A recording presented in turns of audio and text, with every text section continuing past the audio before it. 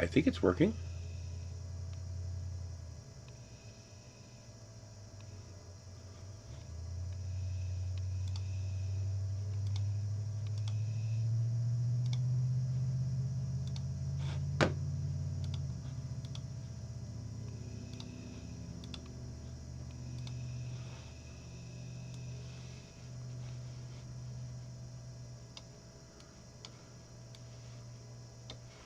Put that over there.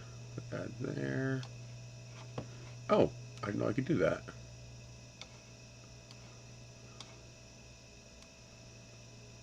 Oh, cool. Stop going to top chat. Hello, DeWitt. Okay, so the live chat does work inside of OBS. Cool.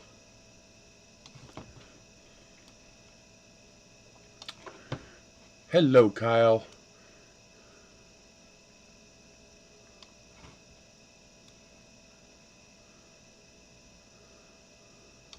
That's kind of cool.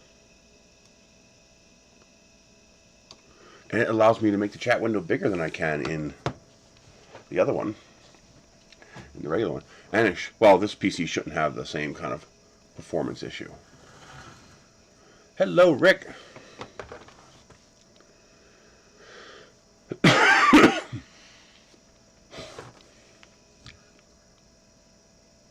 No problem. Yeah, I saw it. I was like, "Oh, he's on."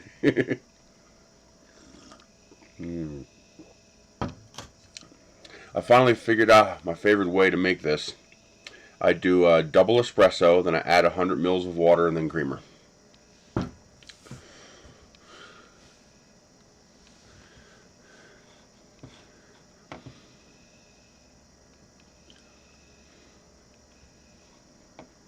Okay. Oh, I haven't checked this yet this morning.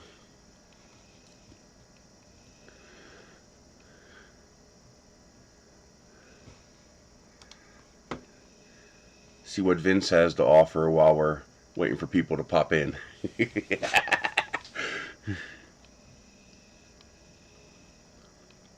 I'm thinking about grabbing this 303 wash and seal. It's a gallon, and apparently 1 ounce can be added to 5 gallons of water. That's a lot of washing solution.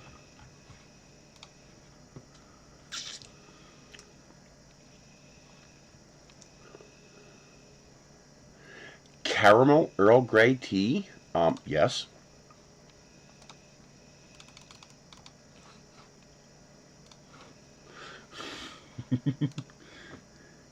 Hello, Ron. Hell yeah, I'm going to order some caramel Earl Grey tea. That sounds delicious.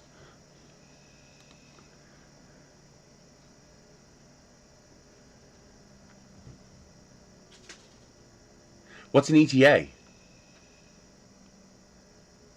And you gave up a pallet too? I would kill for a pallet too.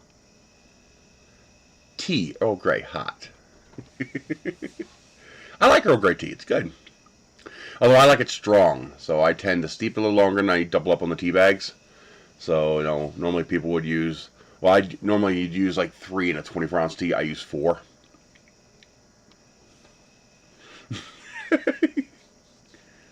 I heard there's a tea called Lady Grey too. I haven't tried that yet.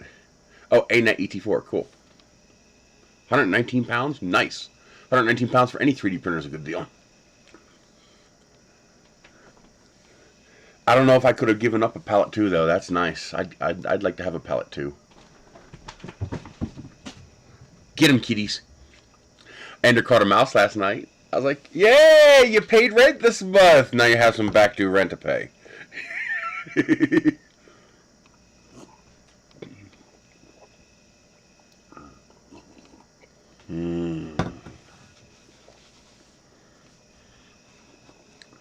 Hello, Pygar. I am just seeing what's available this morning. Kitchen scale. That's kind of cute. That keg-like beverage dispenser there.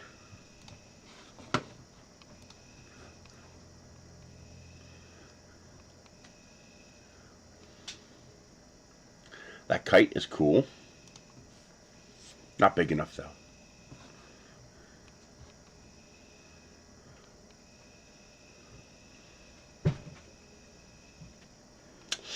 Good morning, Stanley.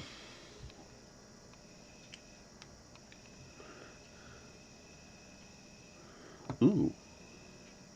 That looks kind of cool. That looks exactly like the one I got. Where is that screwdriver? Because that looks exactly like the one I got.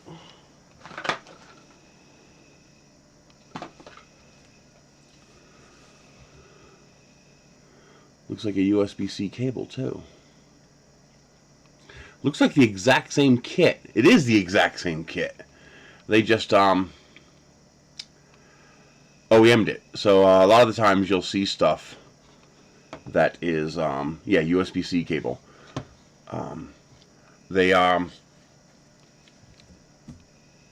Is that a rocket? Yeah, that there is a rocket.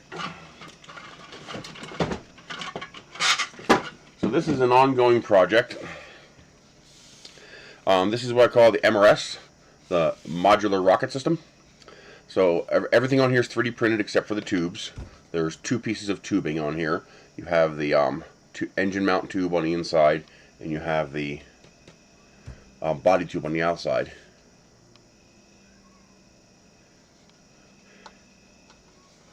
Yeah, that's pretty common. You'll see a lot of stuff. Like I ordered some power tools that I'm hoping to barter for some yard work, and there's 2 different brands, Apollo and Super Handy. They're exactly the same, except one's green and one's orange. Good morning, Ronald and Rick. So the idea behind this was an interesting one. The actually, that's not the MRS. This is, yeah, this is the E2X, but same thing. Where is the MRS? Oh, that's probably the MRS right there.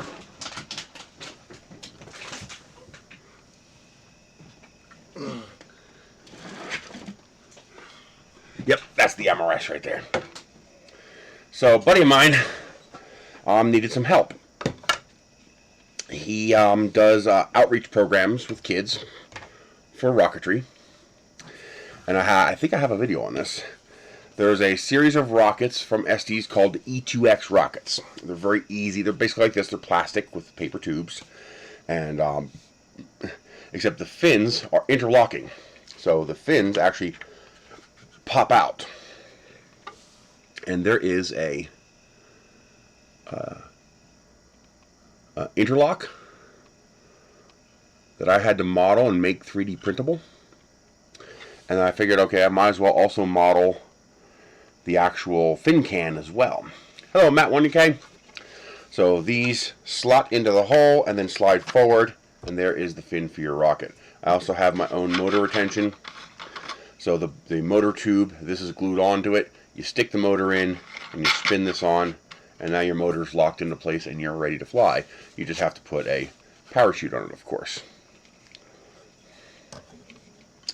And nope, you don't have to glue them in. In fact, we'd advise not gluing them in because it makes them easily repairable, replaceable, adjustable. You could change the fin design. You could put different design fins on there. Repair a fin if it breaks. They kind of interlock. You kind of have to lift the tail end of the fin up a little bit in order to get it to pop out, because the back of the fin has a squared edge, and that squared edge fits in the slot. So it's like an interlock. So they just pop right in and click into place, and they are not coming out under normal flight forces. Now, I mean, if one of these pranged into the ground, the fin might pop off, but you're going to have more to worry about than that. Now, of course, you do glue the motor tube in, and you do glue the body tube in. And the nose cone is, now, what got me going is that it took me hours. I spent like 10 hours just tweaking, printing, and I finally got the fins, because it wasn't just that I needed these fins to work with this tube. That's easy. I also wanted them to be backwards compatible with the Estes E2X rockets, and I couldn't design them to be exactly like the E2X rockets, Let's use this fin since it'll be easier to see on the video. Actually, we might as well take this chance to set up the extra camera. So I want to create, and let's call this a spot.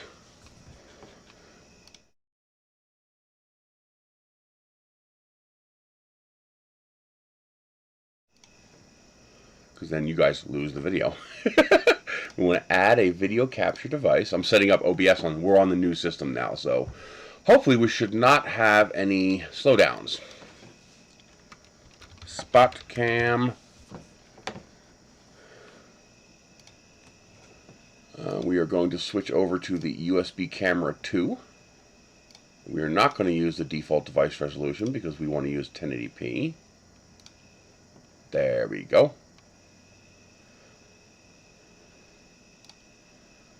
And I think this one I need to bump up the brightness just a hair.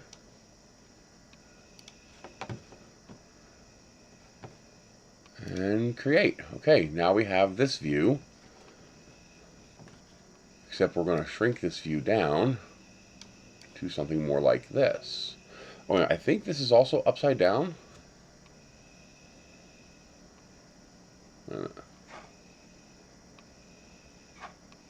No, I think that's right side up. Nope, it's upside down.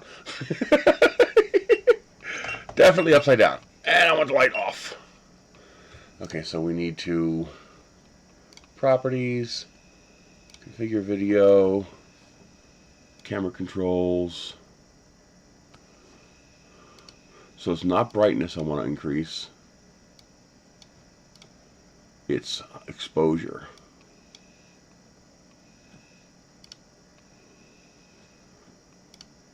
Now, is it as simple as rotate? Nope.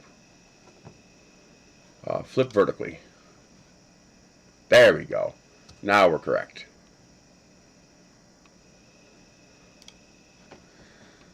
So now we have the spot cam, and I can turn that on and off. Let's see what I missed in chat.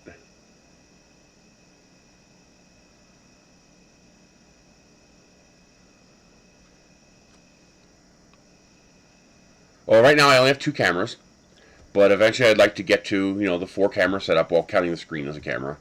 I still have to add the USB card because I've now used all the USB ports on this thing. Well, I still have the front USB port technically, but I use that for thumb drives. But yeah, I'd like to get eventually 4 camera set up, get my top-down camera reinstalled again.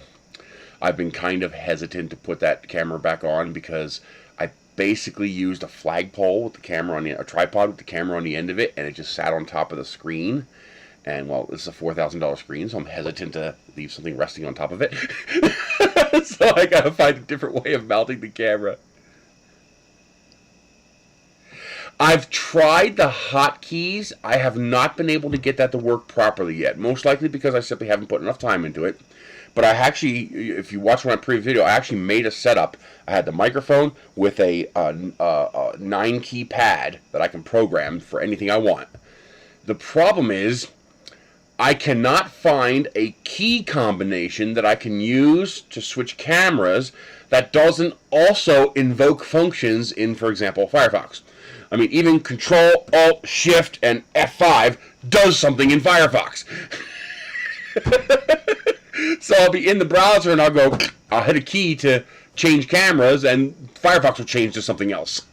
So I got to figure that out yet. I got to find a key combination that is not used anywhere else in Windows, so that I can dedicate those keys to that functionality. I wish I can create my own keys, like literally create my own unique key and then assign that key to that function so that it can't be used anywhere else because I made it up. But yeah, I do have one of those. I have a little, it's a programmable numpad so that I can go tap, tap, tap and change between cameras and stuff like that.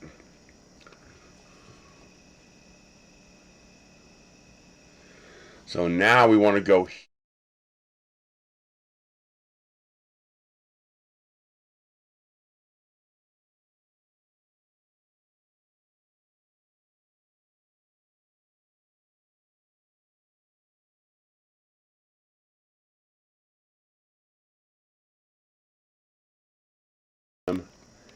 And now the CyberCam will be the minimized view when we are in spot cam view. So this will allow me to give you guys a much better close-up of the fin. So this is the fin that I made. Now this is mostly vase mode printed.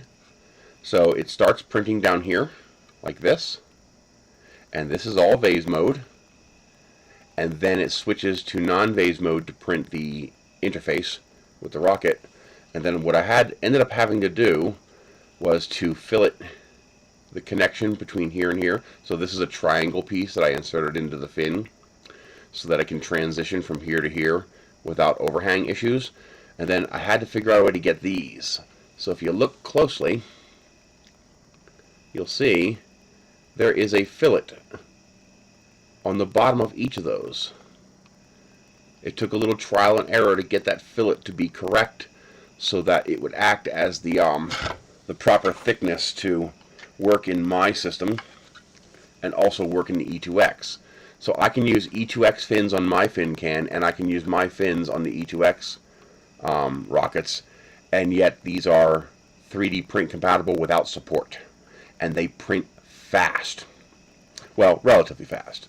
So the way that works is that just pops right in there, and then it locks in place when you put it forward. And that's it. That's all there is to it. But as you can see, it allows you to change colors. Audio crackling, and I am peaking a little bit there. Let me lower that down a little bit. That'll keep me from hitting peak. There we go. No, this is all PLA, actually. This is, what are these? This is a Filament 1 filament. They're orange glitter filament. Oh, thanks a lot.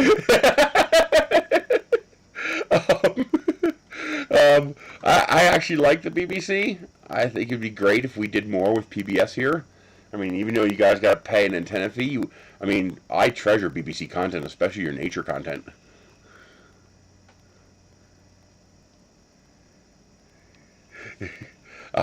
Well, this is all brand new, remember. I just got this all set up. So this is all a brand new PC, all set up. I still have to get the RAM put in here because it's only got 12 gigs. Got my new Razer mouse. Except I had to rearrange the way it works. It's got this little dock for charging it. Yeah, absolutely. I got this dock for charge. It comes with this little dock that you plug it into to charge it. The problem is the dock has a USB port on it for the dongle. Then you plug the dock into the computer. The problem is when you turn the computer off, it turns the dock off, so it's not charging, and the battery life's not that great. So what I had to do is I had to unplug the dock from the computer and plug it into a regular USB port, and then plug the little dongle into the computer. This way, when the power's off, the mouse can still charge. Because I got this installed. This little clamp-on power adapter thingy here. So that I have two outlets, two dedicated outlets. This goes to a UPS. And I also have a PD USB-C port and a USB port. Temporarily, I'm using this for that. I don't have the Razer software installed, so I don't think I can turn down polling.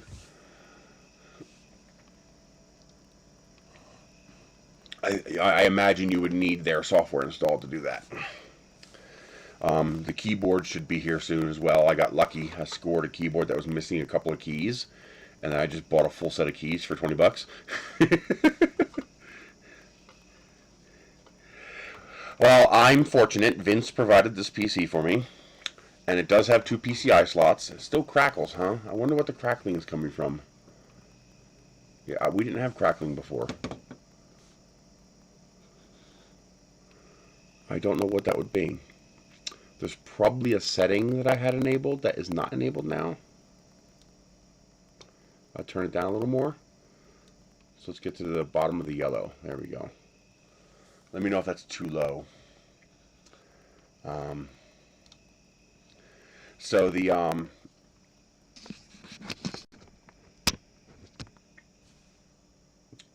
yeah, I guess I could put a ferrule on there. I'll find some ferrules and get them put on the USB cords.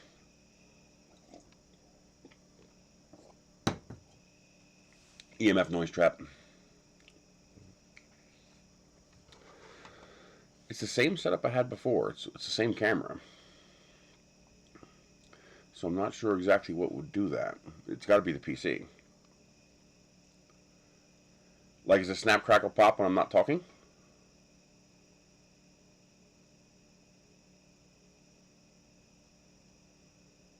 So only when I'm talking.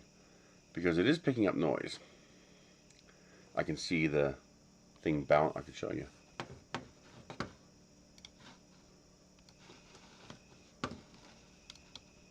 Damn it, stop doing that.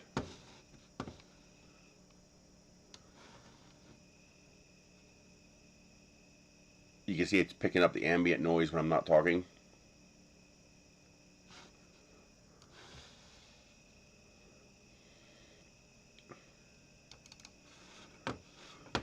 And of course it reset all of my scaling, which I did not want it to do.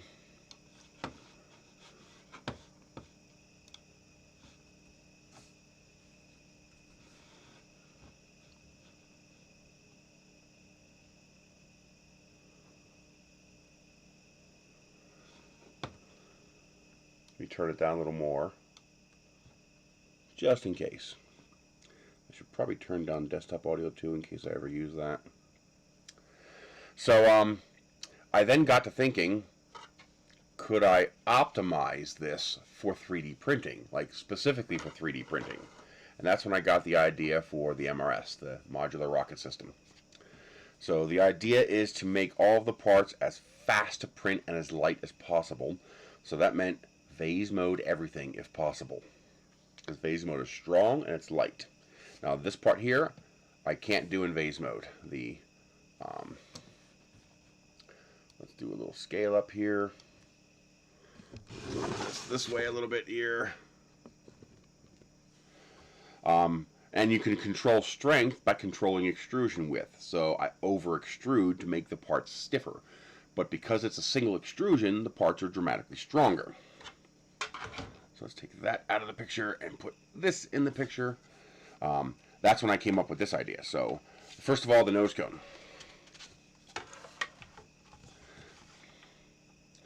So the nose cone is completely vase mode printed, including the 3 shock cord mounts. I just did that to keep it symmetrical. So as you can see, there's a seam here. And that's the cut to allow it to print the vase mode and then move inside and print this part and then continue the vase mode. So this uses my complex method to make complex vase mode parts. The only part not vase mode is this tip, because when you get to the tip you can't use vase mode. Your horizontal translation is too great. So you will move inward each layer more than the width of the filament. So you can't do that with vase mode. So the tip is regular printing. Plus I want the tip a little bit stronger, because number one, that's where you need the weight, and number two, that's going to hit the body tube, it's going to hit the ground, stuff like that. So the nose cone is completely vase mode printed, and all you do is you pass the shock cord through it and tie it. And now you have your shock cord mount. If you need nose weight, you can just add some clay in there. Now, there is a little trick with flying these that I didn't think about until I got to the flying field. You got to stuff something inside the nose here. Because when this thing fires, this is how it works. It shoots the parachute out of the tube. Well, guess where that's going to go? That's going to go straight inside the nose cone. And then you don't have a parachute. Because the nose cone is going to be in here. So that parachute's going to fire like a little cannonball. And it's going to, and you know, 50-50 odds, it's going to fly straight into the end of this nose cone. And now you don't have a parachute to recover with. So before you fly it, you gotta, and I use Nomex of course, so I don't have to keep replacing wadding. So you have to stuff something in the nose cone here to prevent anything from being injected into there during injection. Some paper, some wadding, a plastic bag, anything. No!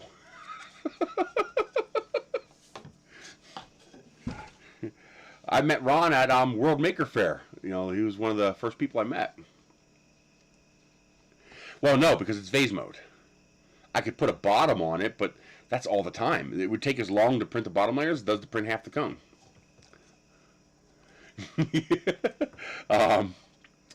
The whole point is to be vase mode, though. So it's easy. You just take, any kind of tissue, and just stuff it inside there. A piece of paper, plastic shopping bag, whatever. You just stuff something in there to fill that space to keep it from becoming a receptacle for your parts.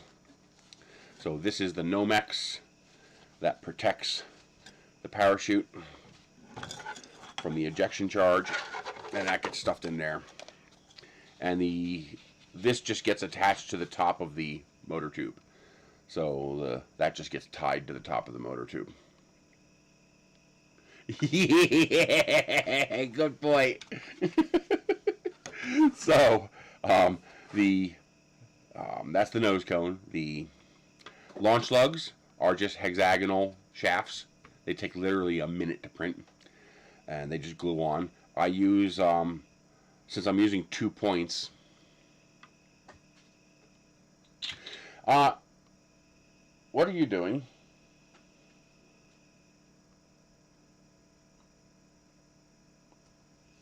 Yes, in theory, I could add to the vase mode architecture to connect the nose cone in an X pattern with those 3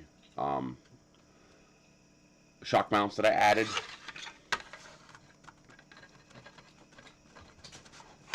So I could have this just come out to the center of all 3. I could do that.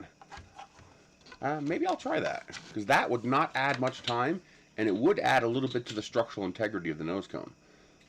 I just might do that. That's a good idea.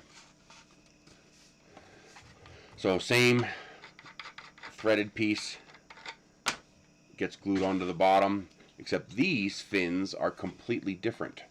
These fins are 100% vase mode printed, and they are optimized for 3D printing. So the grain direction of these fins is this way. So they are printed this edge down. The most force that's going to be applied to this fin is going to be applied this way when the fin hits the ground. And so that's where it's strongest, because I have the layers going this way. And this fin is interesting. It just literally slides into a slot, and it gets locked into that slot by the motor retention. That's why the motor retention has that little flange on the bottom there. And so these just slide right in, just like that. And you can see that whole thing is just vase mode printed. It's the whole entire fin is a vase mode print. So that fin is super lightweight and super, super fast. I can print these things quick. And then you have the slot built into the end of the... Oh, you can see it better up here. You can see the shape of the slot. So there's your slot. And of course the entire fin can is vase mode printed. And this fin can is an example of why I need to get away from PLA. You can see it warped a little bit from being in the sun. Surprisingly, it's still functional. These are also resistant to damage. Now, this might break when I do this. Sometimes they do break. But because this is vase mode printed and this is vase mode printed, if I put too much torque on the fin, not always, but it'll just... Okay, that one's not going to pop out. I don't want to break it. But sometimes the fins get torqued enough where they can, they'll just pop out of the slot, because the slot can expand. This might be the one slot that's attached to the center.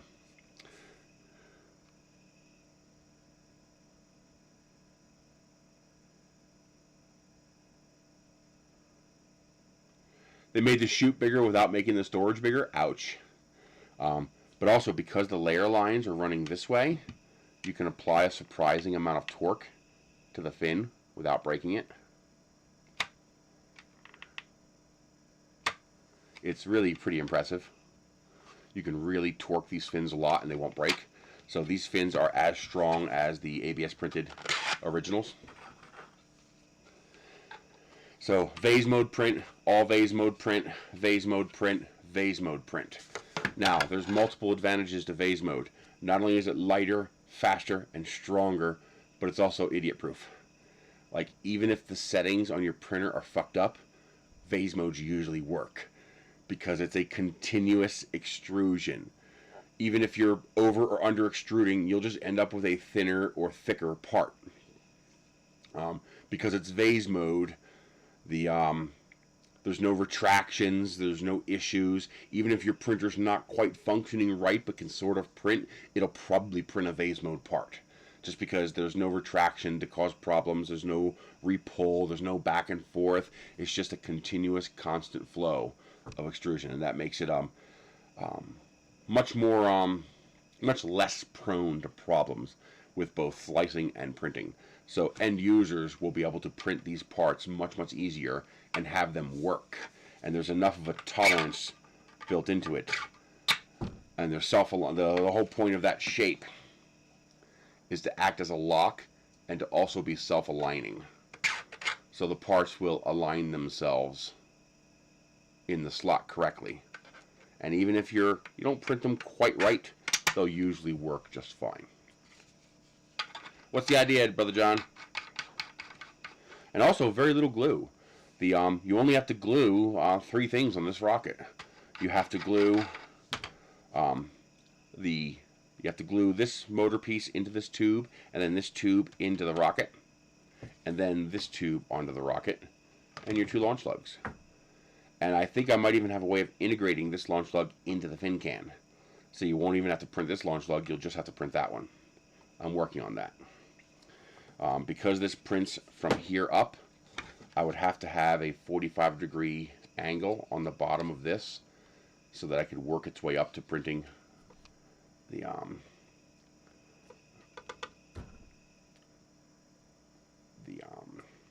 launch lug.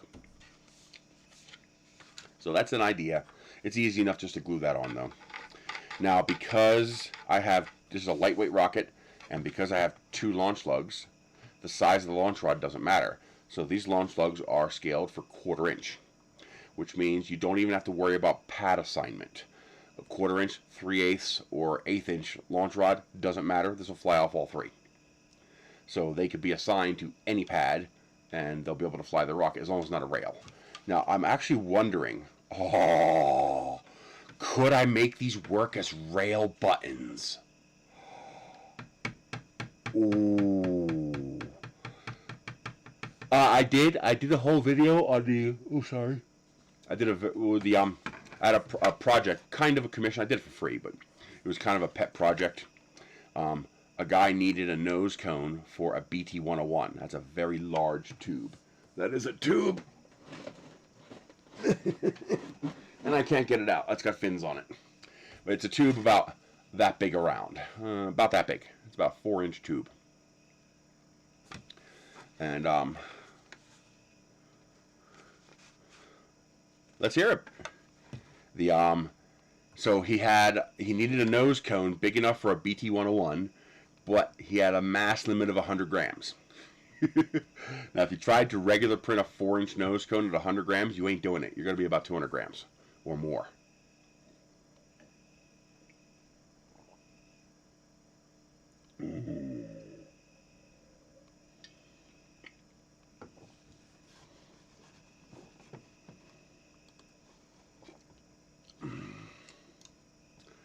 And I came up with a way to make a multi-layer, so multi-shell vase mode nose cone that had reinforcement ribs in between. And those that made the nose cone strong enough to be functional, yet I got down to like 103 grams.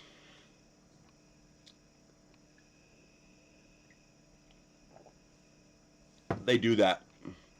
They actually have a modification for an Ender 3 that puts a belt at the bottom. So you can't do a continuous print like the CR30, but you can print, advance, print, advance, print, advance. I actually would like one of those. I'm trying to get one, but, nobody wants to give one. Hang on, I can find it for you. That should be easy enough to find.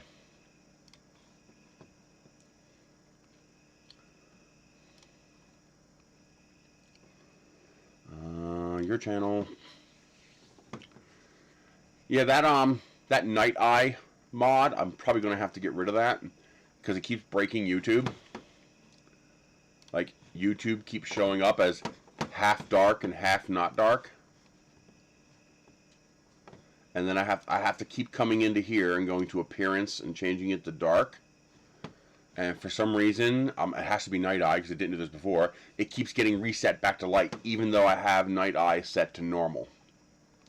I have it set to default to normal. For some reason, Night Eye breaks the theme in YouTube, and I have to change it every single time. It is very annoying.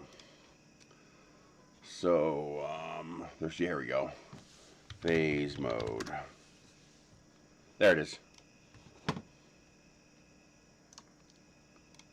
So here is... Wait a minute, how do I type in my chat? Wait a minute, I can't type in my own chat in... You want to make a complex shape like this? I don't want you to do that. What I don't want you to do. What the hell is that? Why is this like that? That's weird. How do I type in chat in OBS? Is there no way to type in chat in OBS? I could do it in here. So there is the complex nose cone video. And you see I made a real big fat nose cone, yet phase mode. If I could figure out a way to use something like OpenSCAD to automate that, that'd be amazing because you can't scale it. It depends on specific gapping to make it work. And so when I have a new nose cone size,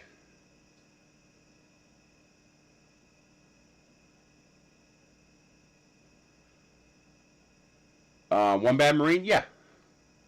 I think we're okay. I'm not aware of any problems. I haven't talked to him in a couple months, but yeah.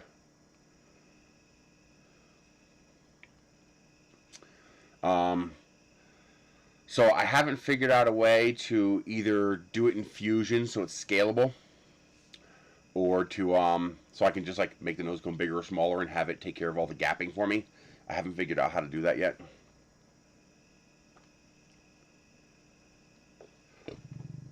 I'll check that out, Pygar. Thank you.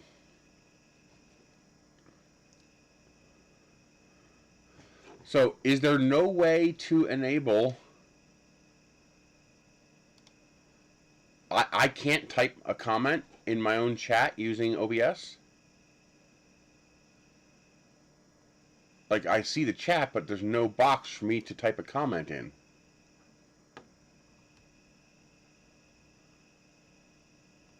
I appreciate that. Yeah, even when I make it its own separate window. OBS is this program that I'm doing the streaming through. So that is this program interface here that allows me to do the multi-camera setup.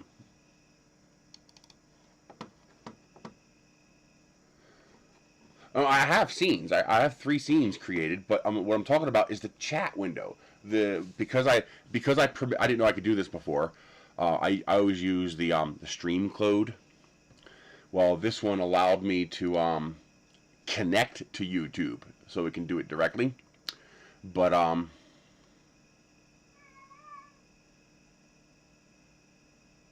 awesome, Leo. I know, but the whole point is I'm going to close the Firefox window to save resources. So, I mean, if I could do everything in OBS, then I don't need to have Firefox open at all. That's what I did before. I would have OBS as 2/3 of the screen, and then I'd have the Firefox, I'd pop out the chat. But I love the fact that I can do the chat in OBS, because the chat window on the web page, you're limited to how much you can stretch that window. That limit doesn't appear to be in place in OBS, which is really nice. Oh yeah, that's what I'm gonna do. Yeah. I'll just use the I'll just use, you know, that chat window there. Wait a minute. Why is...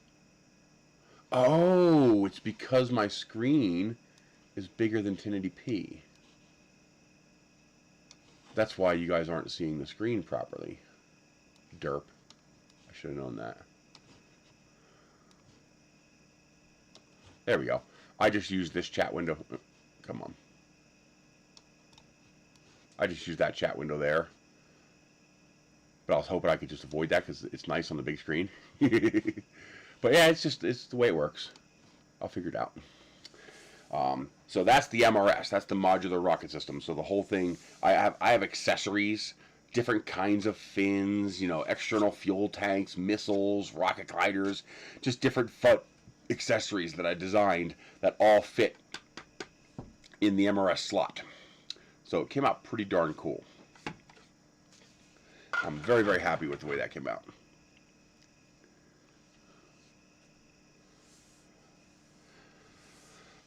I don't charge for it. So here's the way I handle the monetization of that. If you want to download the parts without any support, they'll be made available on Thingiverse. You can just download them and use them.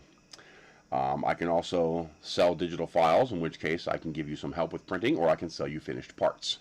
But there will always be a free option available on Thingiverse because I like the idea of being free and allowing people to do what they want with it, to expand it and continue it.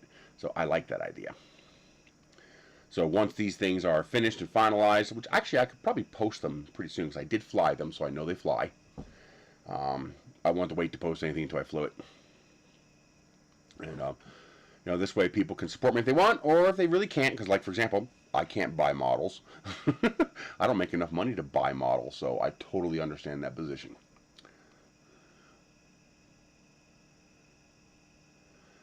Well, actually, I'll probably post both nose cones, because there's going to be hardcore people who want as light as possible no matter what. And those kind of people are going to not want the X. They'd rather stick a piece of tissue paper in there, because the tissue paper will weigh less than the plastic. These are designed to fly on 24 millimeter. I think this is 24 millimeter. Might be 18. It's either 18 millimeter or 24 millimeter. I think these are 24 millimeter. So these would be C11s and D12s. Yes, I know. That's why I think it's a good idea, and that's why I'm going to do it. But there are some people who would rather just stuff a piece of tissue paper in there, because the tissue paper will weigh less than the X from the plastic. At least they'll think it will, especially if you make it larger.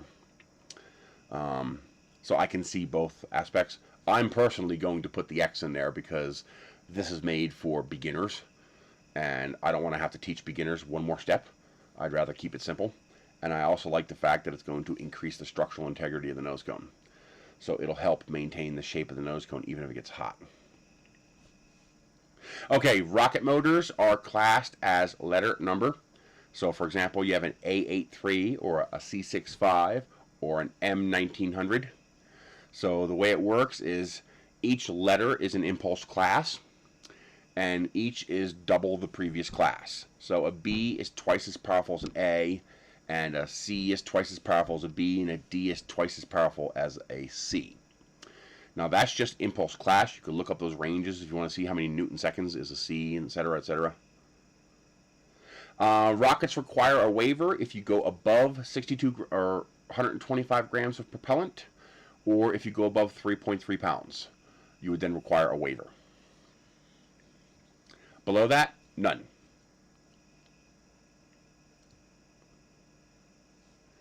So now the number of the engine determines power usage.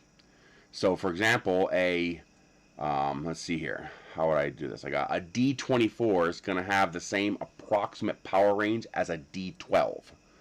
But a D12 will burn for 2 seconds, while a D24 will burn for about 1 second. And so basically it's like, okay, you have this much power. How do you want to expend that power? Do you want to expend it slow? Or do you want to expend it all at once? Bang! Go! So that's the difference with the number. The higher the number, the faster it burns its available newtons. The lower the number, the slower it burns its available newtons. So an A2 and an A8 will have a similar amount of power, but an A2 will burn that power over several seconds, while an A8 will burn that power in 3/4 of a second.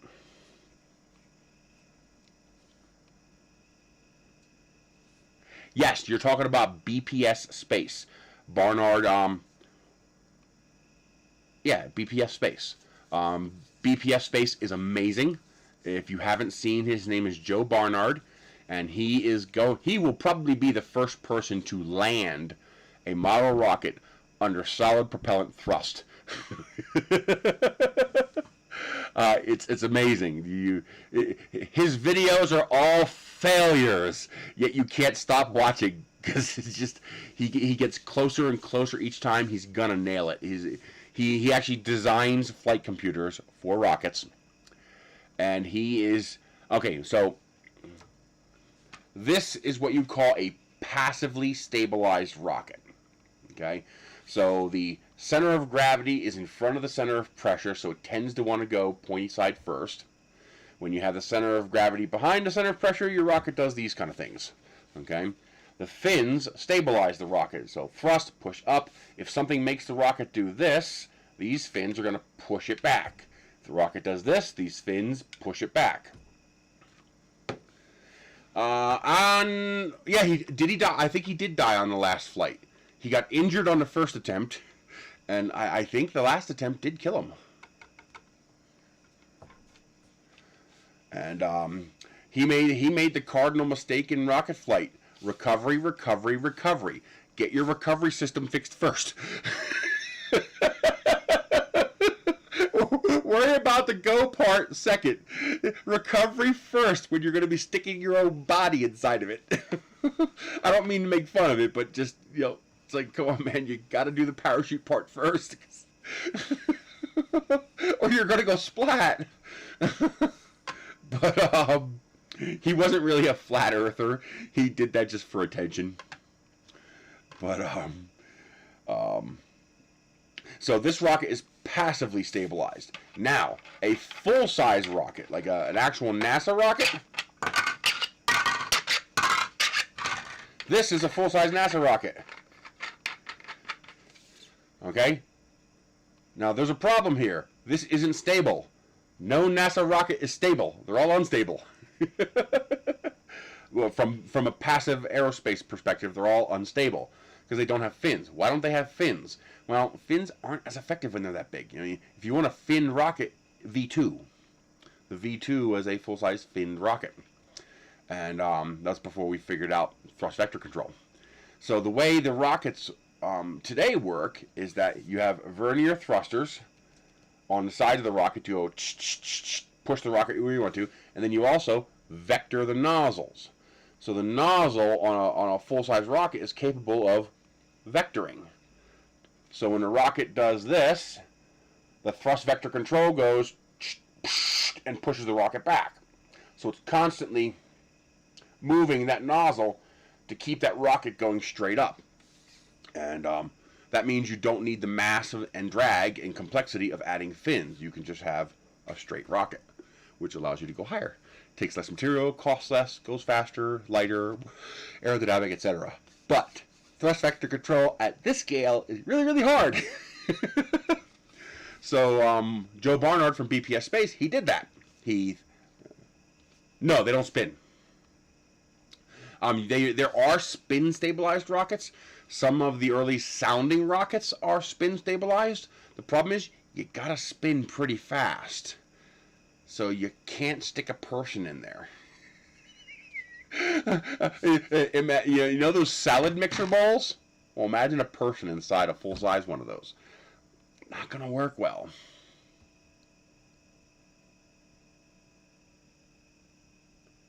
Well, what he does is he has a computer. He designed and built a computer on board the rocket, and that computer has sensors that can detect when the rocket deviates from its proper orientation. And then when the rocket deviates, the computer controls two servos, and those two servos control the thrust vector control, the TVC, which is a mount inside the body tube that is able to tip the engine to make it go. Yeah, believe it or not, that stuff is easier the larger you get, because you have what's called a moment of inertia. This rocket will, like that, in a freaking heartbeat without hesitation. Okay? But have you ever watched the old videos of the first space rockets going up, how they all crashed? You notice how slow they crashed? They didn't go, no, they went, Because they have inertia. It takes time for that forces acting on the rocket to impart a change. Now that has a counter. That means it's also going to take time for your corrective force to impart a change. So the faster and earlier you can detect the errant movement, the less energy and the less time it's going to take you to correct the errant movement. So that's what most of his improvements have been improving the algorithm inside of his computer to properly detect errant movement and then correct that errant movement with the thrust vector control. Now, of course, the moment the engine burns out, you no longer have thrust vector control because you're using the thrust to stabilize the rocket. So when the thrust stops, the ability to stabilize stops. He also has a gyro wheel inside. So he has a wheel inside the rocket that spins on a motor, and he uses that to control roll. Because in order for me to say the rocket's going this way, I need to tilt the motor this way. I need to know the orientation of the rocket. So he had to stop the roll of the rocket too. So he has an inertial wheel inside to control roll stability. And then he has thrust vector control to control yaw and pitch. So he has a 3-axis control. If you're interested, if you want to geek out to that level in rocketry, go watch his videos. You will like it. I think it's bps.space.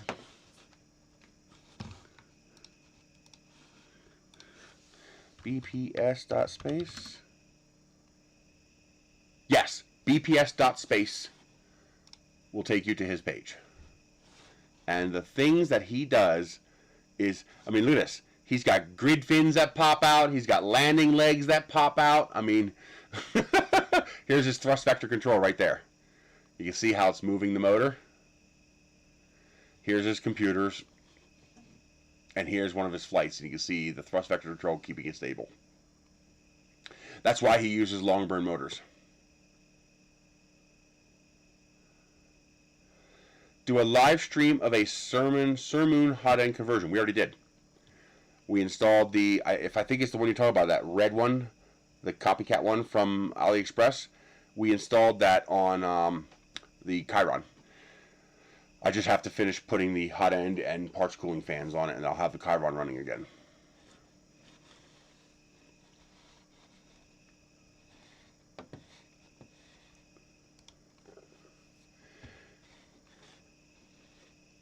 Sermoon D1 conversion. Let me see that. Do you have a link for that? Copy. Paste and go.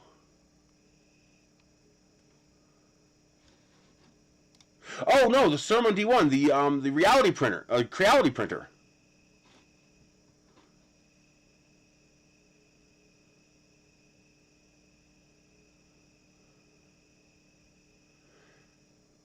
What's wrong with the current hot end? Is there something wrong with the hot end that's on it? I like the Sermon D1.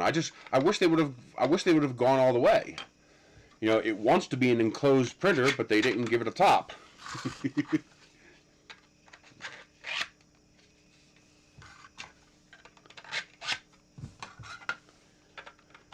As you see, super easy to assemble. And there, you're ready to fly. It also makes travel nice, so if you got to travel by suitcase, like on an airplane, you could pop all these fins off. And now this whole thing is much more survivable in a suitcase for travel. And also takes less space. Yeah, that shows what a joke TSA is. I had to fly. My flow rate on these is usually 140%. Makes the wall thickness a little bit better. I had to fly to Arizona. It was just too far to drive. It was like a 37-hour drive, and that was just beyond what I wanted to do. So I flew to Narum in Tucson, Arizona. And we rented a car. We got there a few days early, rented a car, went around the scene, you know, all the different places. Well, that's just it, okay? Let me explain the airport security to you. So, I have 2 suitcases. I have one suitcase with all of my clothing and toiletries and stuff like that, and one of my laptops. I had a military grade laptop. It was a I forget what it was called. But anyway, it was a military grade laptop. It was a real nice, rugged aluminum magnesium frame, all that stuff. You could drop it off a balcony and it wouldn't care, and hit it with a rainstorm and it won't care. And so it was rugged enough to survive in luggage, so I stuffed it in my luggage. Previous to the Tough Book. It was before that. So in the other suitcase was a hard shell suitcase. It was a suitcase full of missiles. Okay? Literally. I took on there, no engines, of course. I didn't put any engines on there. I'm not dumb. But it was literally a suitcase full of missiles. They tore apart my bag with my underwear and laptop in it and didn't touch the suitcase full of missiles. I get to my room and I burn myself. Like, actually left a welt on my hand. Okay? I burned myself. How did I burn myself? I reached into my suitcase to pull out my laptop. Well, the effing morons at TSA security thought it was a great idea to open up my luggage of clothing, take out my laptop, and turn it on. And then not turn it off and just stick it back in the luggage. It got so hot, it burned me when I touched it. Needless to say, I was pissed because while the laptop handled that just fine, it destroyed the lithium-ion battery. Killed it. That battery was toast. They don't like getting that hot. And that battery was $200. I was a little pissed off. So when I flew home with my dirty underwear and dirty clothes in my bag, once again the laptop went in the bag.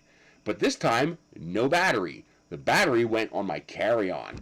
And there was a note inside the laptop that says, "You morons are too stupid to turn these damn things off when you fuck with them. So if you would like to see this laptop work, come find me. I have the battery." Once again, I flew home to Philadelphia. They opened up the luggage with the laptop in it and didn't touch the hard shell case full of missiles.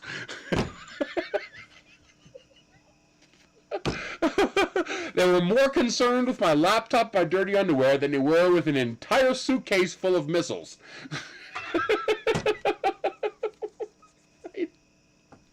How about when I brought a sword on an airplane? I brought a razor blade this big on an airplane with me. And no one ever caught it. It was just sitting there in my carry-on bag. You know, I had tools in my carry-on bag, and I got most of the bladed tools out and put them in the check bag, but I forgot there was this one blade. It went underneath the flap. You know how the carry-on bags have that that semi-rigid flap to keep the bottom of the bag, you know, open so it doesn't just crunch up. Well, it went underneath that. Yeah, no kidding. Amateur hour in extreme. I need a drink.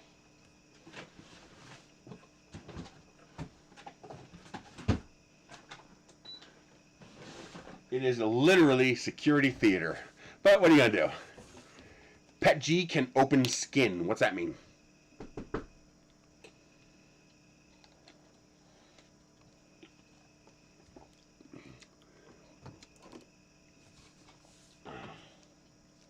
But, what do you mean it can open skin? Oh, I got this, this orange, vacuum blower. Oh yeah, definitely. PLA will do that too. Yeah, it's garbage. It's going to get like a 1 or 2 star review from me. Well, whether or not it gets 2 star depends on how well it works as a vacuum. Because as a blower, it doesn't work for jack. I can blow harder than this thing blows. And on top of that, the guy straight up lied to my face. I posted a question before I ordered that. It says, is it USB-C or micro USB? He replied back, it's USB-C. Does that look like USB-C to anybody? That sure looks like micro USB to me. So not only is it garbage, but he lied. It's just too bad because it's bright orange. See, that's vivid orange. What are you gonna do? So that thing's garbage. Stay away from it. Not so much I wouldn't call it a scam. It does function. It doesn't blow for jack. You know, that purple one that I have, I don't know where it's at. That thing blows almost as strong as a leaf blower. I have not seen the Facebook group, but I have seen a YouTube video on that where he's making PET filament from bottles. Oh, I want to try that bad. Because PET is a nice plastic. It's a pain in the ass to work with, but it's a nice plastic. An easy way to print with it, though, is you use a Wham Bam steel plate and you put packing tape down. Because PET sticks to PET. Especially for the vase mode prints that I would be making with it, I'd have no problem getting the parts off. But,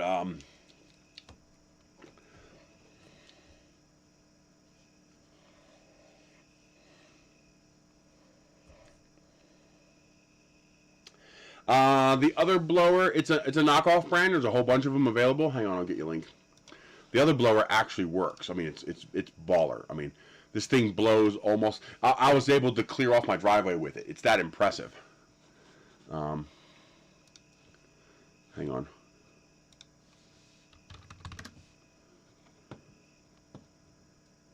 There it is. Now, this is just one of many. As long as you buy this particular kind, you should be okay. This one is USB-C. Let me post you a link, and then I'll show it to you. There's the link. This one has my blessing as a good buy. So, there we go. So, the 15,000 milliamp battery built in, USB-C charging, 2 power levels. So you press and hold the power button, it turns on. One light turns on, a little light right there, right in the middle. You can see the 2 little dots right there. Then you tap the button again after it's on, and it goes into high power mode. And this thing actually blows. Like, you could clear leaves off a driveway with this. It wouldn't be as good as a leaf blower, of course, but it's powerful enough to do that. It's not quite as convenient as a can of air, you know, the canned air dusters, but it's 90% as good. And you never have to buy another piece of canned air. If you're like me and you go through a lot of canned air, this $61 will be saved very quickly. It also technically works as a vacuum, but I've never used it as that. I just use it as a blower. It does come with this little attachment to focus the air, but you actually get more air without it. It'll actually blow more air, but this would be good for like getting inside of crevices inside of a PC or the fan grill on like a Xbox or a computer or a power supply or something like that. This thing actually works. This is actually pretty good, and it's USB-C. I did take one apart, and it's I think it's 3 or 4 18650 cells inside. I think something like that. Theoretically, you could replace the battery. It's not designed to be replaced, and it is pretty cumbersome to get it apart. But I was able to take it apart and put it back together. I wish they would make it more serviceable. I'd like to see that bottom end pop off and have a user replaceable battery inside there. I'd really like that. Well, that's what an extraction system is for. You blow the air out and your extraction system then captures it and takes it out of the house. But a lot of the times, you're not trying to get rid of the dust. You're trying to put it somewhere else besides in the computer. You know, so I blow it out, it settles on my carpet, and then I vacuum. But yeah, you could just sit there with a shop vac, blow it out, and capture it with a shop vac.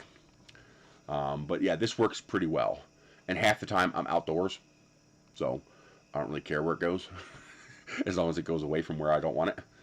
And, you know, in your car, blowing out your engine compartment and shit like that, when you got leaves built up somewhere or dust built up somewhere, it really comes in handy. It really is a nice unit. And, as like I said, 90% as good as a can of compressed air. The can of compressed air has the advantage that with that little tiny red tube on the end, you get a really focused jet of air that you can really pinpoint and put where you want it. You can't do that with this. But for general blow the shit out of stuff, not bad. I like it. Ooh, more parachute guys. Ooh, I might have to get those. I started collecting these from Vince. These parachute guys are nice because they have shrouded parachutes. See how it's got the netting on the bottom? That means they can't tangle. There's no shroud lines. But I get those because I like sticking like 20 of them inside of a big rocket and then just go bleh, spit them out at 1,000 feet. And then you have 20 of those parachutes coming out of the sky. It's really freaking cool. So I will probably grab those later. Just because, you know, that's cool.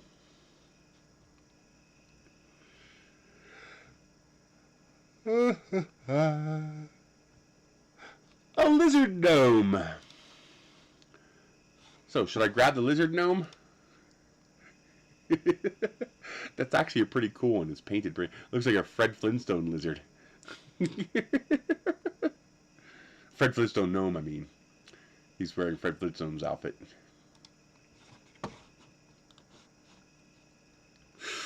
Ooh. A cordless string trimmer that already comes with the saw of death. So it already comes with the saw blade of death.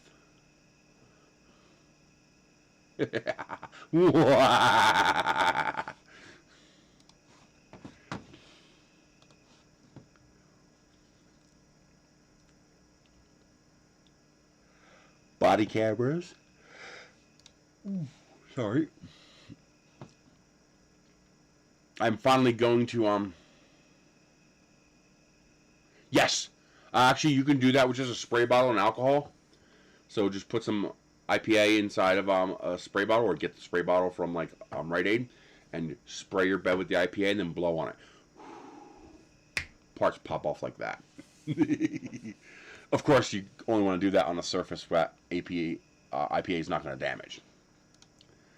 So you don't want to do that to your silicon dioxide surfaces because it will damage them.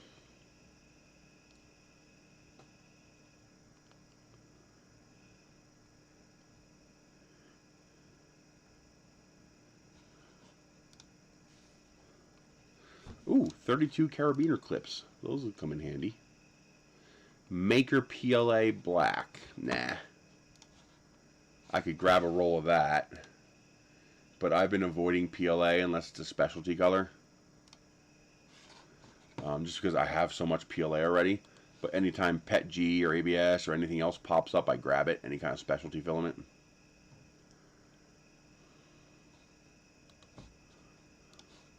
What is that?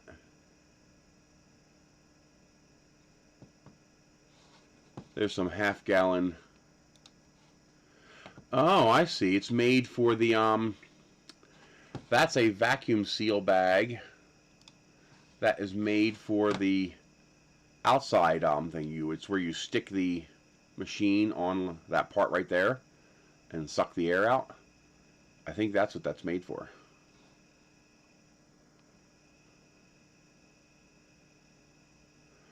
I gotta look. Unidirectional. Oh, it's a one-way air valve. Well, the cool thing about that is it's resealable. So you could open this, seal it, vacuum seal it, and then when you opened it and took some out, you could re-vacuum seal it. That's actually kind of, for day-to-day use, that's actually kind of cool. No, I'm looking on a special website that I have access to. I can't say the name because I'm not supposed to say the name, but I'm basically we call it Vince when Uncle Vince gives us some good stuff. It's a review site. It's an official one from Amazon. You can look it up. Don't say the name if you know what it is. But I'm looking at the stuff that's available today. But that's a half-gallon bag that's resealable. That's actually kind of cool. I was printing a filament sponge clip that has a hinge in it. The hinge was hard to break free. What settings do I change in S3D to give me more room for the hinge? Printing in PET G. Well, there's the first problem. You're printing in PET G. Not a problem as in don't print in PET G, but the nature of PET G is that it's more stringy and it's less viscous when it's printed. So it's more gooey. So it tends to glue to itself more easily. So the question would be, I'd have to see the model to see where the hinge is and how it works. If you're printing support, then you could increase the support gap and see if that helps. Also, I tend to print PETG at 250 Celsius or even 255 Celsius, which then permits me to use 25% fan without compromising strength. And that 25% fan improves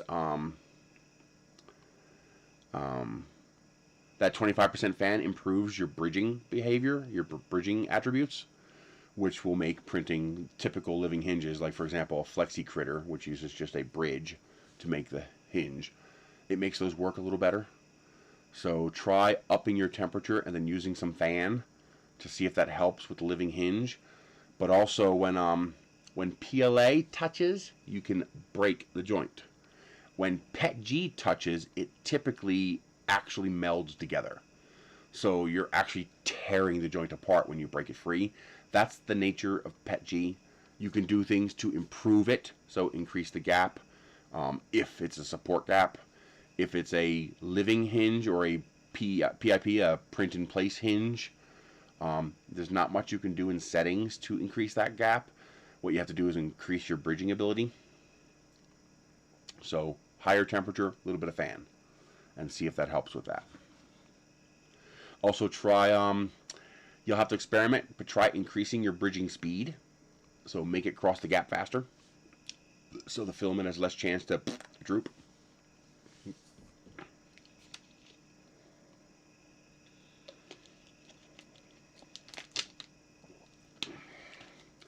We use a brush. I don't know if there's an available belt drive for an Ender 3. I just know that somebody made one that looked like it was based on the Ender 3. Ender 3 belt drive, let's see.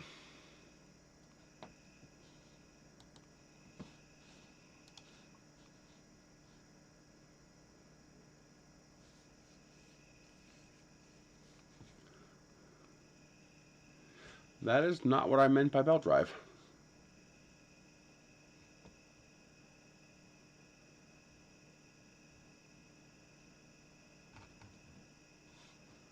I said drive, that's wrong. Printer.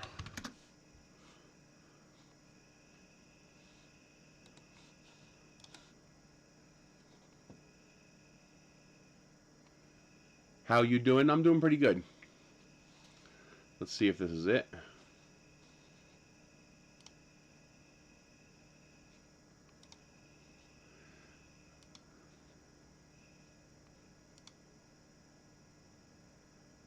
Okay, so this guy actually converts the Ender 3 into basically a CR30. But that's for infinity printing.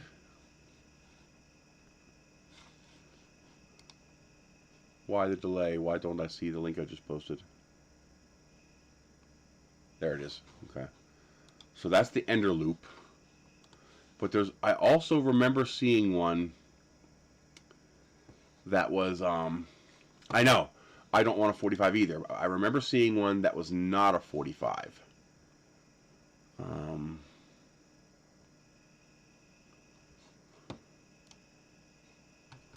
Let's just do a search for Belt 3 printer.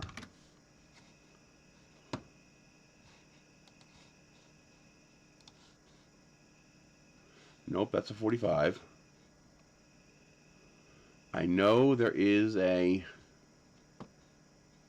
version of this machine they did that it used a belt, but it wasn't 45 degrees. So it printed on the normal X, Y, and Z, and then you could just move it off and print again, which I really want. Belt printer is great for printing long things, but a vertical conveyor would be great for just doing repeat parts.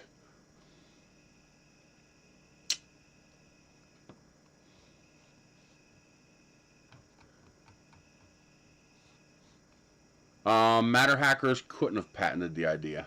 It pre-exists. It predates matter hackers.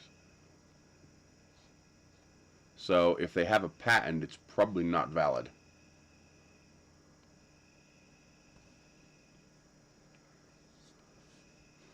I mean, I have the original cupcake sitting outside my shop. MakerBot, yeah. But again, MakerBot released that as open source, so MakerBot can't patent it either because there's public domain art. There's prior art that exists from MakerBot. Hey, Jamie. So those are all regular conveyors. Where is the vertical one? I know it exists. I saw it. I tried to get it, but they wouldn't send one. Ah.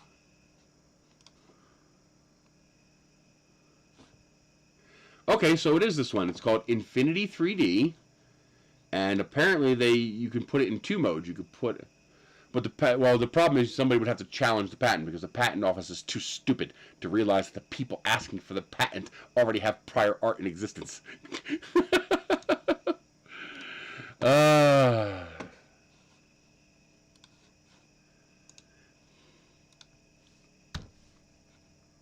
So there is the Infinity 3D one that you could put in vertical mode or 45-degree mode. That thing's really cool. But that's what I want, that right there, because that would be great for printing rocket parts. Print, extend, print, extend, print, extend, and just keep going. Hook a 10-kilogram roll of filament up to it and just go away for a couple of weeks.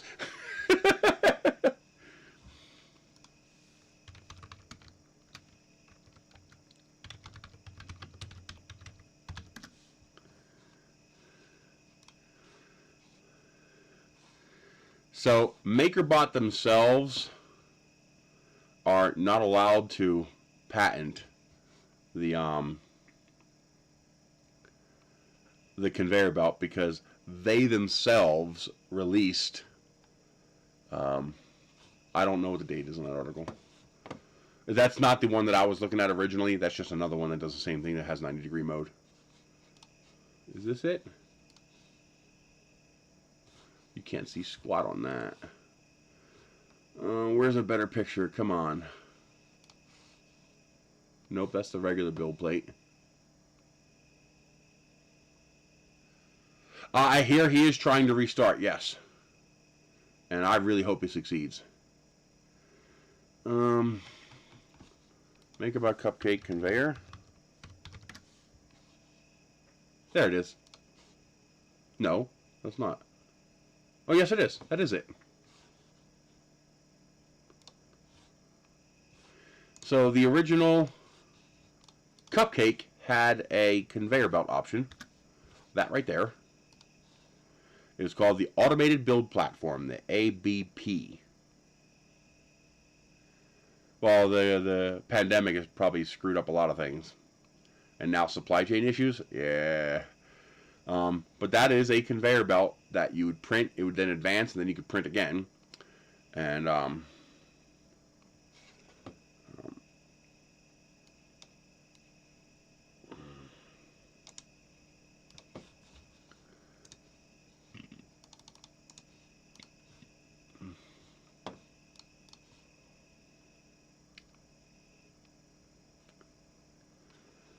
let's see. When was the patent filed?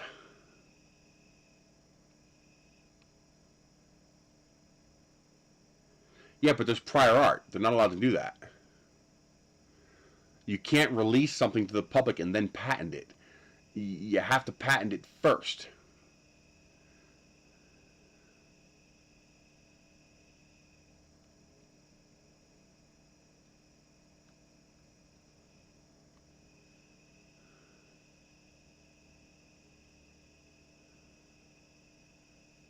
Oh, do they have 1 year? Well, so I guess the question is, when was the APB made? When did they release that? So I saw a Wikipedia article here.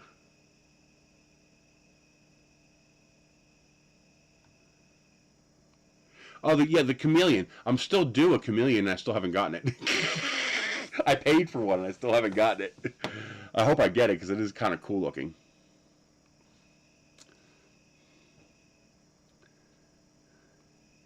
So when did the APB get made?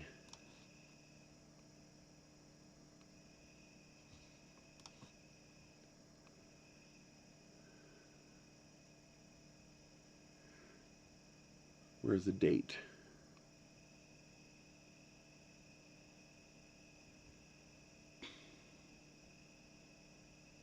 So 2009. They made this in 2009, but they didn't file the patent until 2012. So the patent's invalid. It was public domain for 3 years before they filed the patent. They're literally not allowed to have this patent.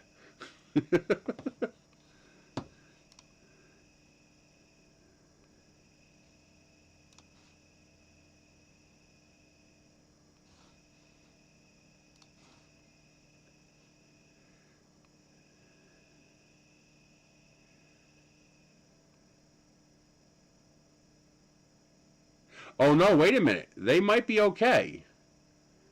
It says here they filed the patent August 18th, 2010. So as long as that printer was not released before August 18th, 2009, then the patent might still be valid.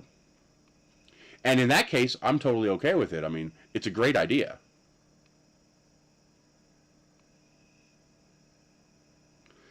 So it all depends on when they filed August 18th, 2010. So as long as they did not release that cupcake before August 10th,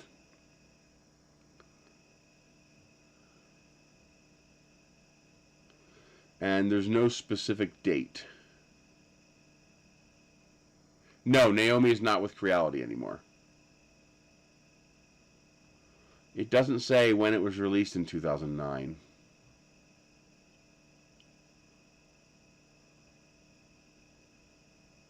Well, it says the kit for this machine was purchased in 2009, so it was probably before August. So they might have serious issues with that patent.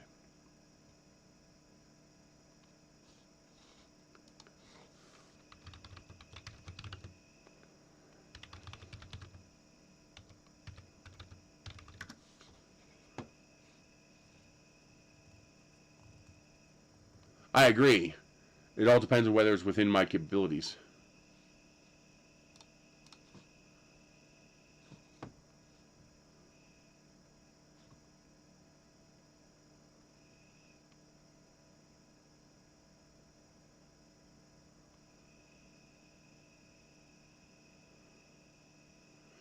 He's just making a joke, Brother John, about Stratasys.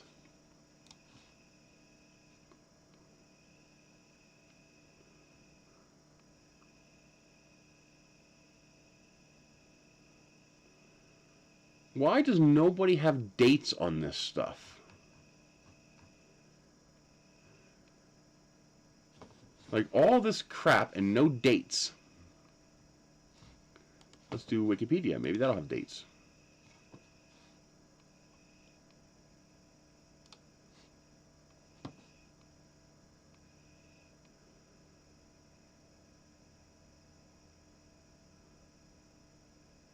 Says the Cupcake CNC was introduced in April of 2009. But when was the ABP released?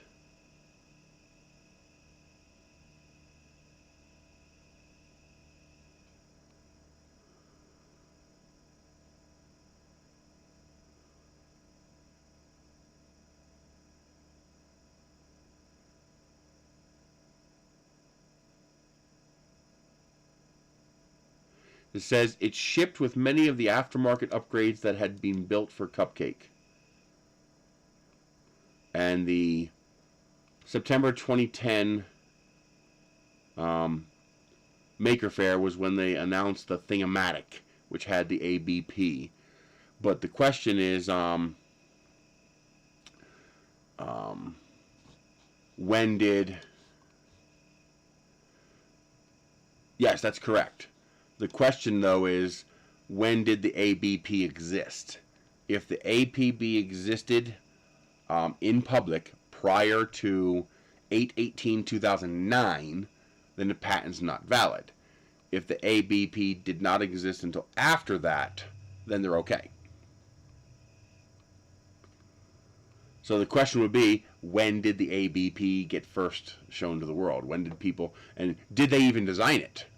Was that an end user edition, or is that something that MakerBot made? Because it was open source at the time, so a lot of the aftermarket upgrades were not made by MakerBot.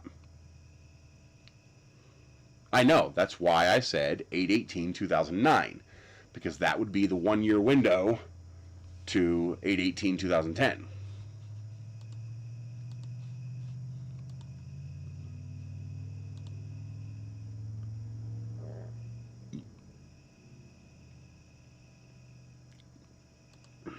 But I want that infinity one. That's what I want.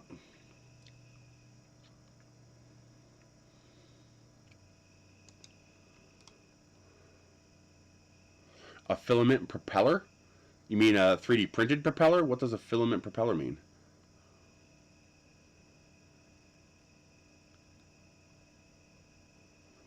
Another neat gadget I got. It's a digital angle finder.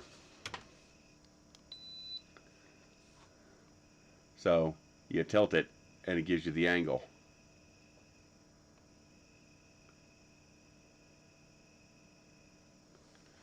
And I use that to figure out the angle of my ceiling, because I got a new light fixture for the kitchen, because the fan doesn't quite sit right. You can see the fan doesn't quite sit right on the ceiling there, because the ceiling is angled. So I found out the angle of my ceiling is 9 degrees. So I got a new light fixture that is a it's a light with a fan built in the middle, so it's lighter than that overall construction. So I'm going to 3D print. Well, see, hey, now getting into that, can you level a bed with a level, like a carpenter's level? Can you level a bed with a level? Yes, you can. It's not easy though. See, the thing is, you're not leveling the bed. You guys know this, of course. You're tramming the bed. So you are leveling one plane with another plane. So I can level my bed sideways, because what I'm leveling is, I'm not leveling to earth relative, which is what a level does. You know, this levels to earth relative. Now, if your virtual plane is also level to earth relative, then yes, you could put a spirit level on your bed and you could level it that way. But usually it's not. At least not to within enough precision to work for leveling the bed. But you have a virtual plane that is formed by the motion of your X and Y axis, and then you have the physical plane that is your bed. Tramming is bringing those two into alignment. That's what you're doing. And then, of course, you add the offset.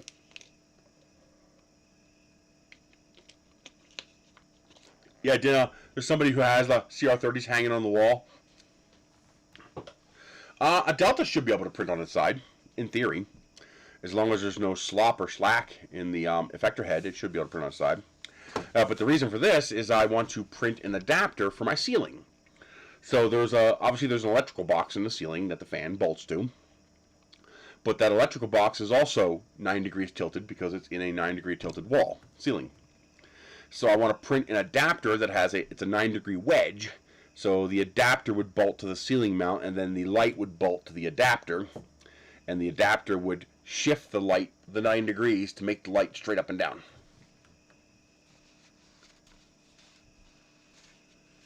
What's a full slice solution?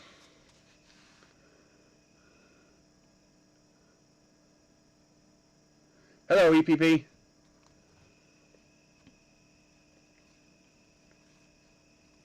Are you kidding? TPU sticks to everything.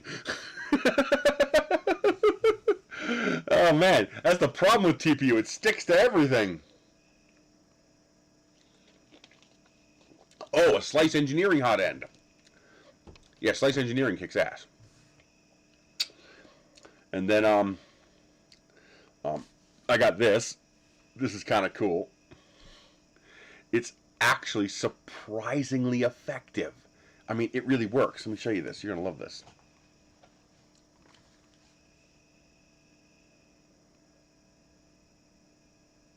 And when the vaccine became...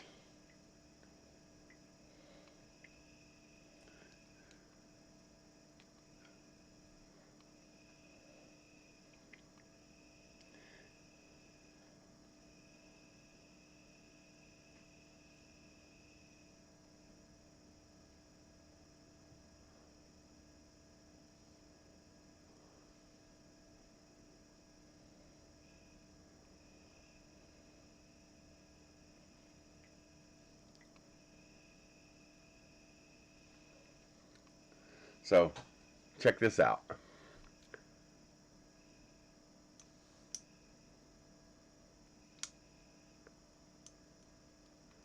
I can actually floss my teeth with the camera. That's actually a lot clearer than you think. The let me see if I can.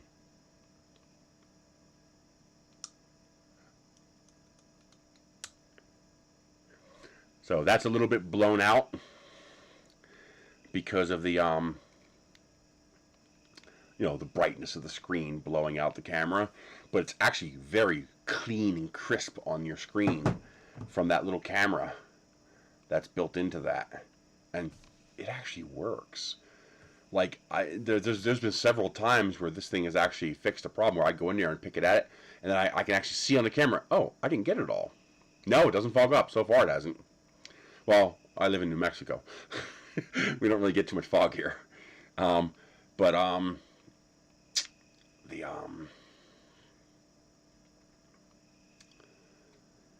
the camera is crisp and clear enough that I can see when I haven't got everything out of there, and I can go back in there and get it again.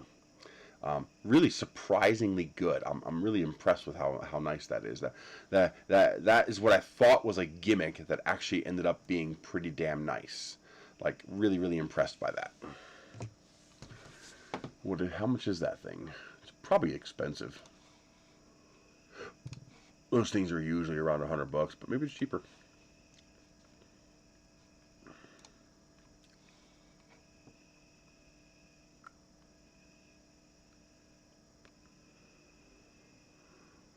Oh yeah, I can see a chamfer being a problem. But that's where you put a brim. You have to design a brim into it.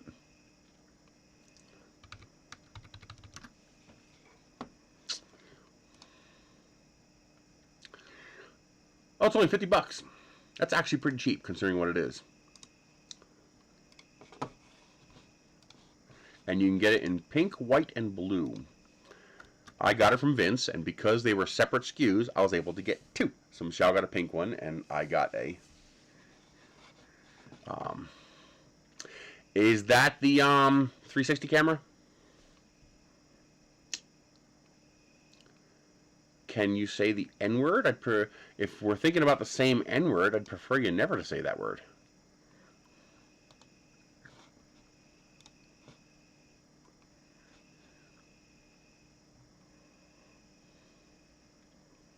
Because if we're thinking of the same word, the word exists for the sole purpose of being derogatory. It has no valid non-derogatory purpose. You know, it's not like a word that has multiple meanings or a word that's been co-opted. That word was created to be derogatory.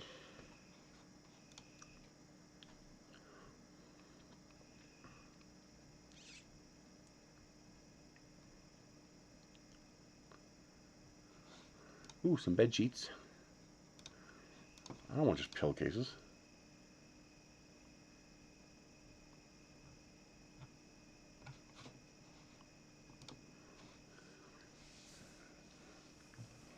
I don't. I guess we have different sense of humor, which I guess makes sense because, like, for example, I think eating politicians is funny, but some people don't. So.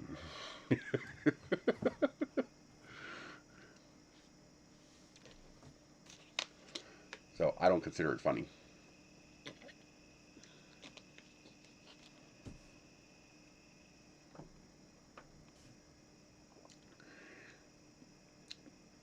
anywhere on planet Earth, as far as I'm aware,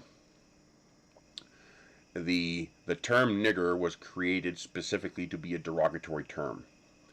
Meaning it's not like... Well, actually, there are other uses for it. There used to be a sailing term called nigger-rigged. I got to look up what that means, but I don't think it has any relation to this. I think it comes from the word Negro for that word.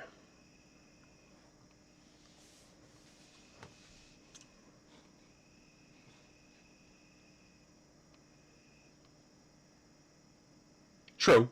Yeah. I mean, skull fucking people is one of my favorite activities in the world, so. But still, I don't like using derogatory terms that have no other reason to exist except being derogatory. So if you addressing a person as nigger is derogatory, nah, it's all right. Is derogatory in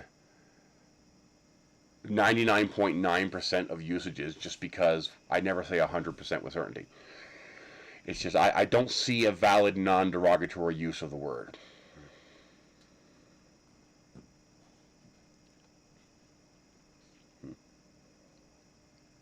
But don't they have doesn't Europe have the same racial problems that we have here? Just different targets?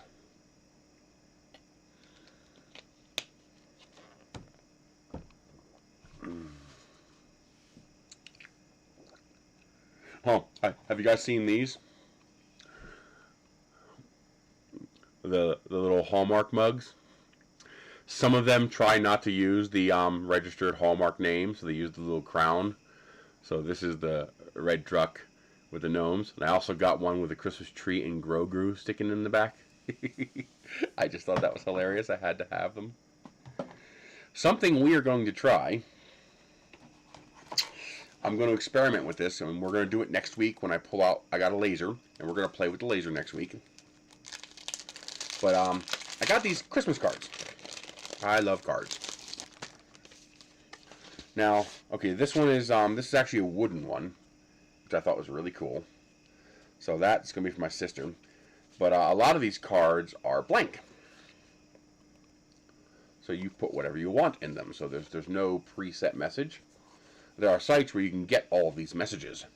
And the idea is, I have a feeling it's going to be pretty practical.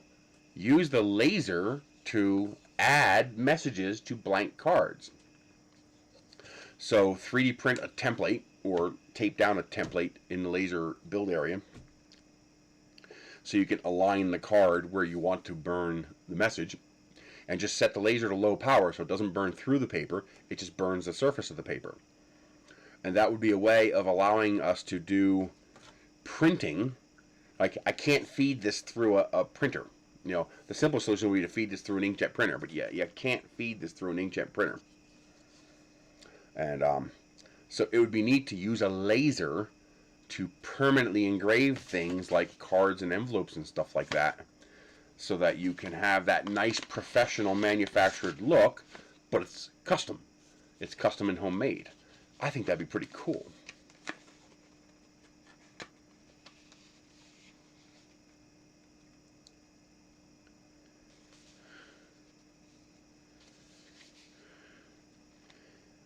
Because it has that word in it. That's interesting. I thought it was 2 G's. A 3D printer is good for beginner. Well, there's pretty much no difference between one 3D printer and another for the most part. They're all basically the same. But your best bet for a first 3D printer, in my opinion, is an Ender 5. The Ender 5 is slightly more money than the Ender 3, has a slightly bigger build volume, but most importantly, the Ender 5 has a cube frame structure that's mostly pre-built.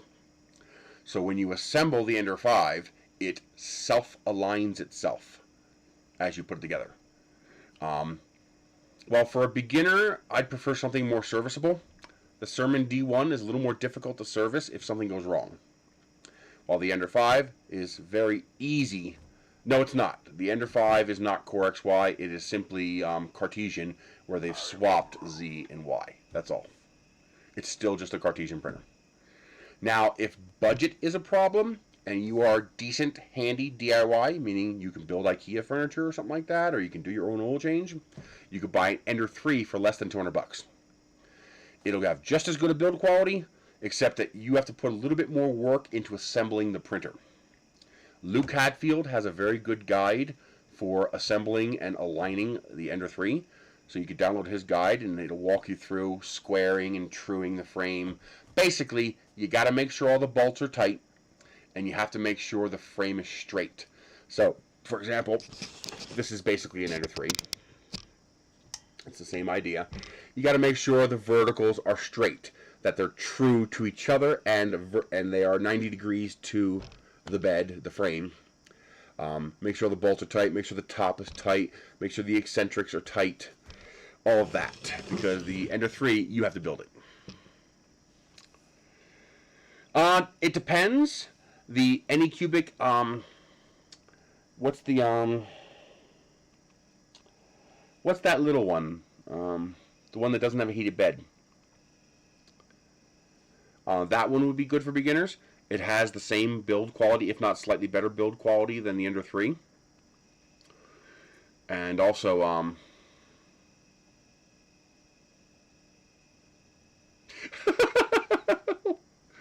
oh yeah, Hero 101. Yeah, start with that. Oh, God.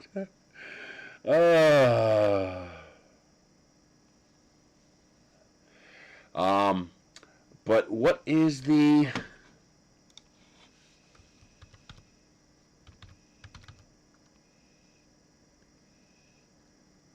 Mega S. I believe it's the Mega S.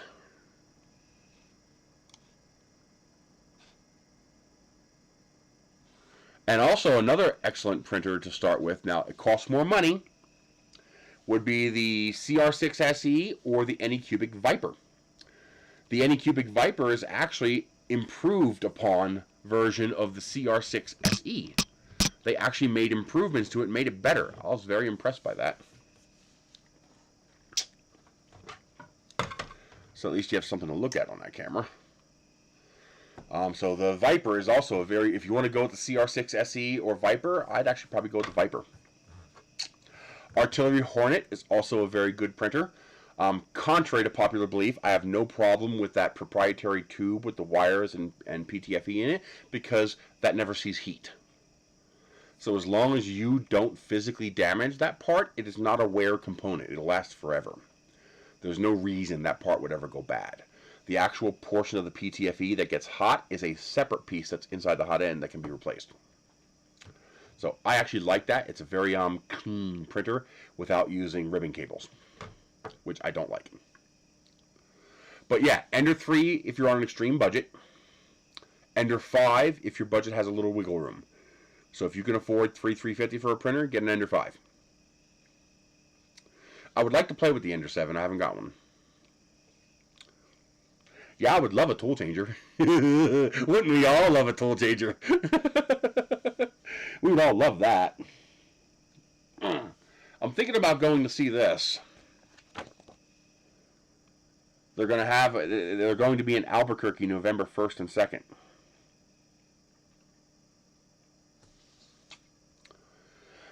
Oh, maybe not. Ouch. Tickets are $80. Wow. Maybe we won't go see that. I've been trying to find things to take Michelle to, so that she's not stuck in this house all the time. So she has some life experience besides, you know. Yeah, they're $80 a ticket. So with tax, yeah, it's good, because there's going to be $8 in tax on top of that. Jesus, that's expensive.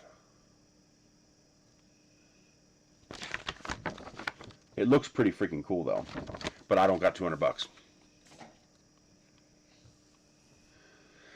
There's pretty much nothing here. I mean, it does look like a very cool show. I've seen an ad on YouTube which caught my attention. Then I got that in the mail.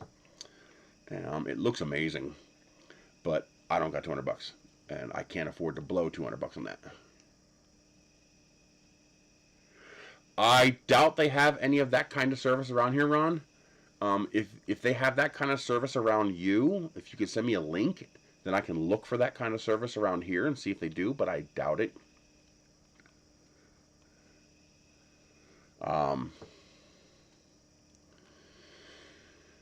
don't know. I got pissed off one day because they had a monster truck event, which I don't really care about, but I thought she'd have fun with that. But I found out about it the day of the event. So that didn't work. I'm trying to find some kind of Halloween thing for her. Okay, Ron, thank you. Because the one downside of moving here to New Mexico is that well, this doesn't really change if we stayed in PA. It'd be the same problem there. It'd still be a monetary issue, but at least there'd be more options available. There's not much to do. I mean, there just isn't. I mean, I'm in rural New Mexico. So there's they had that that Cirque du Soleil kind of thing, that Cirque du Paranormal. That was actually amazing. I didn't think I was going to like it at all, but I knew she would because she loves that paranormal horror stuff. And they were amazing. I was blown away by that. You know, that I could afford. It was $35 each, so it cost us about $80 to go.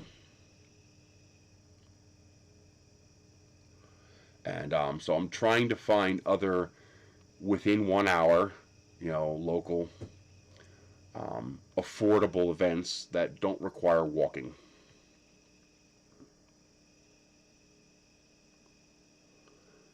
Well, she doesn't, like, for example, I love geocaching. I want to go to the balloon launch. I want to see that. They have it every year here, but I want to go see that. And I also want to go to the state fair. Oh, yeah, there's Walmart. 1 mile away. That's one thing we do have.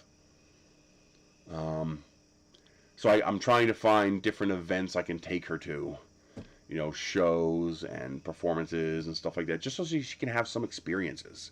So she can do stuff besides just sitting here watching YouTube and playing games.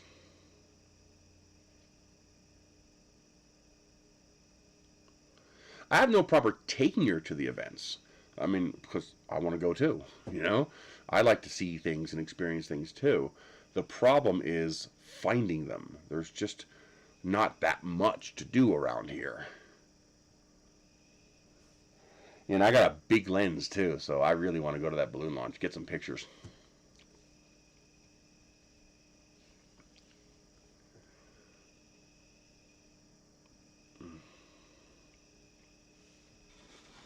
When is the balloon launch?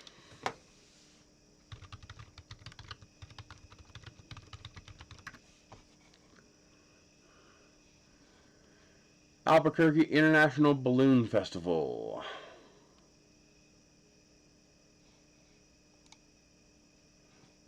Oh, we may have missed it. It says early October.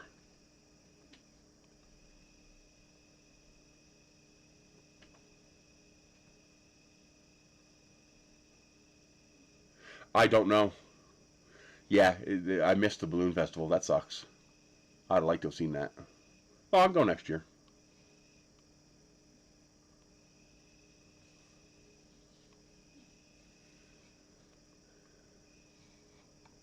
What article? If you posted a link to an article, I didn't get it, brother. YouTube is funny about allowing links. You alright, Michelle? Yeah. She's been sick the last couple days, so she hasn't been feeling so hot.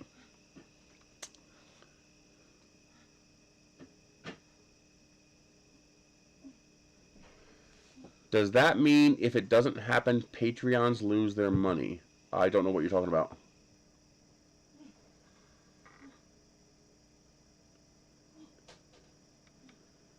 Oh, a Kickstarter. Yes. When you, okay, now I'm actually kind of happy. They were probably forced to do it, but Kickstarter now applies warnings at every single step of the way when you sign up for a Kickstarter. So anybody who claims ignorance signing up for a Kickstarter is a moron because they warn you every single step. When you give money to a Kickstarter, you are an angel investor. You are not buying a product. You are investing. And investments can lose. Meaning you have no guarantee and they have no obligation to deliver you anything. So you have to do your due diligence. I have participated in dozens of Kickstarters, and all but 2 of them have been successful, and I've gotten the product. The first failure, well, for example, when somebody like Anycubic or Creality does a Kickstarter, you can trust those, though they're just using it for the marketing aspect. But those are established companies that are going to release that product. But for other non-established companies, well, you're taking a risk. You're gambling that they'll be able to pull through. Actually, Kickstarter takes very little. You'd be surprised how little Kickstarter takes. Kickstarter, GoFundMe, stuff like that, they're largely pretty legit. So my first failure was the Peachy printer, and that one was actually a sad story, because the guy who made the Peachy printer didn't do anything wrong. He got fucked over by his partner.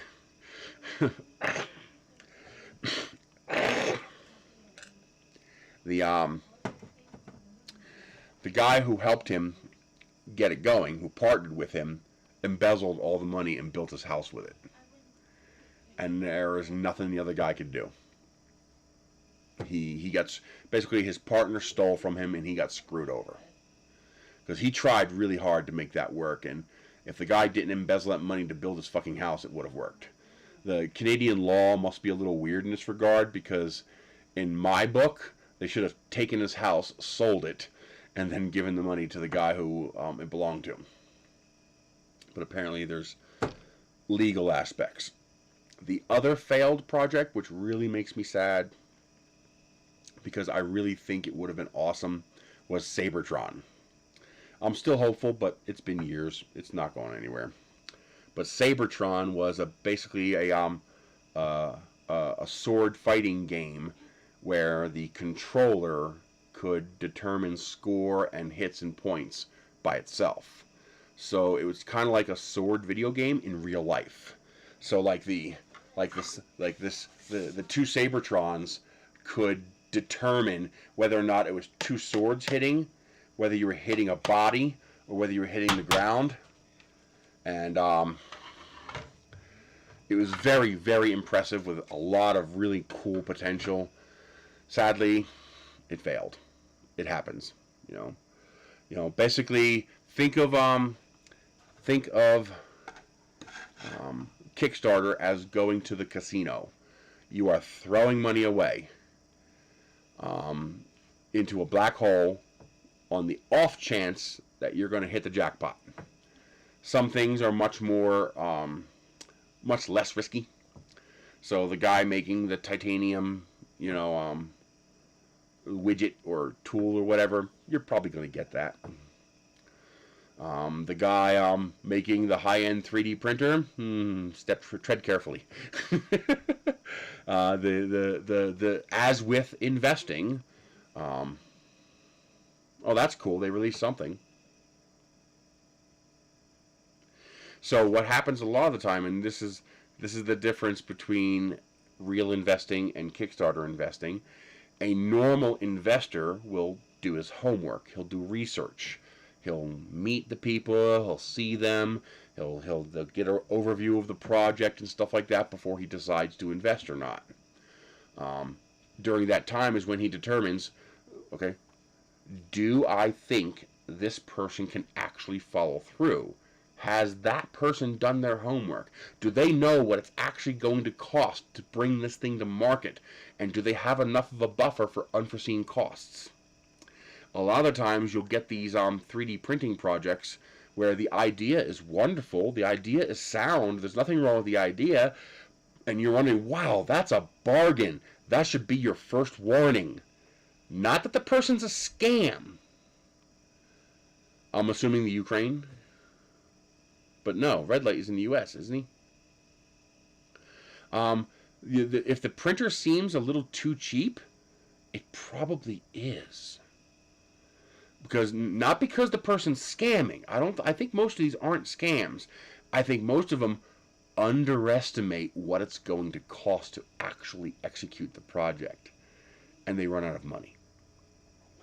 So here they are, they've collected their Kickstarter money, they're actually putting it into the project, and they run out.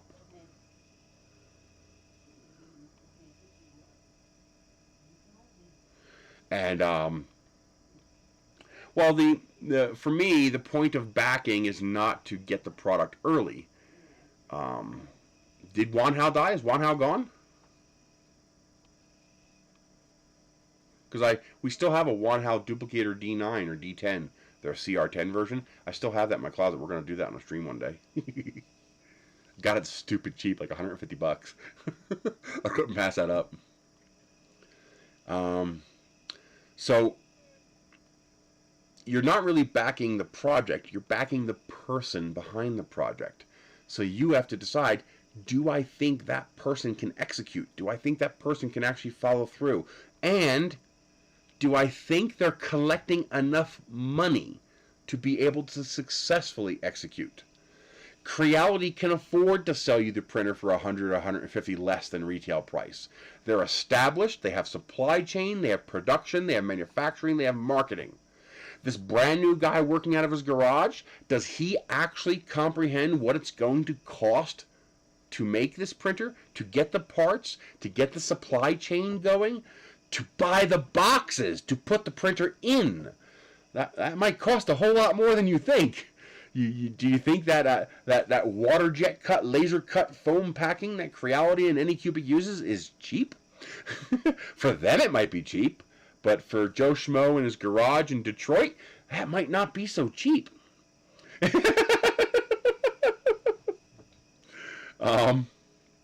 So as you have to realize that you're not.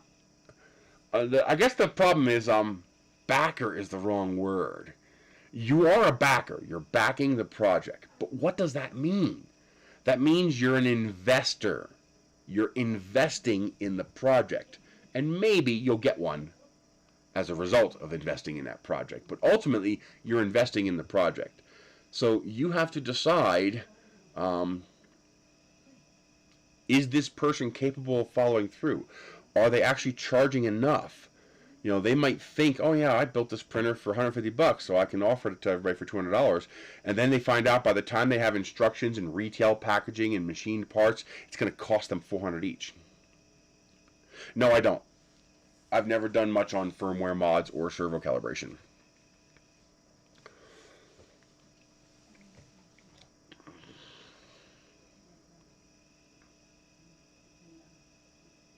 Yay! So, the problem is, in the early days, a lot of people thought Kickstarter was basically a store, and they were buying a product. And obviously, they would spend money they really couldn't afford to lose if they weren't going to get the product. And then they got pissed off when the product failed. Well, that's what happens. You know, investments sometimes fail. And even the pros screw up. I mean, go watch Shark Tank. Look at some of the Shark Tank ones that they supported that went nowhere, and then look at some of the ones that the shark said no thanks and ended up making millions. I like teaching tech. He makes good content. He's just got to get rid of that chip. And you know, there are some products that end up going on to be a huge success that Shark Tank turned down, and they're kicking themselves in the ass. But that's the nature of investing. You gotta base it on what you think and what you know at the time. And trust me, Shark Tank is not about some guys presenting to some guys for a TV show. They know in advance. They already know whether they're going to support it or not. That's just a scripted show. All right? They've already done their research. They've already checked these people out. They've already checked out the factory, etc., etc.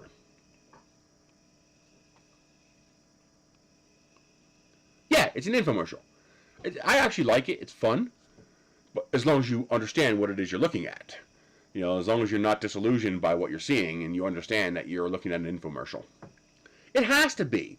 Investors aren't going to put millions of dollars into something just on a whim, sitting there on a couch on a TV show. Millionaires won't be millionaires for very long if they do that. No, they've already done the research. They've already seen the factory. They've already gone through all of that stuff that they don't show you. All right? The show is just a show to show the results of what they've already done. These deals have already been made. What you see on the show is just a show. It's fun. I like it. It's a good show. Just understand what it is. TA's 3D Studio is good, and so is the Edge of Tech.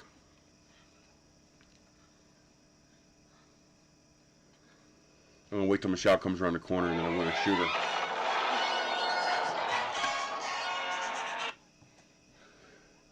Why do you keep calling me? Hello. This is Hello. an apology call from Yeah, I know. It's an apology call from a scammer who thinks I'm going to think that they're my electric company. Block and report. Goodbye. What was that? I got a text message? From who?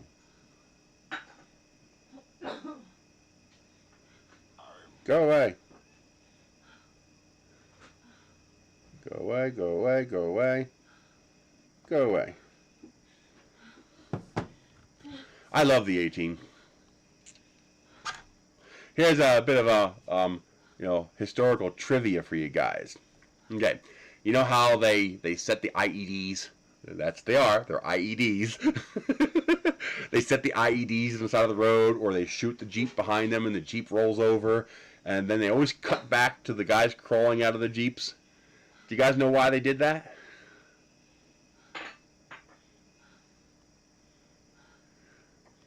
Do you know what one of the rules for A-Team was? And it's a rule they followed every time except for two.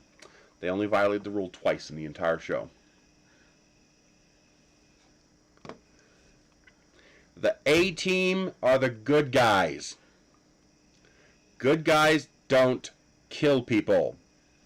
So no one dies on the A-Team. Yes, Gary got it. No one dies on the A-Team.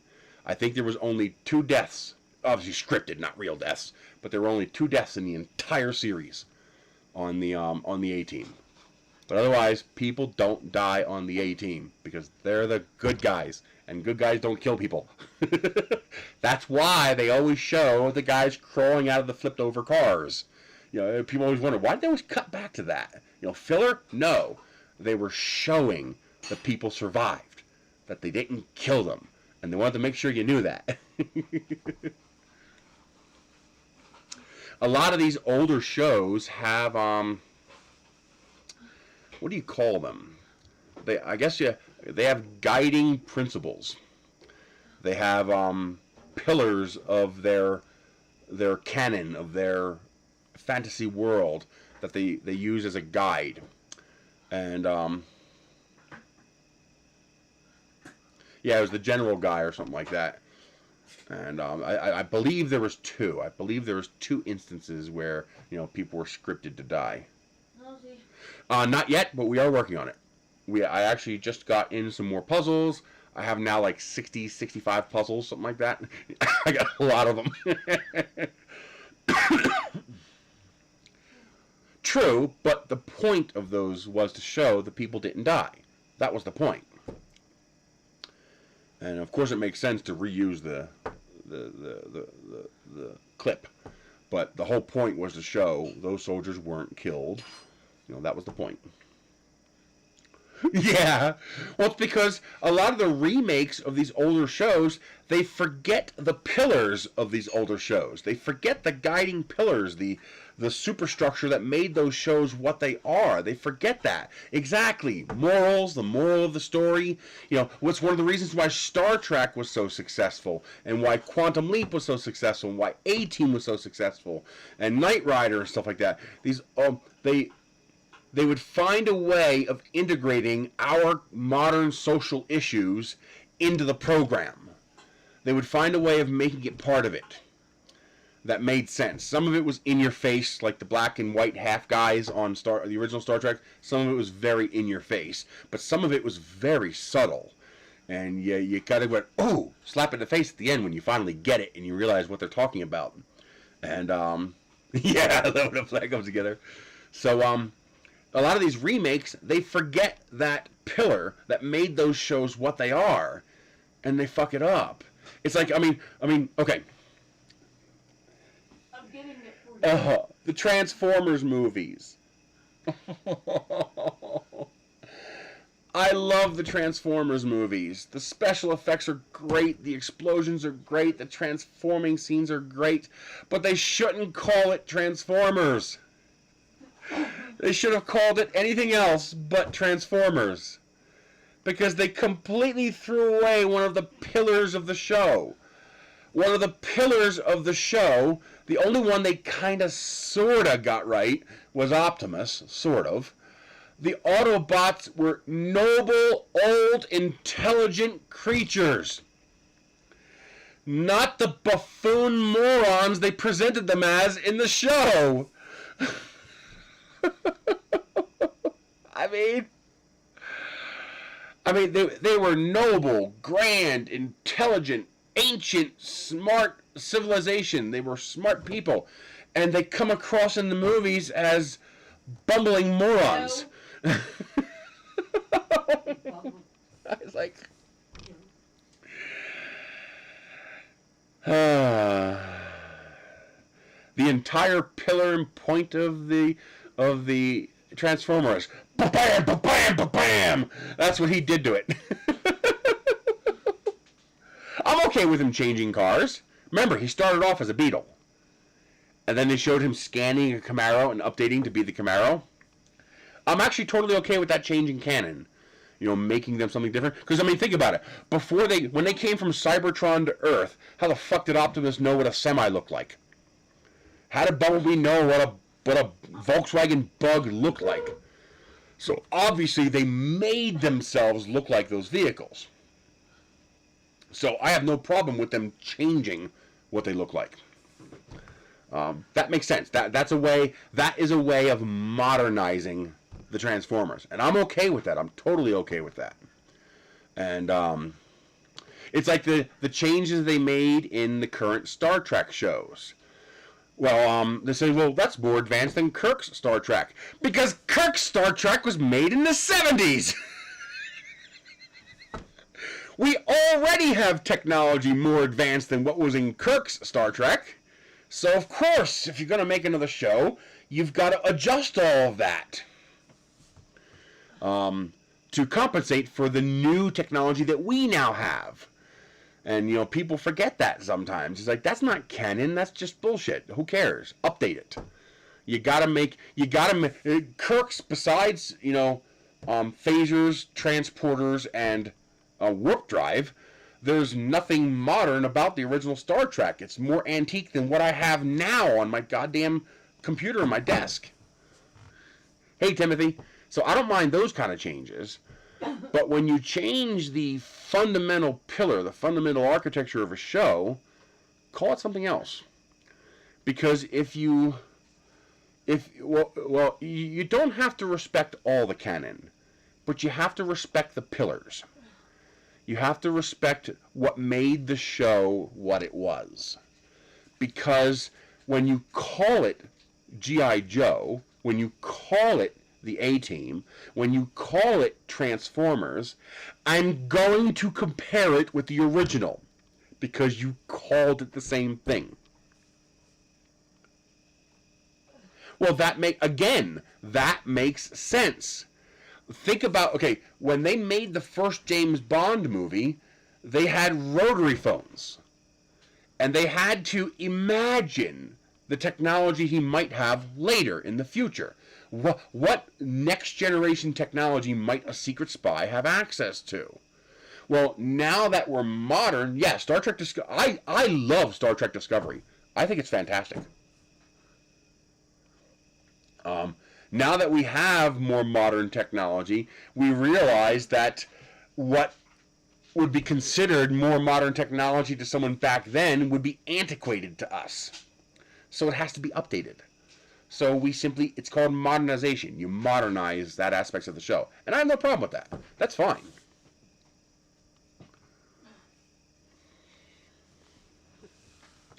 But it's when they change the core.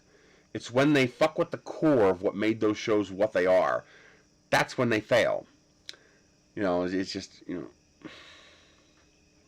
either stay true to the core, modernize it, adjust it, adapt it, but stay true to the core, or call it something else. I mean, sure, calling it that will get attention and get people there, but then they're going to get pissed off. And then it flops.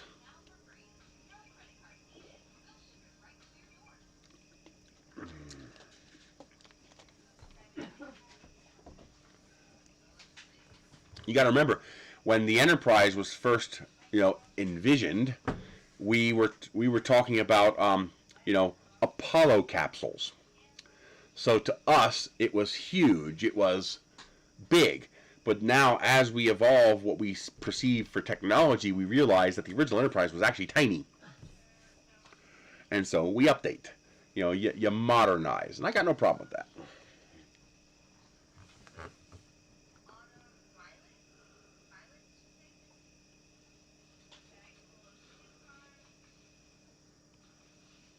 Well, no, you just, it's not how that works. You would just imagine all of the agents after that evolving past the current one. That's all. And remember, Sean Connery's not 007. He's just a 007. There are multiple 007s. That title gets moved from person to person.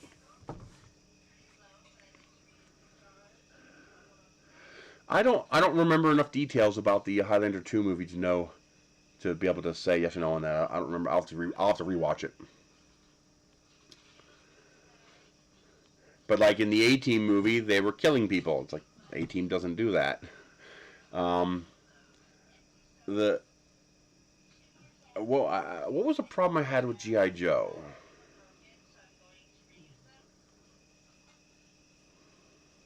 I don't remember the problem I had with G.I. Joe. There's something I didn't like about it. Yeah, I think Queen did the soundtrack of the first Highlander movie.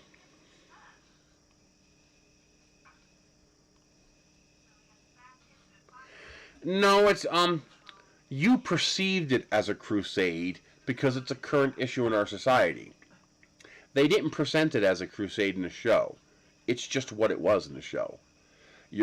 Our own personal biases control how we perceive that. I never saw it as any sort of a crusade. I just thought it was pretty cool.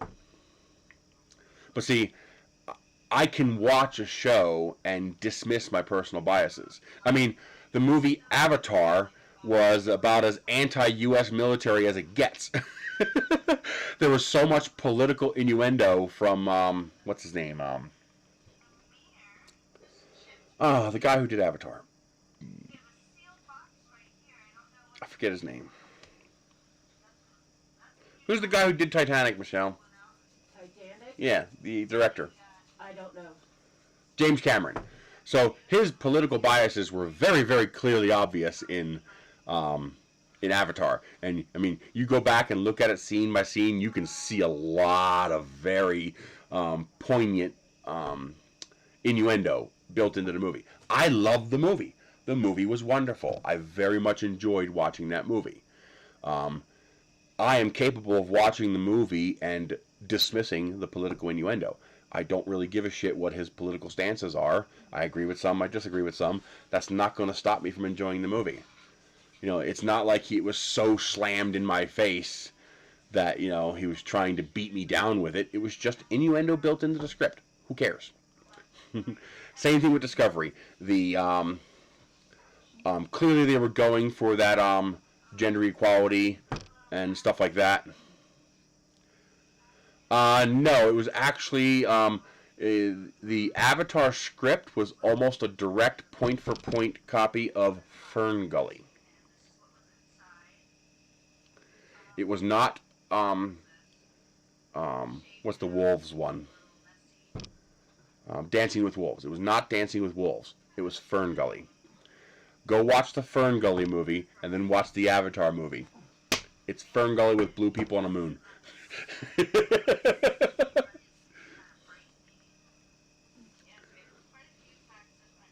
But You know, I can watch a movie and not allow my personal political or societal biases affect whether or not I enjoy the movie.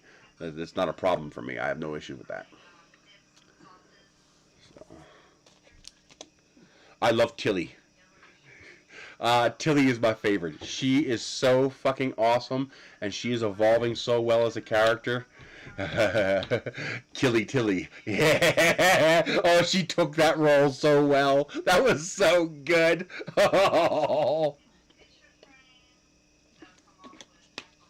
When she went to the mirror universe, and this so quiet, so cute, so smart, so demure Tilly had to be Killy. Oh, that was great. That was so awesome. I love shit like that. That was just great. It was fun.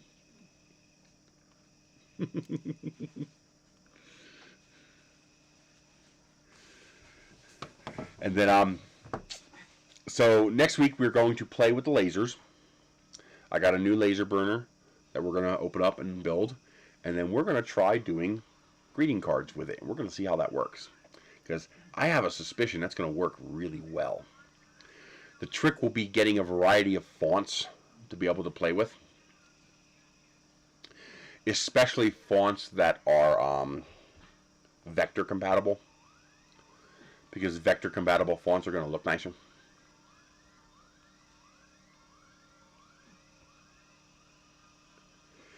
It didn't take them 15 years to make that movie. It took 15 years before the technology existed that they could make that movie. That was the issue. He was trying to break through barriers of technology at the time, and the technology simply didn't exist to allow the movie to be created the way he envisioned it. So he didn't spend 15 years making it. He spent 15 years waiting for the technology to catch up with what he wanted to do. So, well, he better get off his ass and start releasing the rest of those movies, because we're tired of waiting. And they better be good. For all the waiting he's made us done, those movies better be good, or he's gonna tank.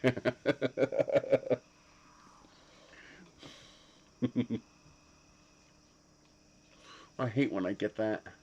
What? When I shave and I get the red marks, it's really annoying. And that was with an electric shaver.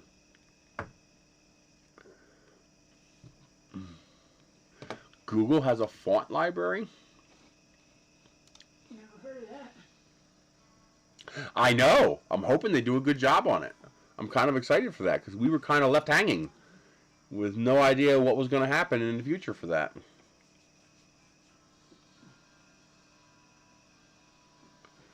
Is it a reaction to stainless steel? I thought it was just like ingrown hairs and shit, you know, from the shaving. Because the more I shave, the less it does it. You know, it's when I don't shave often enough. Google Font Library. Google Fonts. Interesting. Ooh, festive looks nice.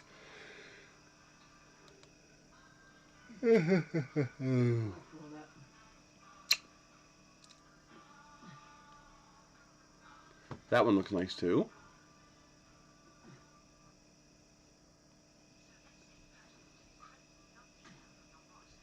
That looks nice.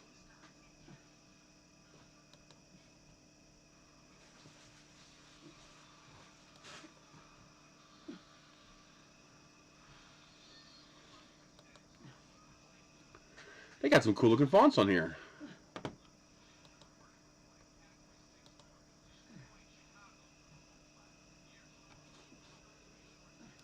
Very cool.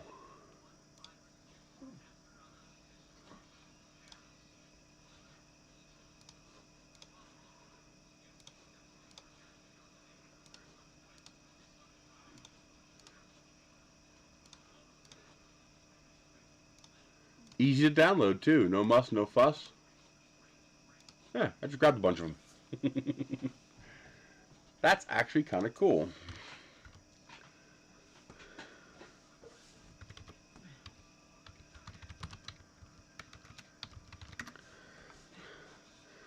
Oh man, I hate this keyboard.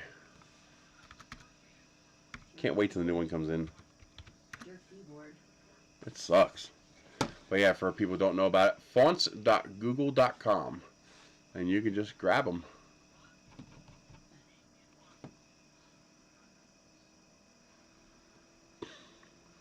Oh, that one's cool. You just load the font and then you click on download family. That's it. It's downloaded.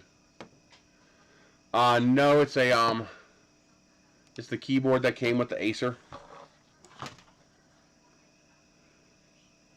It's a little too compact for my big fingers, and the biggest annoyance of all is this fucking settings button right here.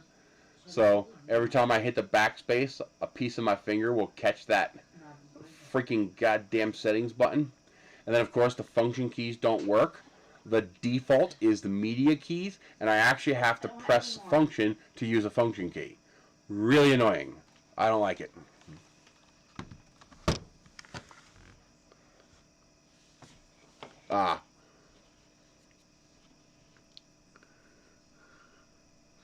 Yeah, I got a Razer Huntsman coming in. I was able to get a damaged one for like 60 bucks. It's missing 2 keys, and I was able to get a set of keys for 20 bucks. So I got a Razer Quartz Huntsman, and the keycaps coming in for it. Like, yay!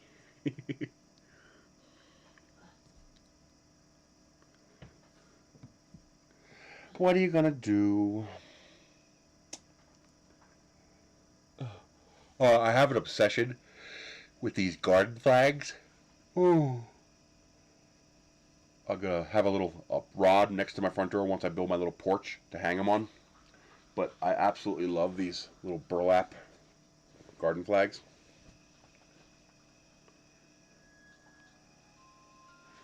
So I have one for all the different holidays around the year. And like here's another Christmas one. This is the current meme that's going around, the vintage red truck. You got it for Easter, summer, spring, fall, Thanksgiving, St. Patrick's Day, you name it, I've got one for it. Halloween ones and Christmas ones and winter ones, and so like every week I could have a new one out and just change the flag. But I'm gonna make a holder for it to go right next to my front door. Once I have a porch, I'm gonna build a small porch out front, and this way it won't be bleached by the sun. Nope, but I might be getting going on that tomorrow. The guy who does the concrete, I got him a job. So one of the ladies who lives locally here, she needs a retaining wall done, so I suggested him to her. They both ended up liking each other, so he's doing the job. And he talked to some of his guys. The one guy is a roofer. He does that kind of work. And he says they've agreed to do it barter only, no cash. So I got I don't know what the other guys want. Well, I just have a thing for the Razer Quartz. It's just a really nice pink. I like it a lot. Like, I really, really like it. I love these headphones. And I got the Quartz mouse, and so I got the Quartz keyboard. I figure a good quality gaming keyboard would be better quality keyboard than this kind of garbage. And it's like a $200 keyboard, man. I snaked it for 60 bucks because it's missing the caps key and the A key. So I got it for 60 bucks. Like, that's hard to complain about. But we did successfully get the most of the gift card thing taken care of. So she's back positive. She's got her account back. It only cost me $1,100. Well, it could have cost $3,000 or $4,000. So I'll take it. $1,100 is better than $4,000. I'm talking to my viewers, Michelle. But I think she's learned a lesson. I hope she has, and won't fall into that issue again. And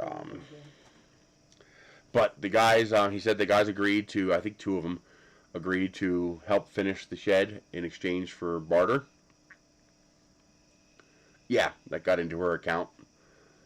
Yeah, the money they transferred out directly can't be recovered, but most of the gift cards, they never got a chance. She came to me with the issue before they got a chance to get the numbers off her, so they never got the gift cards, so we were able to get all those refunded. The only one I couldn't get refunded so far is the $25 eBay card, and so I talked to the bank, and they said it's okay for me to use the card.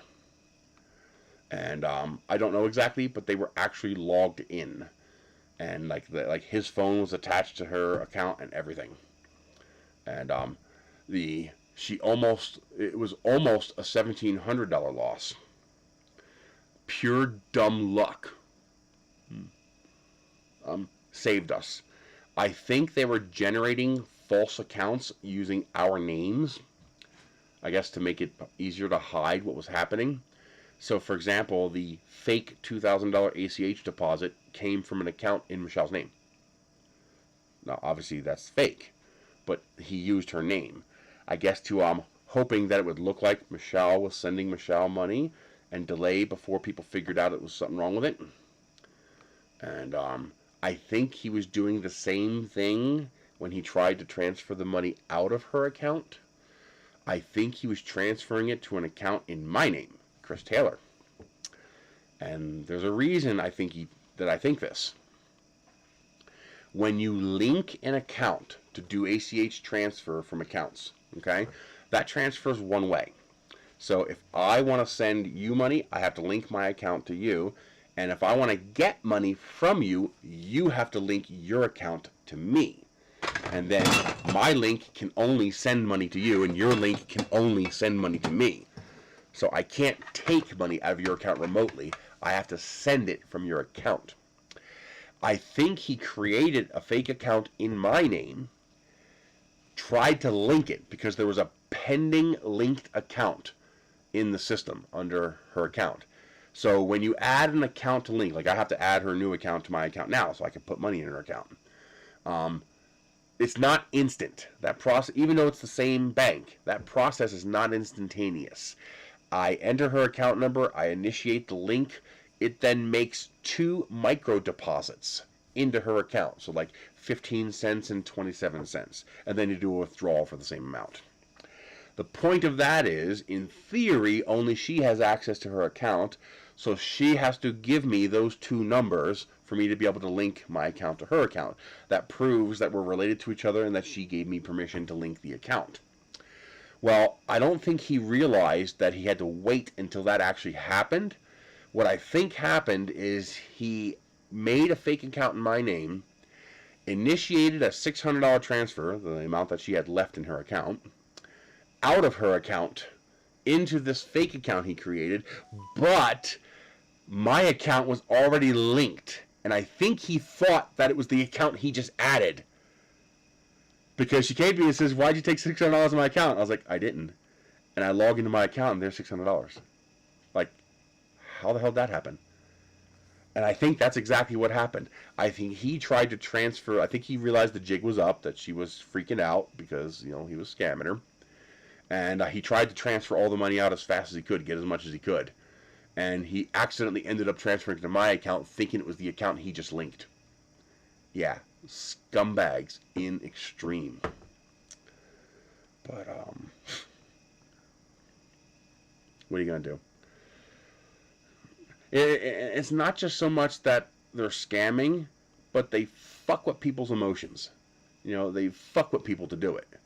And that leaves scars on people, and that's fucked up. If I ever met him, I'm going to eat him. Yeah, definitely. I will take a bite and I will eat him. John doesn't get home first. He was in on it. He was in on it, Michelle. He was the same person, if not the same person. I think it was one guy pretending to be 2 different guys.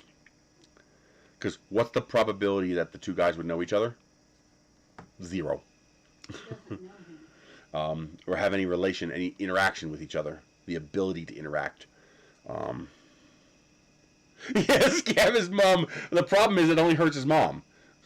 Hell, people like that would probably scam their own mom. But, these people are just dirtbags. You know, they're just scummy dirtbags. And the one guy I was still chatting with as I was shutting him down, he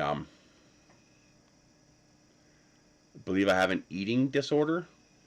No, I'm just a pig. I eat too much. That's not an eating disorder. Chris, I'm going back in your room. All right. I just eat too much food. So, eating less. So hopefully, start losing weight. Sandwich you made us last night. And but I saw the guy. Oh, just trying to help her. I was like, by having her create a crypto.com account, how exactly would that help her? Oh, let me explain. You're gonna have her transfer money in a medium that can't be reversed. Oh yeah, that's gonna help her, right? Yeah, sure.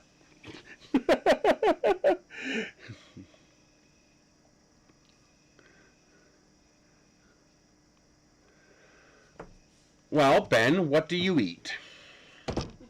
And what do you talk about eating? Okay? Lizards have to eat something. Us lizards happen to like eating humans. Okay? We don't eat people. We eat humans. Okay? I do not condone cannibalism. Alright? So, a lizard eating a human is not cannibalism. You're a different species.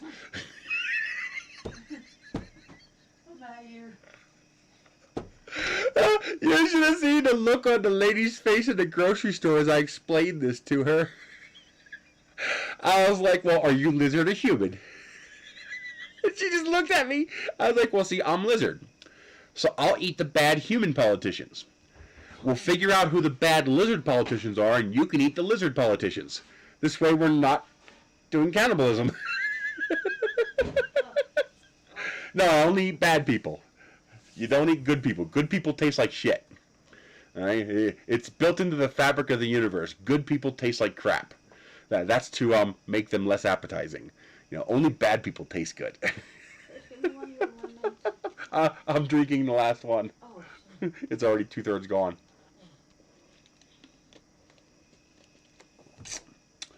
I'm trying to encourage the world to adopt the ETP protocol because it would fix so many things. I mean, I'm quasi serious about this. If we chopped up, grilled, and served the top 4 or 5 politicians to 1,000 hungry Americans live on CNN, what do you think number 6 is gonna do? Well, number 6 has exactly 2 choices. Run for his fucking life, or do exactly what we tell him to do.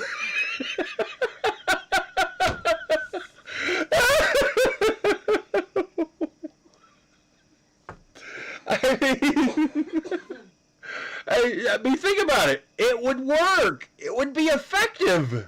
I could see him say 50% of the people in the room has- She doesn't have to. There's plenty of politicians. I'm not. There's plenty of politicians to go around. You got politicians, you got murderers, you got embezzlers, you got child molesters. I mean, yeah. There's plenty of food to go around. It'll walk right up to you on its own 2 feet. It's mobile food.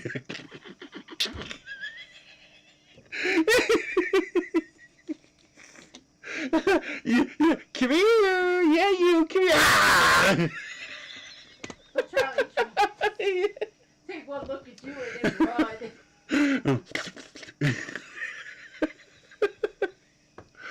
Oh my God! I mean, with truly damaged products like Pelosi or Mitch McConnell, you just don't eat the heart and you don't eat the brain. Okay, everything else is good. Just don't eat the heart and brain. You use that as bait to lure in more bad politicians. Oh my God! Could you just imagine for a moment a world where we ate bad politicians? Could you just imagine that? Yeah. You know, 20 years from now, you're sitting with your 12-year-old kid at a town hall meeting of some sort. You got behind the curtain tickets. You got a backstage pass to see how the process works. And the politician's PR rep comes running behind the curtain and says, "Sir, ma'am, 70% of the room has their knives and forks out. I quit. Good luck."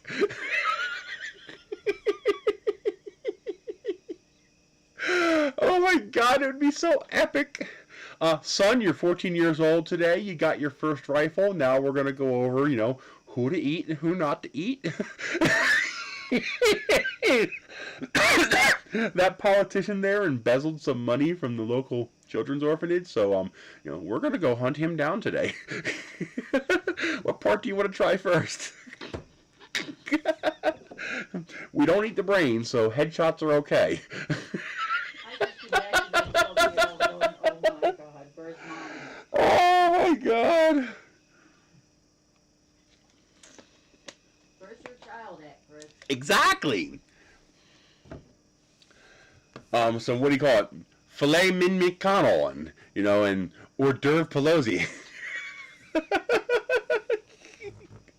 Oh man! And then of course you have the closet Republican that has infiltrated the Democratic Party, Joe Manchin. Got to eat him too.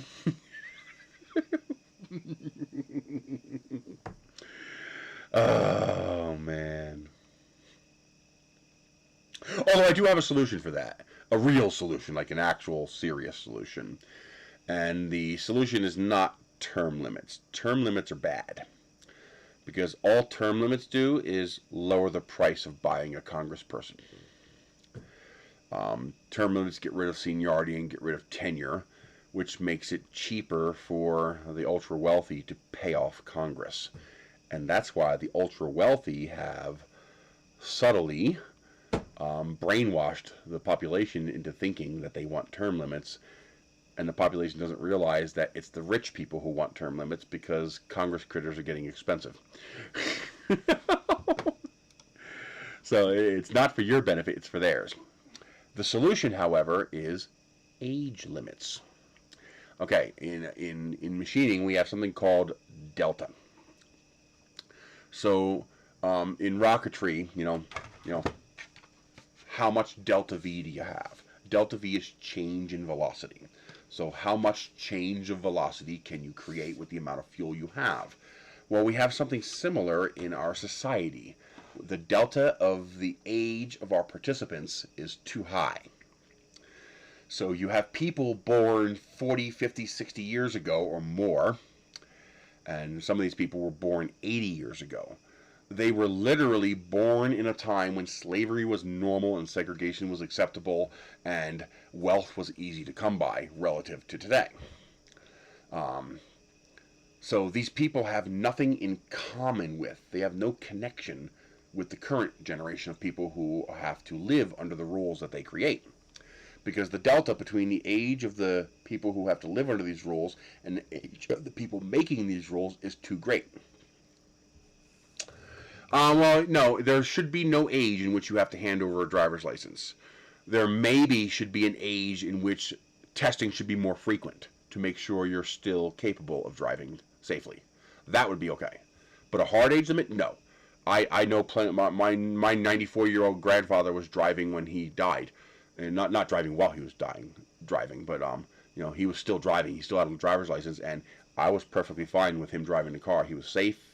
He followed all the rules. His reaction time seemed to be adequate for the task, And then again, I've seen 60-year-old people where I'm shaking in my fucking boots in the passenger seat going, is this person going to kill me before we get to Wawa? So not so much an age limit as a, okay, at this point, competency tests every couple of years to make sure you're competent to drive. So what we need, it's not that they're too old to govern. If most of the population was 80 years old, I'd be okay with an 85-year-old in Congress. Yeah, I supported Yang. I would have voted for him. There's a lot of things he wanted to do that I did not agree with, but more of what he wanted to do was better for us than what we're doing now. And so my idea is this. If you are older than 40 years old, don't bother applying. So older than 40, don't even bother running for office. If you're already in office, the hard limit is 50. Once you reach 50, you're out. So 40 and under can apply to run for office, and you can stay in office if you can keep getting voted in until 50. That will dramatically reduce the delta between the people suffering under the rules created and the people making the rules that are being created. Does that fix everything? No. But it does fix a big part of the problem. The big part of the problem is detachment from reality. These people exist in a reality that has nothing to do with the reality that the people they're governing have to live in. Yes, it would have. Oh, yes, it would have. We'd be a post-apocalyptic society right now. I find that amazing that oh, I know. Yes, I'm very good at detaching from reality because reality sucks. But very fertile imagination. I find it fascinating that the polio virus, and it is a virus, a lot of people don't realize polio was a virus, had a transmissibility of 0.6. So it was similar in transmissibility, in infectiousness to COVID, which is also 0.6. And it got to the point where basically 100% of the population got polio. Now, of course, only 20% were symptomatic. 80% were asymptomatic, meaning they never knew they had it, but they were spreading it, which is why it hit 100% of the population, basically. And of that 20% that were symptomatic, only, what was it? It was like a few percent got the paralytic condition that comes from that. Even of that, less than 1/2 or 1% actually got seriously sick and could have died from it. When they came out with the vaccine for polio, I think it was 3,500 people had died from polio. How many have died from COVID? 700,000. Okay? People were lining up to get the vaccine. They were willingly lining up to get the vaccine because it made sense. We have now, there's one variant of the polio virus that we've effectively wiped out because the vaccination was so complete and successful throughout the world population that we've effectively wiped out that variant of polio. And because we were able to wipe it out, and the population back then was significantly smaller than the population is today, so the number of petri dishes for it to mutate in was much smaller. Also, its mutability rate was lower. There are basically 3 primary variants of the polio virus, and we've wiped out one of them. And we've basically gotten rid of it. Polio is basically non-existent. It still pops up here and there. You can never truly get rid of it. But it's effectively wiped out. And now today we argue about masks and vaccines. Oh my God! It's available on YouTube right now. I think it was last week. It might still be available on YouTube. You can watch it for free. The movie Idiocracy. Watch that movie, and then realize it's not fiction. You're living in it right now. If you're in the U.S., you're living in Idiocracy right now.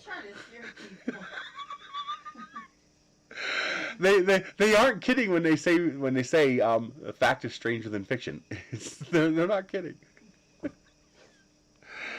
Oh my God.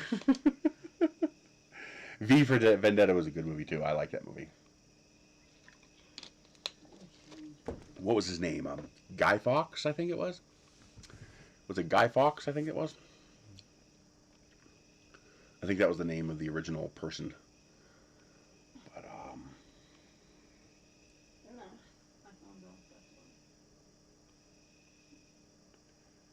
Carl Jr.'s, here's your extra big ass fries.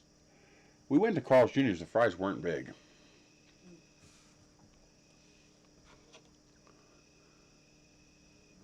Oh, a line from the movie, okay. Oh my God.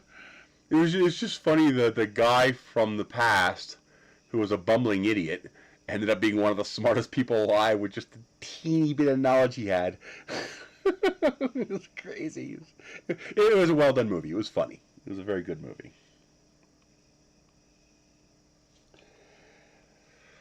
But most declines in society come from within. The people themselves welcome it with open arms as they are brainwashed and manipulated by the media and the people in charge. But eat them all. What are you gonna do? Weird and strange. It would be interesting. How would the world have changed had he succeeded? Would we have sent the missions to the North American continent? Would that have even happened had he succeeded? I mean, how would that have changed things? I love alternative history stuff like that. I believe that's what the man castle in the sky, the man in the castle in the sky. I believe that's what that's about. It's an alternative history kind of thing. And what's the other one that was similar to that? Obviously, Butterfly Effect had some of that in it. No, the other. For All Mankind. If you like rockets, if you're a rocket geek, you're a space geek, you're going to love this show. If you're a history buff, you're probably going to love this show because they really do a good job. For All Mankind is a great science fiction Apollo era series that then just skips right past Apollo. So, the entire foundation of For All Mankind was to use as much of actual history as we can, but the Russians beat us to the moon. So the Russians put a man on the moon before Neil Armstrong lands on the moon. And the whole premise of the series is, how would the rest of our history have changed had the Russians beat us to the moon? Well, the first precept... Oh, yeah. Okay. I'll definitely look that up. The Execution of Gary Glitter.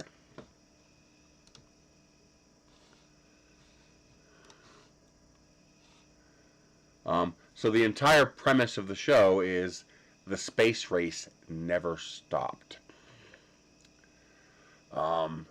It continued going past the Apollo missions, and we eventually end up going to Mars, nuclear-powered spacecraft, stuff like that.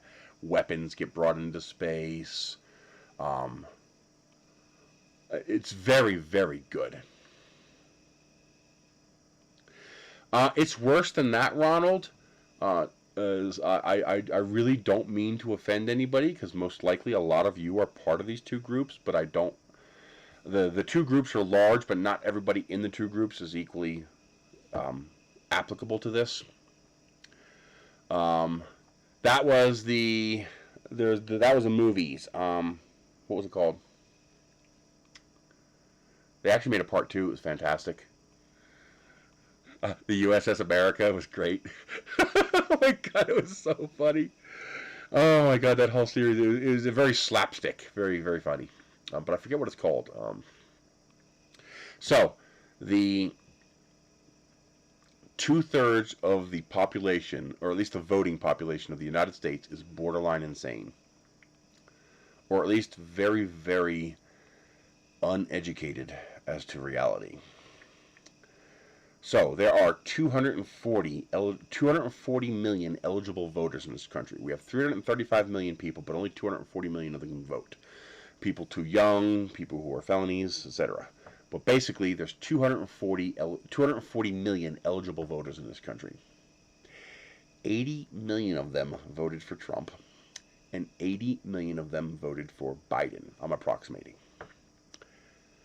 That means 2/3 of the entire voting population, 160 voting Americans voted for the least valid two candidates running.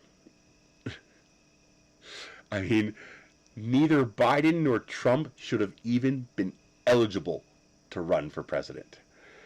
Trump is an established, known slime bag and criminal. Literally, I come from PA in New Jersey. You ain't gonna argue this with me. You ain't gonna win. He's a fucking slime bag and a criminal. Biden is a senile, dementia-ridden old guy who spent 47 years in Congress getting absolutely fucking nothing done. He's a 47-year failure, and we voted him president. And the other half voted the established known criminal into office. So that's 160 million people voting for the two least eligible candidates to be president of the most powerful country on earth.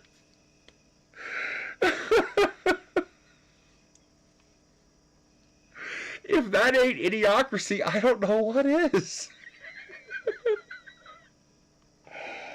Oh my God. It's if it wasn't so devastating to the country, it'd be hilarious.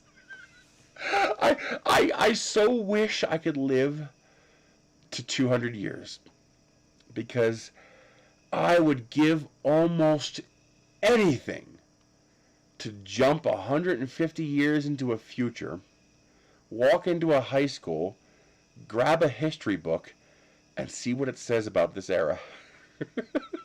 I so badly wish I could do that.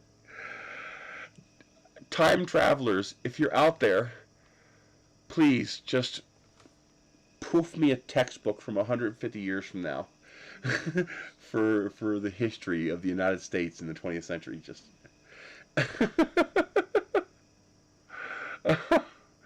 the audio sounds bad. Anybody else have an issue with the audio? Is there something wrong with the audio? I thought we'd fix that.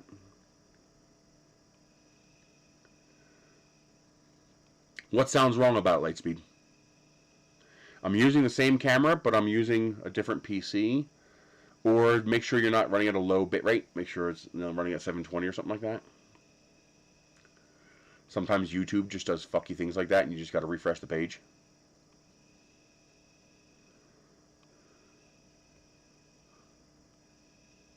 Huh, there's a lag time between the chat from YouTube and the chat on OBS.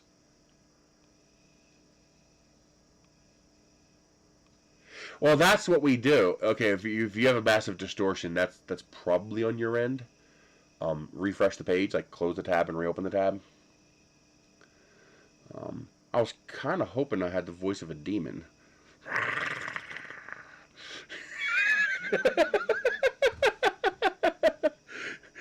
Or did you actually mean the voice of an angle? Like, okay, I'm angled.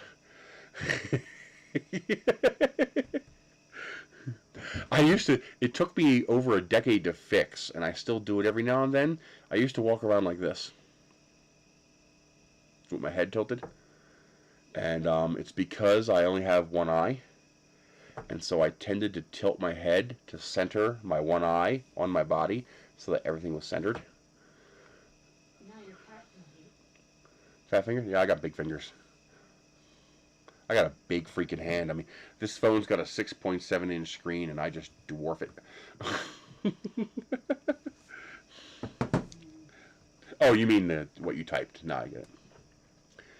Yeah. No, I can only go about, let's see, what's that? From there to there. Well, 150 degrees. But anyway, age limits would fix a very significant portion of the problem.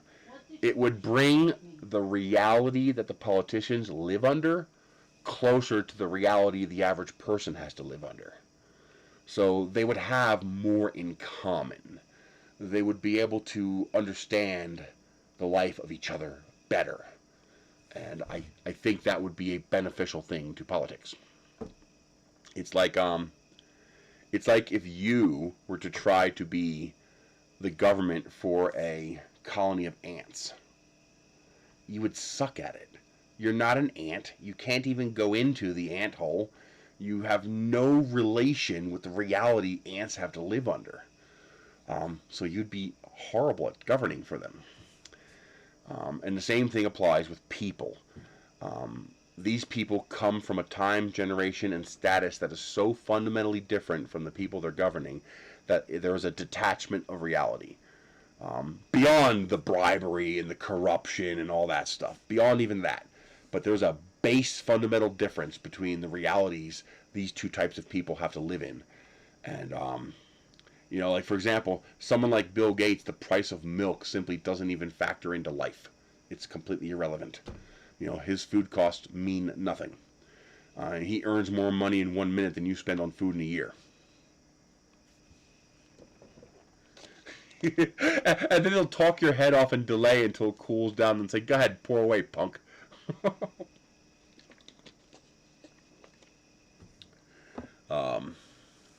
Yes, well, see, that's part of the, I'm trying, I don't mind talking about politics, but I don't want to talk about, you know, Republicans, Democrats, stuff like that. I don't want to do that. That's like talking about religion, and it's bad. But talking about general theory is fine. So, one of the ways that you can subvert a society, a civilization, is to get the society to subvert itself. You get the people to vote the bad guys into office and to vote the loss of their rights. People will do that willingly.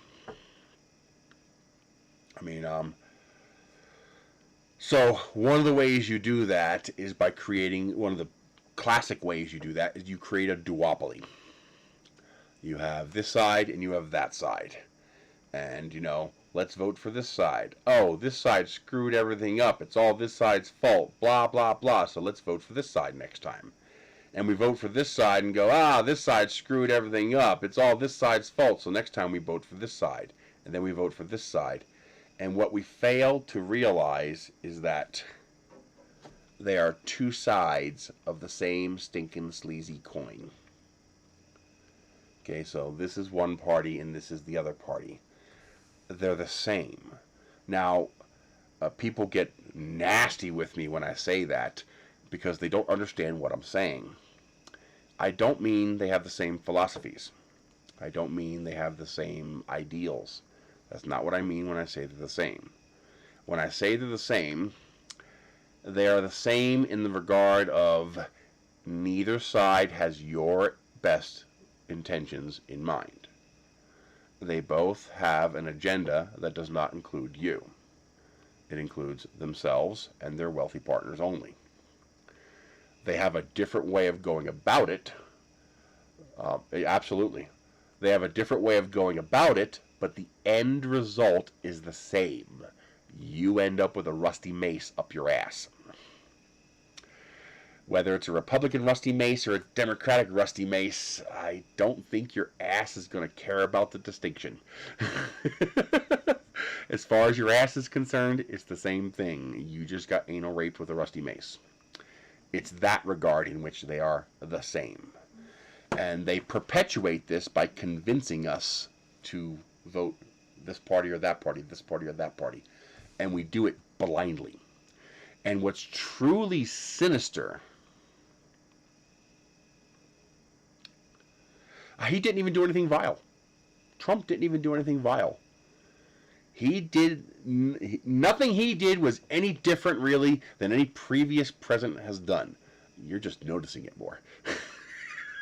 And he's also a buffoon that runs his mouth off about it. I tell people Trump's biggest failure was he didn't know how to shut up. So he was an idiot that made it known he was an idiot. Well, Obama was an idiot. He was just very good at hiding the fact that he was an idiot.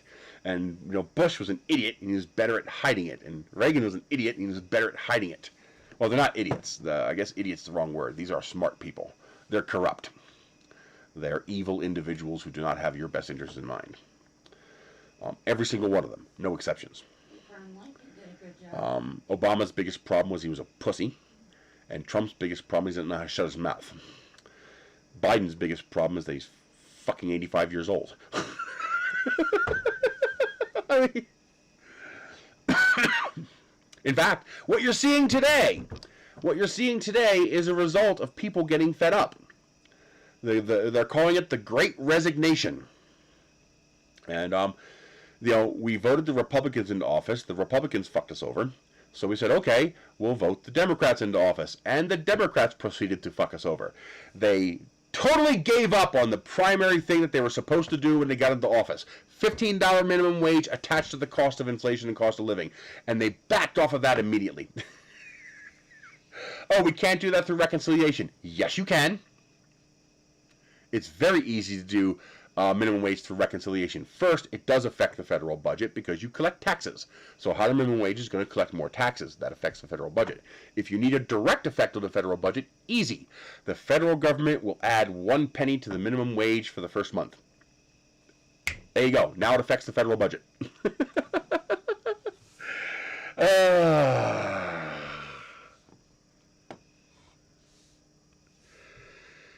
Well, the problem is they pander to different extremist groups. So when they'll pander to this particular group to get them to accept something that we shouldn't be accepting because this particular group thinks it's good because it forces you to do something they want you to do. And they don't realize that, well, when you hand a person that dagger and say, go stab that guy for me, they're going to turn around and stab you with it when they're done.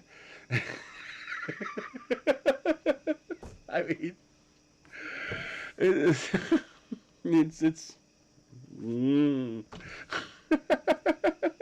I blame the vegans.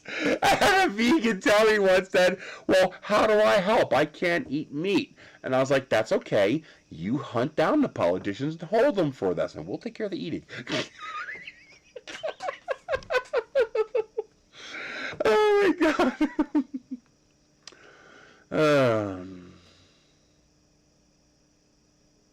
Oh really? It goes back and forth like that. Now so they convince people to vote against their own best wishes on the hope and a dream that we'll all get to be billionaires? Seriously? I mean, they've already transferred 92% of the wealth of the country into the hands of 20 people. How much more wealth do they have to transfer before you realize that they're not sharing? Do you have to be living in a shanty town with no power and dirty water from a well before you'll go, oh, yeah, that was probably a bad idea? I mean, it's like, what's the Dorami? What's the critter that you play as a video game and you grab onto everything you roll over until eventually you've grabbed up everything on the planet? What's that? Oh, what the hell is the? It's a video game character. No, I want to say Dorami or something like that. Or now I have to look it up.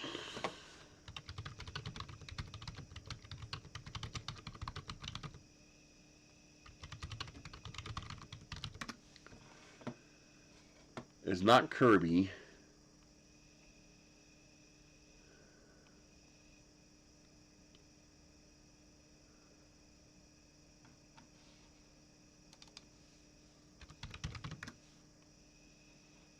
Katamari. It's a Katamari. Okay. So it's like giving something to a Katamari so he doesn't pick you up today and not realizing that after he's done picking up everything else, he's still going to pick you up. He's just going to keep picking up everything until he has everything. So our wealthy people are like Katamaris. They take, they don't give. They will never give. It's always take. It's a one-way street. You know, it's It's like pouring the juice out of a bottle, and then you going, huh? The juice didn't pour itself back into the bottle again. I wonder why. Yeah, and why people don't realize this, I don't understand. I mean, and they're so good at convincing us to be our own worst enemies. It's the bad guys are brainwashing you into wanting term limits. Throw your politics aside for just a moment and think about this as a math problem. I want you to think about it as a math problem. What are the effects of term limits? Let's say you have a term limit of, I don't know, 6 years. Well, how many years has Pelosi and McConnell and Schumer and Biden, how long have they been politicians? How long have they been congressmen? 40 years? 45 years? Well, the first thing you do is no politician has seniority past 6 years. Well, what does seniority get you? What does tenure and seniority get you? Well, they get you power. That's why people like McConnell, even though he's minority leader now, can exert so much power. Because he has tenure, he has seniority. That's why people like Pelosi and Schumer and McConnell have so much power. Manchin's different. He's a Republican who's pretending to be a Democrat. They probably planted him there on purpose, and I wouldn't be surprised if there's more than one. But the That's good, Alex. It does look like a dildo. But all rockets do. All rockets are very phallic.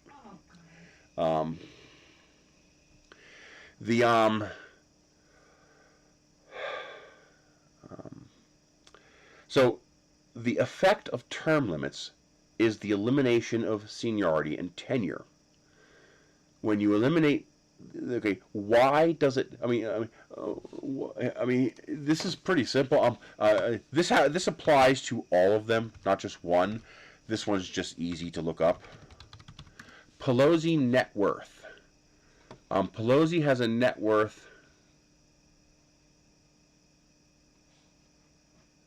of $120 million.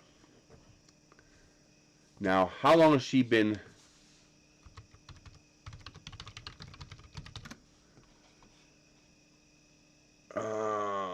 So it looks like 33 years. Okay, so she's been in office for 33 years. Now let's bring up a calculator. 33 times $200,000. That's approximately the salary she makes. $6.6 million. And this is ignoring food and housing and spending. This is ignoring any expenditures. Okay?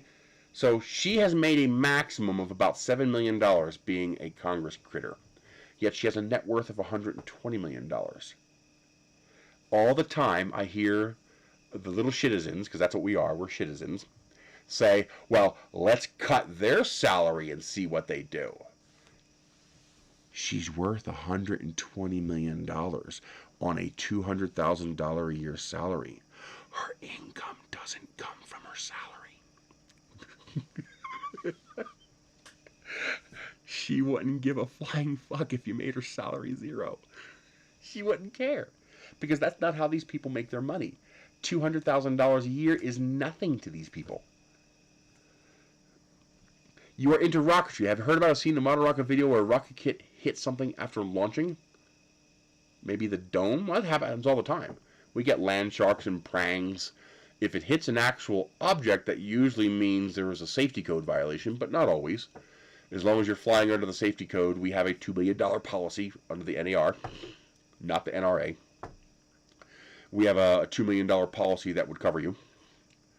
So if my rocket, lands on top of somebody's car and does damage, then our insurance policy would cover it. I would only activate that if the damage was more than I could pay out of pocket.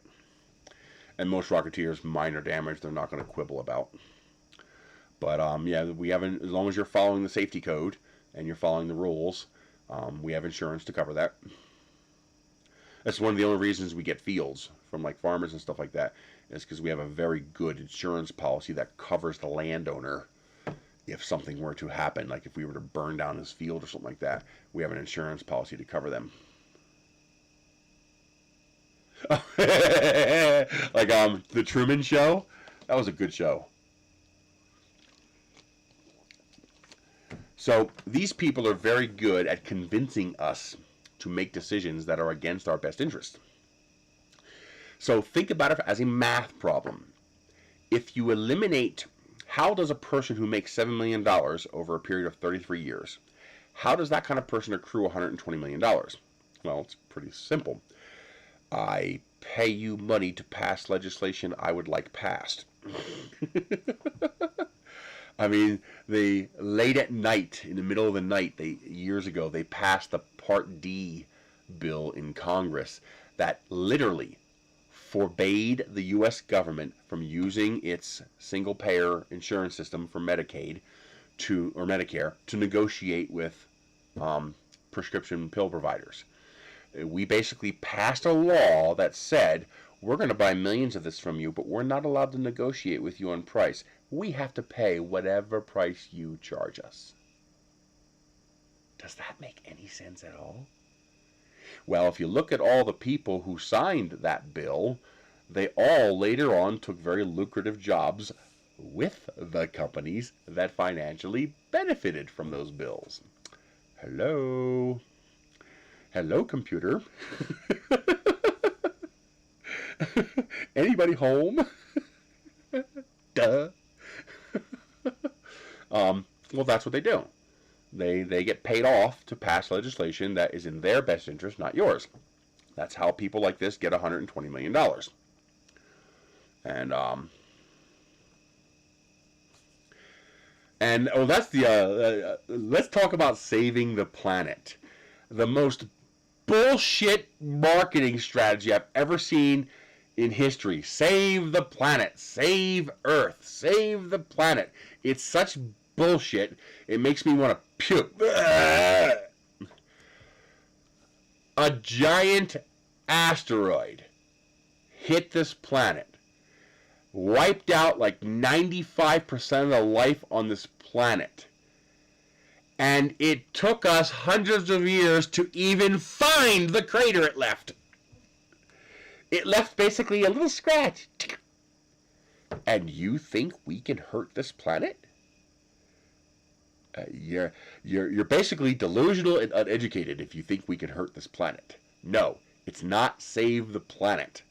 That is a fiction. It is false. There is no saving Earth because we're not capable of hurting Earth. What we are capable of doing is destroying our ability to comfortably live on this rock. The planet will be just fine, just without us. Or at least without as many of us. It's not save the planet. It's save our scrawny asses. That's the correct way to refer to it. Save our asses. Because the only thing at risk is how comfortable we can live here. Okay? I tell people, I don't care if climate change is man-made or natural or both. I don't care. We have to live with the consequences of it regardless of what caused it. So it kind of makes sense to do something about it. Well, there is no deserve. You are applying human morals and emotion to an inanimate giant rock floating in space. There is no deserve to live here. We do. It's that simple. It's not a living thing. There is no Gaia. There is no living planet that decides, I don't like humans anymore. It's just a giant rock. It doesn't care. And that's the thing, though. It doesn't care either way. It is completely indifferent to whether or not humans exist here or not. It's one of my favorite sayings I made up. I tell people, reality is funny that way. It will impose itself on you whether you believe in it or not. It's like, I don't believe in gravity, as you go, splat. Gravity doesn't give a shit. Splat. It's funny. But they convince you to vote against your best wishes.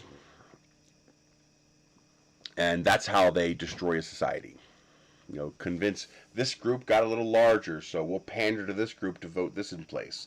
These people squeal and cry, this is wrong, but they're too small to have any effect. This group is okay with it because they get what they want. Because it doesn't hurt them yet. It's literally... It is literally like handing a knife to your enemy and saying, go kill that enemy. And then, shock Pikachu! When he turns around and points the knife back at you. I mean,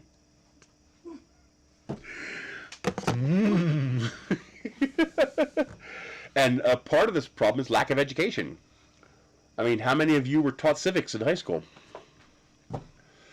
You know, if you're over 40 years old, you were probably taught civics in high school. If you're under 40 years old, you probably weren't. At least not what we would call civics. Because the easiest way to take away somebody's rights is to make them ignorant of them. And, you know, if you don't know what you're missing, then you don't know better, do you? So, I don't know. It's like the person struggling with their 3D printer and they don't know it can be easier. It's not that they're dumb, it's that they just don't know. You know, once you teach them, then it's like light bulb. It's like, oh, that's a lot easier. So then their life becomes easier. That's what education is for. That's the whole point of education, is to impart that knowledge. And we are destroying the ability to do that by dumbing down our education system. I mean, just go watch a People of Walmart video or some of the dash cam videos. It's just like, oh my god. You know, I saw a little meme picture. I'm not going to claim credit for it because I saw the meme picture on Facebook. Sometimes it is useful. Yeah, test some more because they changed the slicer. Oh, I hate that. I think it's one of the reasons I like Simplified 3D so much, and sadly it's not being updated, but it's consistent. It's very reliable and consistent. So, there are some people that you look at, and you just go, your sperm won that race? Really?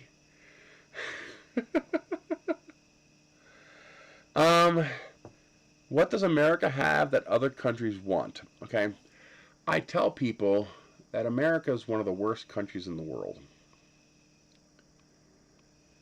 And it's one of the worst countries in the world for a very specific reason. Most of the other countries and most of the people in other countries, in one way or another, on some level, would kill to have what we are given by birth. The freedom, the wealth, whatever, the land, the space, whatever. We have so much that the rest of the world wants. And they fight so hard to get it. You see people struggling all over the world for scraps. And we do nothing as it's being taken away from us. I'm sorry, that makes us worse. Because here we are given all of this power, freedom, and wealth by birthright, just by existing here. And we sit on our fat asses and do nothing as they take it away. I mean, what are you going to do? It's a catch-22. I mean, people say, well, do something. Well, as an individual, you can't.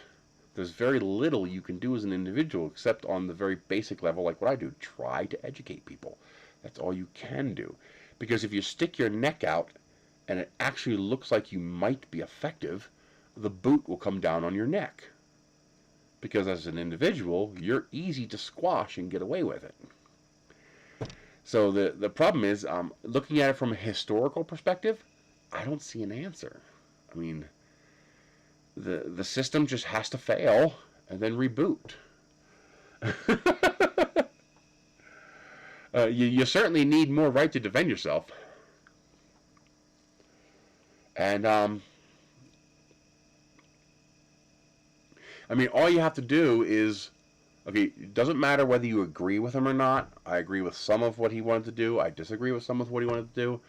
But ignore the political position. Ignore the bias. Ignore the party dynamics. And just look at the actual facts of what he tried to do.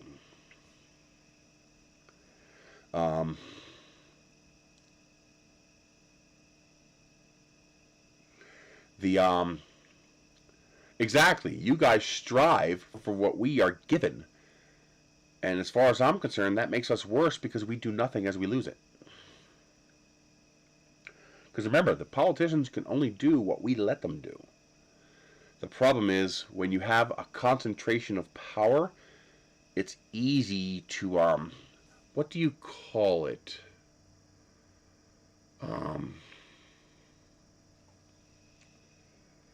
Like the whole reason we have so many aircraft carriers is because aircraft carriers allow us to, what do you call it? Project our force. Aircraft carriers permit a very high level of force projection that, like, an individual little boat or an individual little airplane doesn't have. Okay? But an aircraft carrier is basically a form of force projection. We can alter world politics simply by parking an aircraft carrier in a sea. We don't even have to do anything. We can just park it there and we can alter world politics and geopolitics and geodynamics around the world. That's called force projection.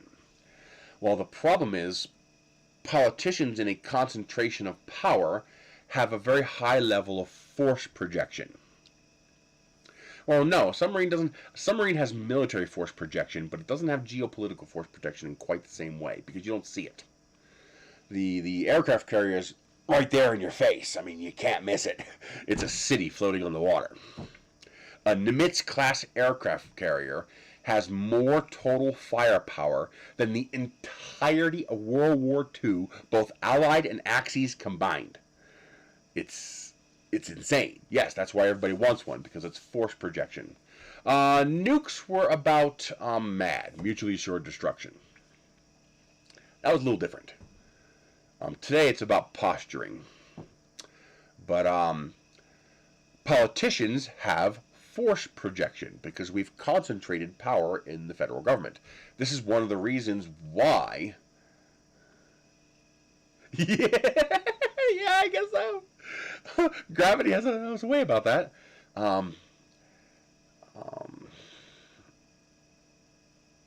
That's one of the reasons why there was a big fight. This fight over a strong central government or a weak central government actually started during the ratification of the Constitution. You know, a chunk of the founders were, I think, like Adams was for a strong central government, and I could be wrong on the names, but the whole point of a weak central government and the whole point of a distributed government was to prevent a concentration of power. Because once you concentrate power, you now have force projection. And once you have force projection, it's very hard to defeat you. It's like Walmart shouldn't even exist. Like, our laws should never have even permitted Walmart to exist. Because now that Walmart does exist, you can't beat them. Even if they run the place poorly, which they do, it doesn't matter. Because a startup doesn't have the ability to project enough force to challenge Walmart. Amazon figured out a different way of force projection. They went online, while Walmart concentrated on retail. So Amazon was able to take a separate path to giantum. But now that these companies exist, well, people say, well, it's not right to take from them to break them up. But you don't have a point. You don't have a choice. What else can you do? You can't, in a proper society, you can't allow these companies to continue to exist because it's like handing a corporation an aircraft carrier. They now have force projection you can't fight against. Well, build something better than Walmart. It doesn't matter. You could build something 1,000 times better than Walmart, and they will crush you before the people even know you exist to go, oh yeah, that is better. Too late, they'll never hear from you. Because Walmart has force projection. And that's the reason we have more aircraft carriers than the rest of the world combined.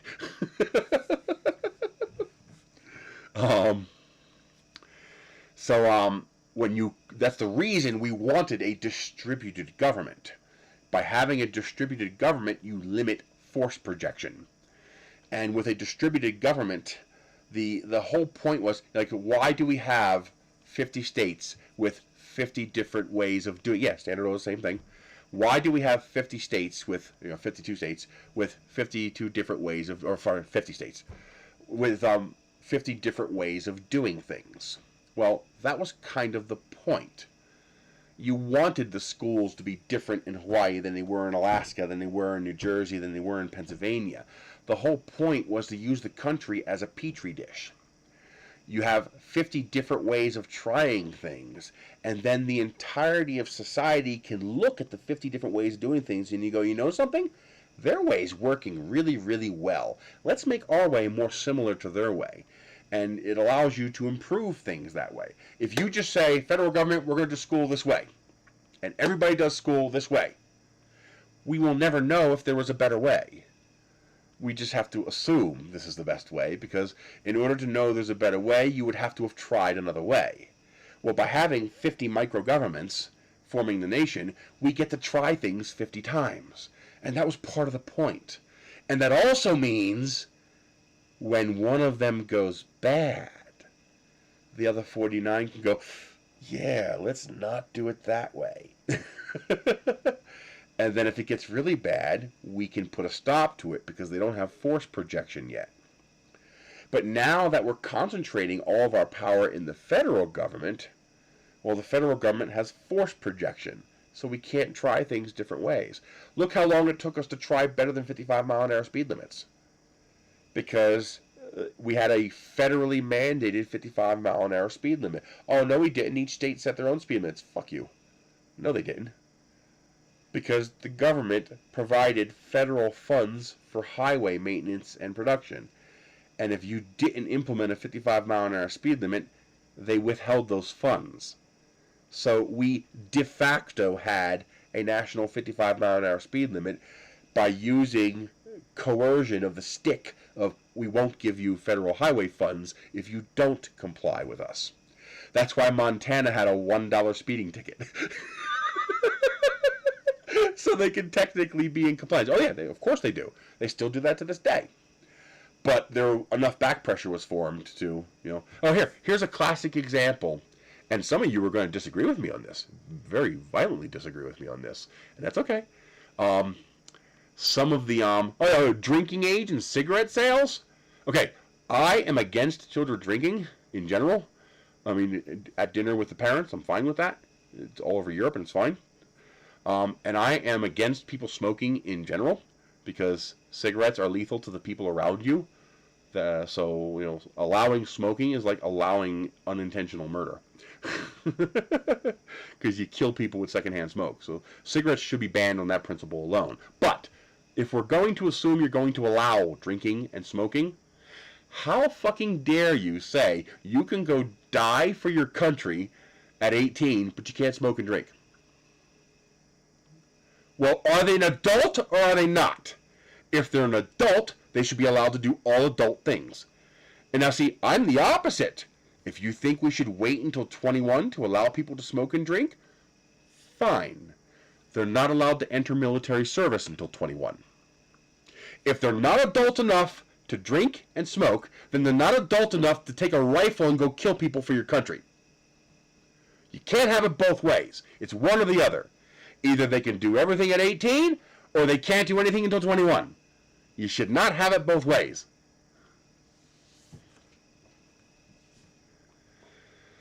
The EU has its own issues because you're centralizing the government, and you guys are already experiencing some of those problems now that we're experiencing here with our centralized government.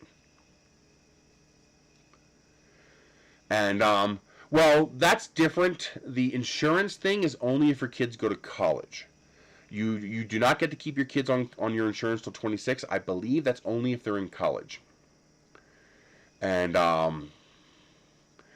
which I agree with, because the idea is to encourage college education.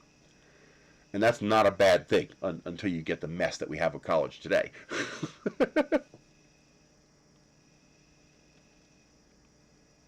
Yeah, for sure. Because they got to make money somehow. Today, college is kind of pointless because, you're never going to make back the money you spend on college in general, as far as the whole population. Well, see, the thing, I think college should be for everyone. And I think college should be free. I think 2 years of community college should be free for everybody. That's one of the few things the Democrats want to do that I agree with. Because there is no downside to education. There is no downside to education. And the dividends we get back from our citizens as a whole by having them more educated far outweigh the cost of educating them. There's no downside. She called and hung up.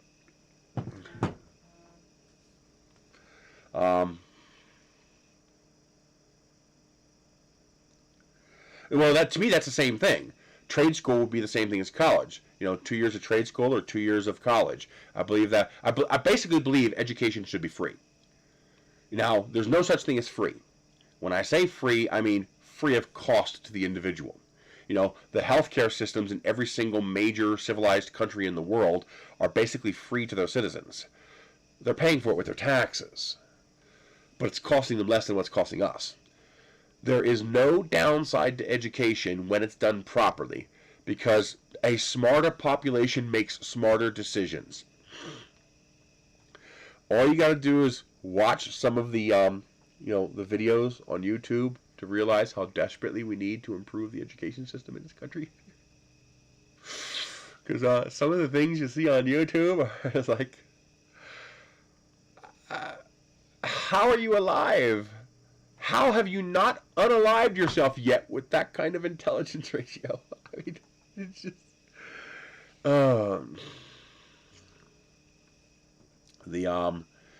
But education in general, if you want to go to school to learn pottery, who cares? It should be free. Because no matter what it is you learn, actually, TikTok's not bad. The signal, I guess it's their algorithm. Whatever TikTok is doing with their algorithm, the signal to noise ratio is very good. Like 9/10 of the content they show me, I actually watch. Maybe it's just because of the kind of stuff that I pick to watch, but their algorithm is good. The signal to noise ratio is very, very high. While the signal to noise ratio on Facebook is absolutely horrendous.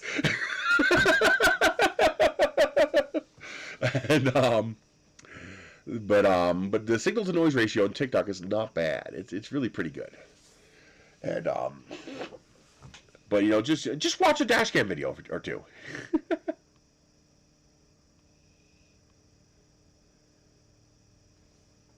500 a month? Jesus.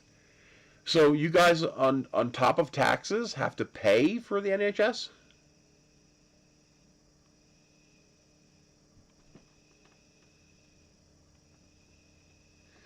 But the point is, whatever subject you go to college for will make you more intelligent on some level.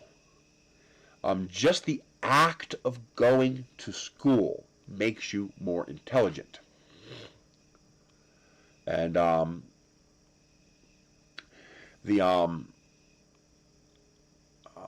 because just the structure, the assignments, the scheduling, the curriculum, that improves intelligence. And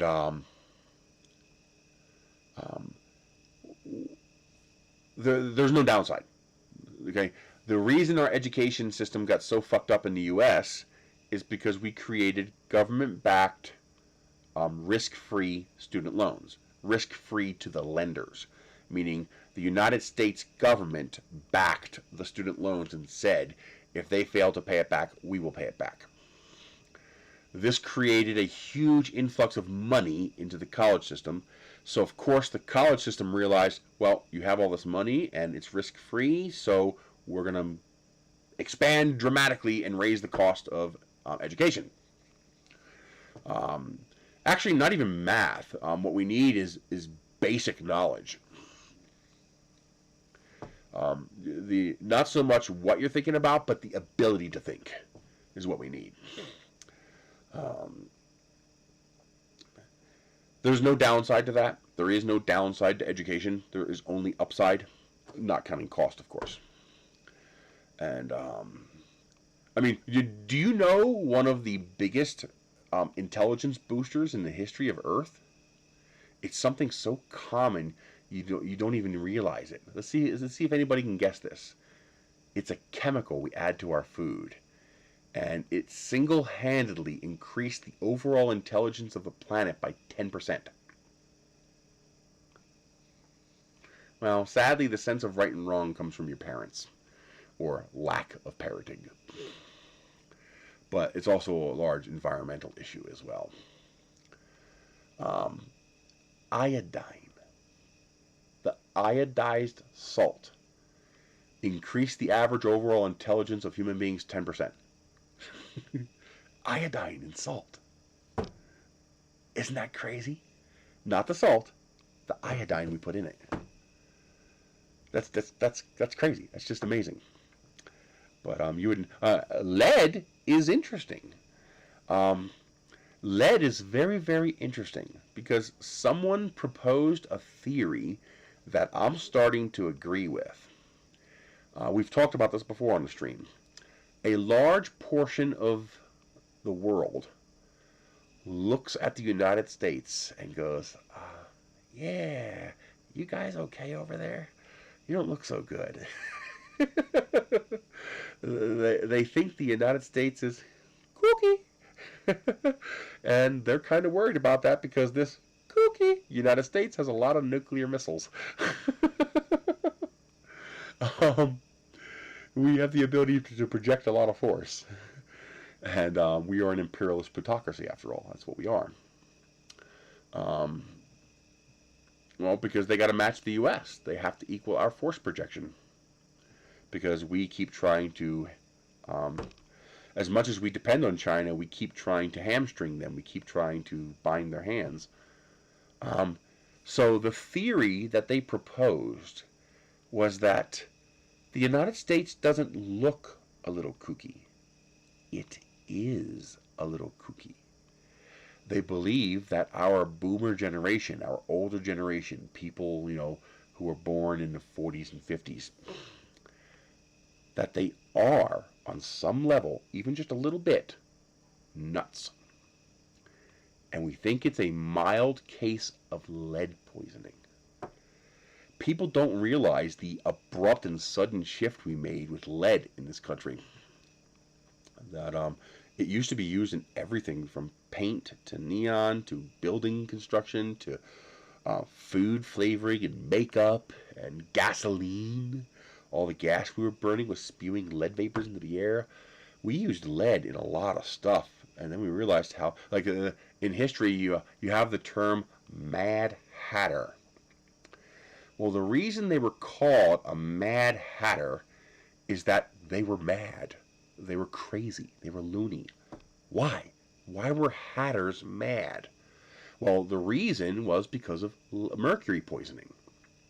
The way you would make a felt hat, the original felt hats, a fedora, stuff like that, the way they formed those hats was by dipping the hat in a mold in a vat of mercury. They used mercury to form felt hats. Well, they didn't know at the time that mercury was poisonous and made you go insane. And, hatters were dipping their hands in mercury every day. They literally went insane. Why did some of the kings of early generations go insane? Why were they known in history books as being nuts? Because they were. The reason kids lick lead paint is because lead reacts with the sweet receptors on your tongue. So lead tastes sweet. We actually used to use lead as seasoning on food. Yes, let's sprinkle lead on dinner to make it sweeter, or dessert, or whatever. Now, of course, the serf couldn't afford this. It was something relegated to the wealthy. So the kings literally went mad because of mercury poisoning, lead poisoning. And hatters went mad because of mercury poisoning. So the theory is that a substantial portion of our older generation in this country appears to be on some level slightly insane because they actually are. Because they're experiencing mild symptoms of lead poisoning that's affecting an entire generation. And we don't notice it because it affects the whole generation. Well, inbreeding was an issue too, but that's a different kind of issue. So because the whole generation is affected by it, they don't realize it. To them, this is normal. To them, this is perfectly fine. There's nothing wrong with me. There's nothing wrong with my friends.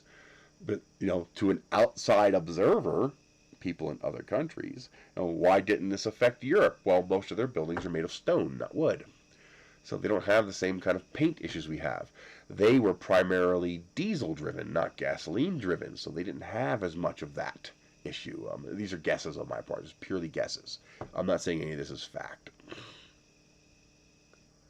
We might find out a generation from now all kinds of issues related to that. Who knows? But the current theory is that we just got to wait for this generation to die off before we can apply some, sanity to our culture. But the problem is, one of the things that this older generation has done was destroy our education system. If you go back to, what kids are being educated with in grade school and high school today, I mean, wow, they're idiots, and it's not their fault. It's like blaming a caveman for being a caveman. It's not his fault. It's the reality he grew up in. These kids aren't dummies because they're stupid. They're dummies because they're being educated to be dummies. They're being taught to be dummies, or not taught. I mean, it's just, how do you fix that? I don't know of a fast, easy way to fix that. I mean, am I mad at you? No. Why? Should I be?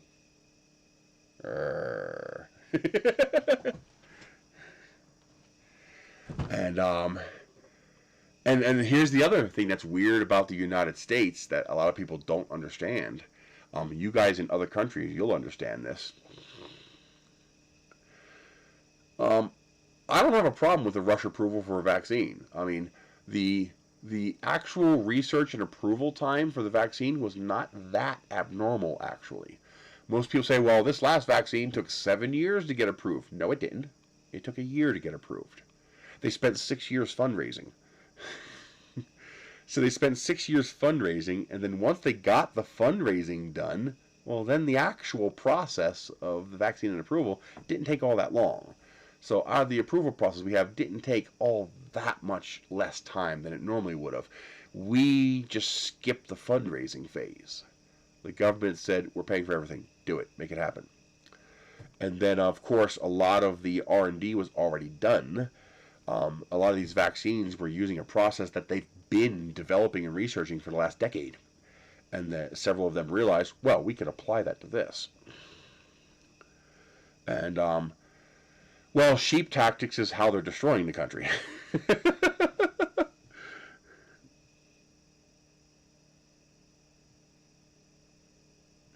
And, I don't know. I mean, all you have to do is look at the numbers in the hospitals for the vaccinated versus unvaccinated, and the math is pretty simple. Well, the problem is, this is actually a problem that bugs me. I've been thinking about it for over 20 years. Is that, and I hope I can eventually be proven wrong, but I don't think I can be. I think it's just a fact of nature. There is no non-violent solution to the problem. Why get a seatbelt when you can still die in a car crash? Why have airbags when you can still die in a car crash? You know, why have safety standards for airplanes when they can still crash and kill you? Why have a fire department when you can still die in your house with the fire department outside? You know, why have a police service when you can still be killed by a criminal? Why bother living when an asteroid could come out of the sky and strike you dead, or a lightning bolt can strike you dead? Yes, it is the same. It abso-fucking-lutely is exactly the fucking same thing. There is not one single fucking difference between them. Oh, I'm sorry, wait a minute. There is a big difference between them. You not wearing your seatbelt can't kill me. But you not getting vaccinated can kill me. There's that big difference. Yeah. You see, this virus problem is going to get worse. No, I don't ban people for disagreeing. As long as they stay civilized, I don't ban people for that. As long as they keep it PG-13 and keep it family-friendly and keep it civilized, I don't ban people. So, here's the issue. Viruses are going to become a problem. They're going to become a big problem. Because viruses mutate. And viruses mutate based on infected permutation. So, if I give 10 people a virus, and there's a 10% chance of that virus mutating, one of those people is going to have a mutation. The other 9 are not. If I have 10 million people, and there's a 10% mutation rate, well, now 1 million people have the chance to mutate that virus to something else. That's 1 million potential variants. Now, it's obviously not that bad, but you get my point. I'm trying to create a description of the problem here. We have to kill this virus before it mutates to be more dangerous. Normally, that shouldn't be an issue. Why would I care about ungetting the shot? I've got the shot. I'm fine. COVID did more damage to me than the 0 damage the shot did to me. Okay? Tell that to the 700,000 people who wishes they could have a shot. They're dead now. You know, tell that to their families and those people.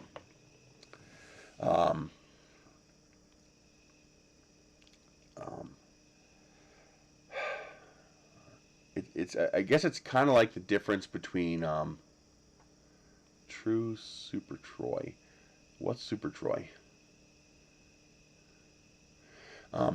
So as the population of the planet gets larger, and worse than that, the population of the planet has been large enough for quite a long time, but we've been segregated. So, for example, if somebody in England got a sickness, it's pretty hard. I use Superlube. That's what Wanhao told me to use, and that's just what I've always used. I use Superlube. It's pretty cheap. You can get a jar like this for like $14 on Amazon, and it's literally a lifetime supply. You'll never run out. I use it on the lead screws and the linear rods.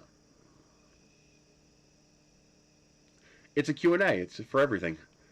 We won't touch modern politics. We're going to avoid that. So we're not going to talk about Republicans and Democrat and Trump and Biden and their decisions. But in general, sure, we'll talk about everything.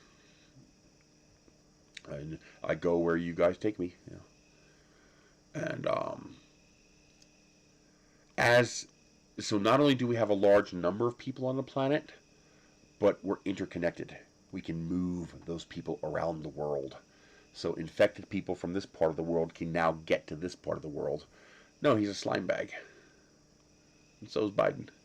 I'd gladly eat both of them.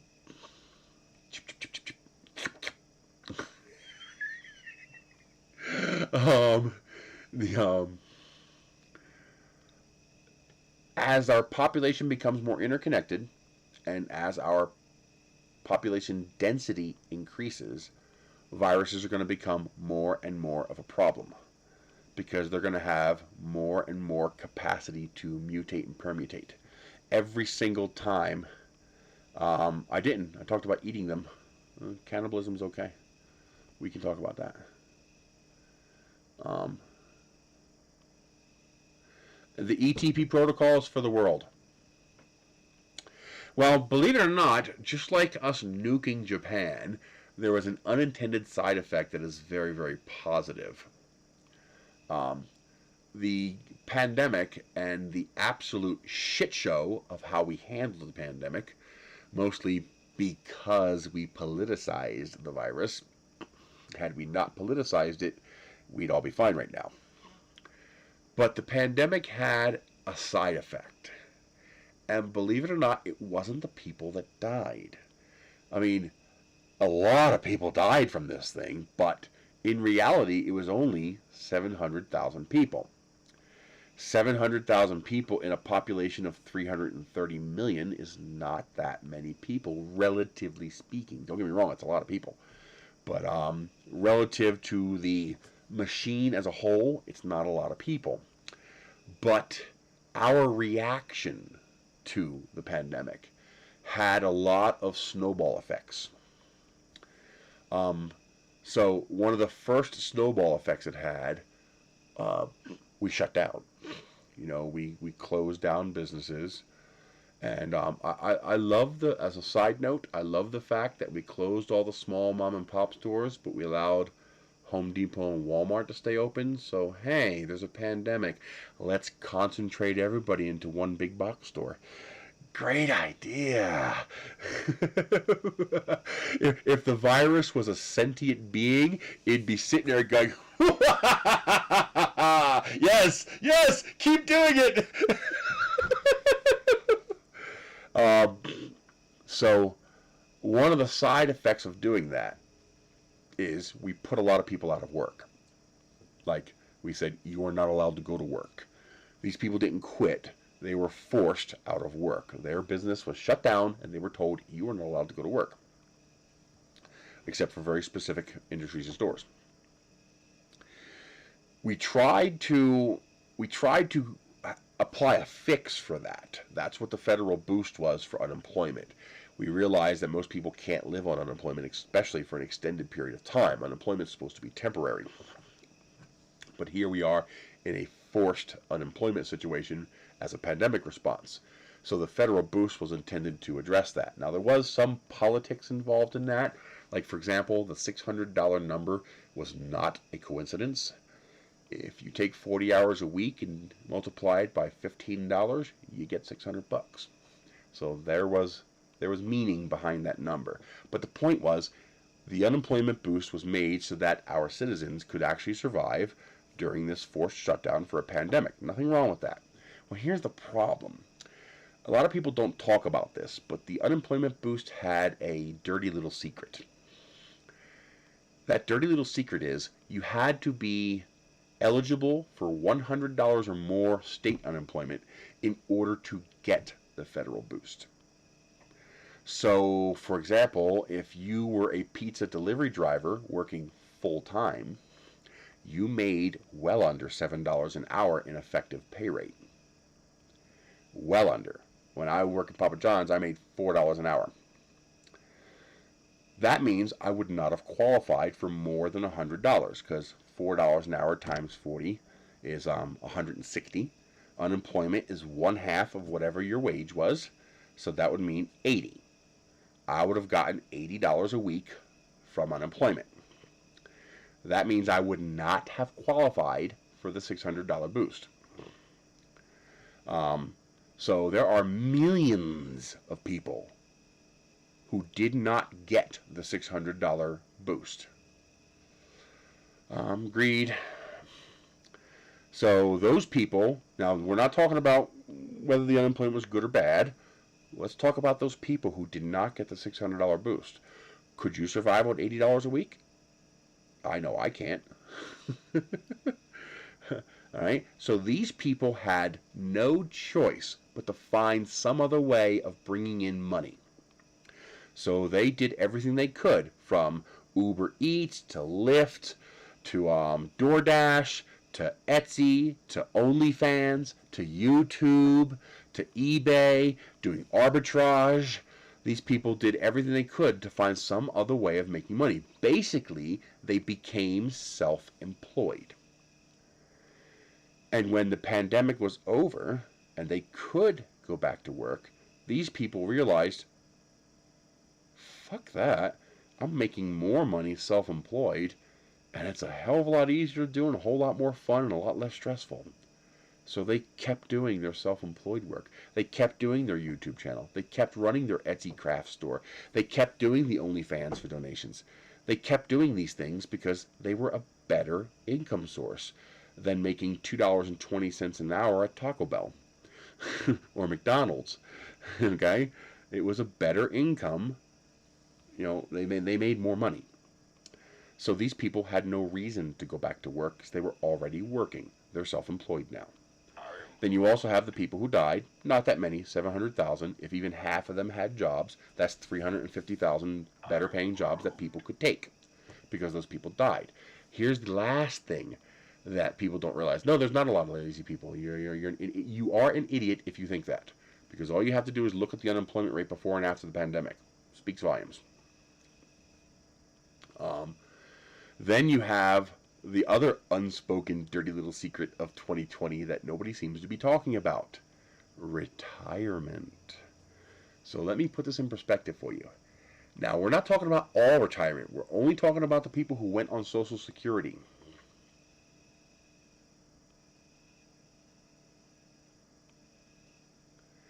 Most places, it's about 50%. So here in New Mexico, it's 53.5%. In Pennsylvania, it's 50%. Now, how they actually calculate that, I don't know, but that's basically what it comes to. You can look it up. What's the unemployment rate for each state? You can look them up. Now, of course, some states do it differently. So, the retirement issue is something else people aren't talking about. A lot of boomers have removed themselves from the job market, and those jobs have become available, and people are taking them. How many? It's a lot. Oh boy, it's a lot. Enough to completely shift the dynamics of the entire labor force. And nobody will talk about it because they can't bring themselves to accept the conclusion. The number of people who retired to Social Security in 2019 was 34 million people. Now, this happens every year. You know, certain millions retire, certain millions become of age and get jobs. So there's a cycle that happens there. You know, people leave the market, people enter the market. People leave the market, people enter the market, and there's a pretty it's a pretty predictable trend that you can graph out. Well, when businesses started getting closed and they realized they were going to have to pay out, a lot of businesses started offering early retirement packages to a lot of their senior staff, and they took it in droves. The number of people who retired to Social Security in 2020, 47 million people. That's over 12 million more people than the normal graph could account for. So suddenly, 12 million extra people, plus the millions of people who became self-employed, plus the people who took jobs from those who died. So we're talking possibly upwards of 20 million people. Somewhere between 15 and 20 million people. We don't know the exact numbers. Maybe somebody can figure it out. I don't know. But somewhere between 15 and 20 million people exited the job market permanently. All of a sudden, for the first time in 40 years, we had more jobs than we had people. That's why people are confused. And they look at the unemployment rate and say, wait a minute, the unemployment rate is basically the same as it was before the pandemic. Why are we missing so many people from the job force? Because so many people left the job market. The unemployment rate is not based on the total number of people in the country, it's based on the working population of the country. So people who are retired aren't unemployed. They're retired. They've left the job market. People who've switched to self-employment aren't unemployed. They're now self-employed. So it's not that there are no people to work these jobs, it's that there are no people who want to work these jobs because they found other jobs that make better money.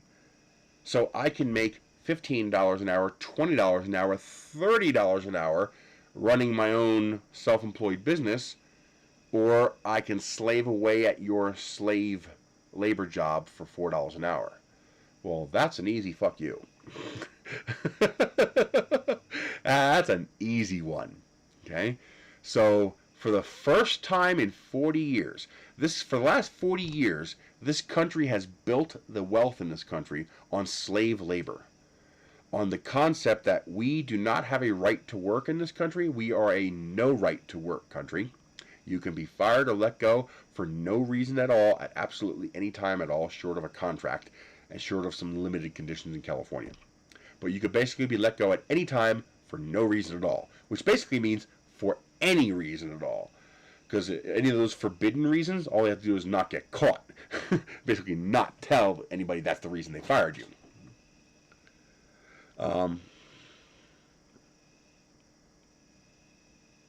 What?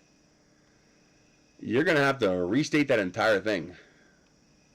Exactly, red light. Well, take a guess, buddy.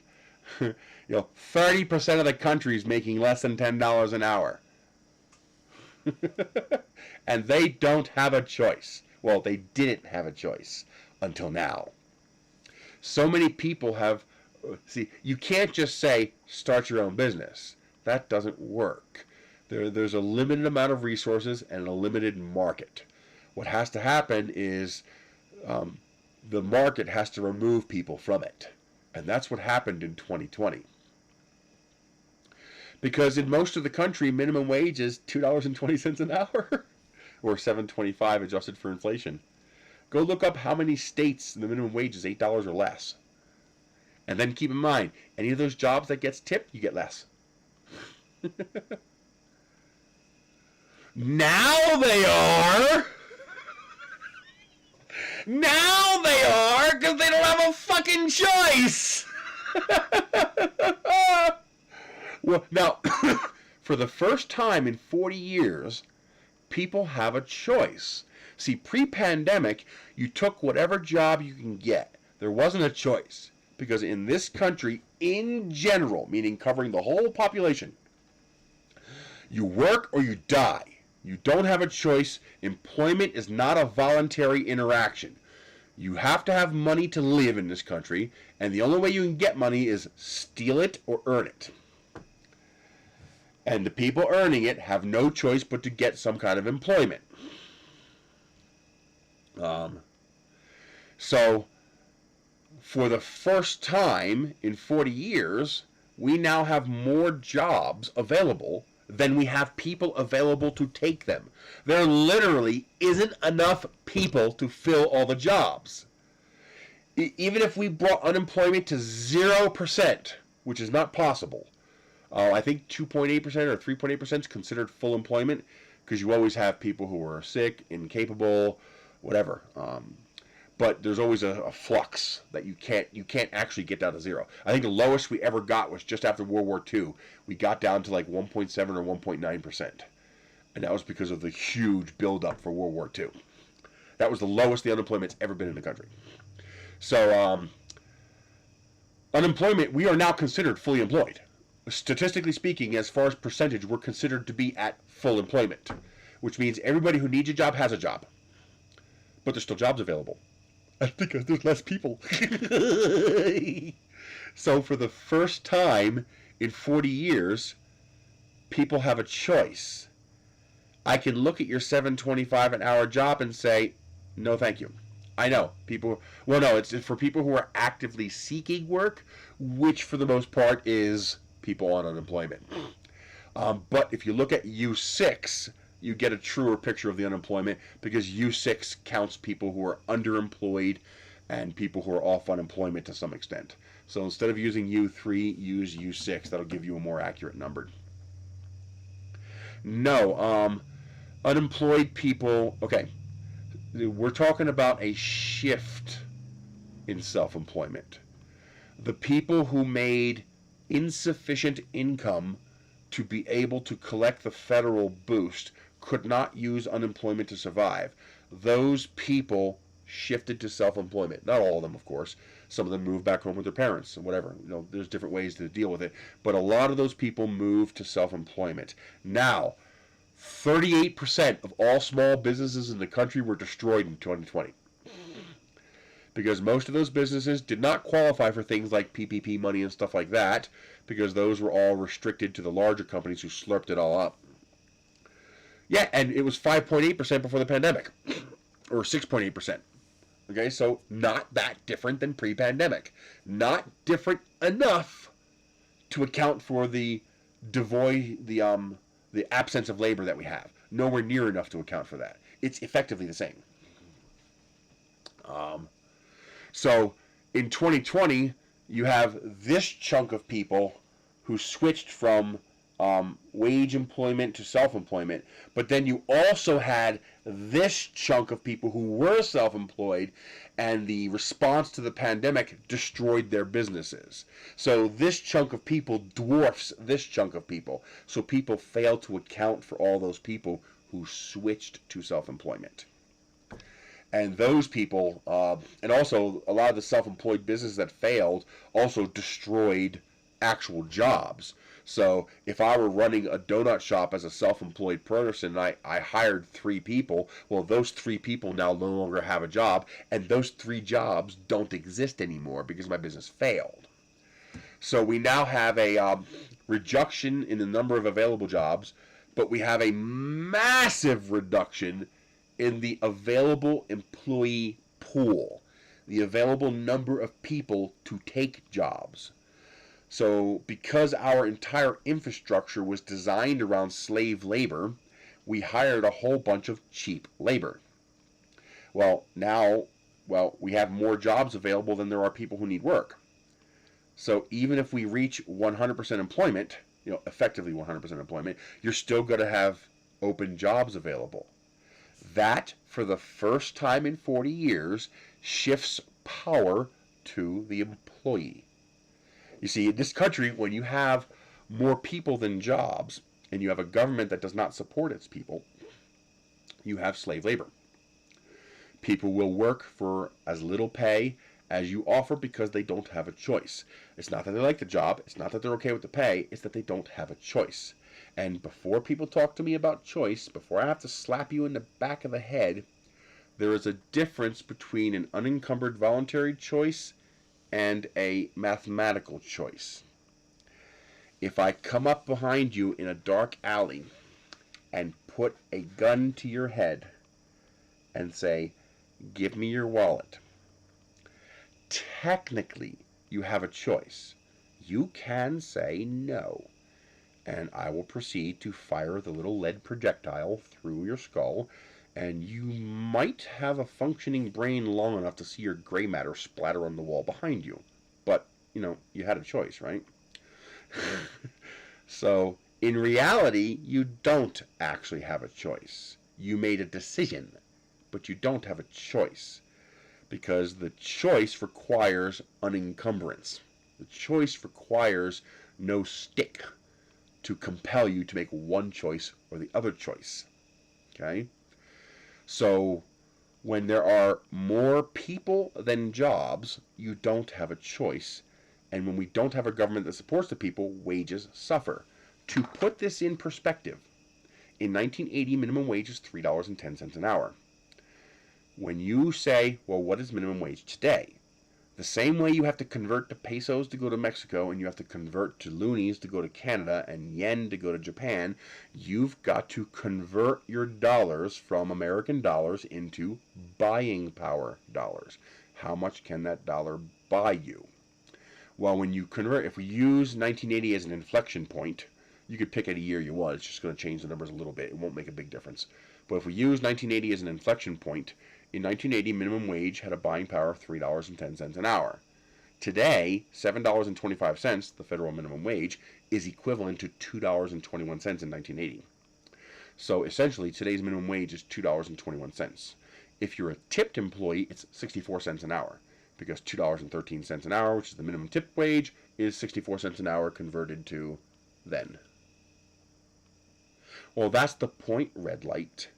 People shouldn't have to work 2 fucking full-time jobs to survive.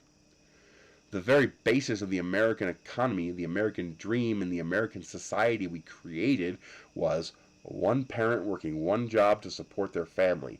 That was the whole goddamn point.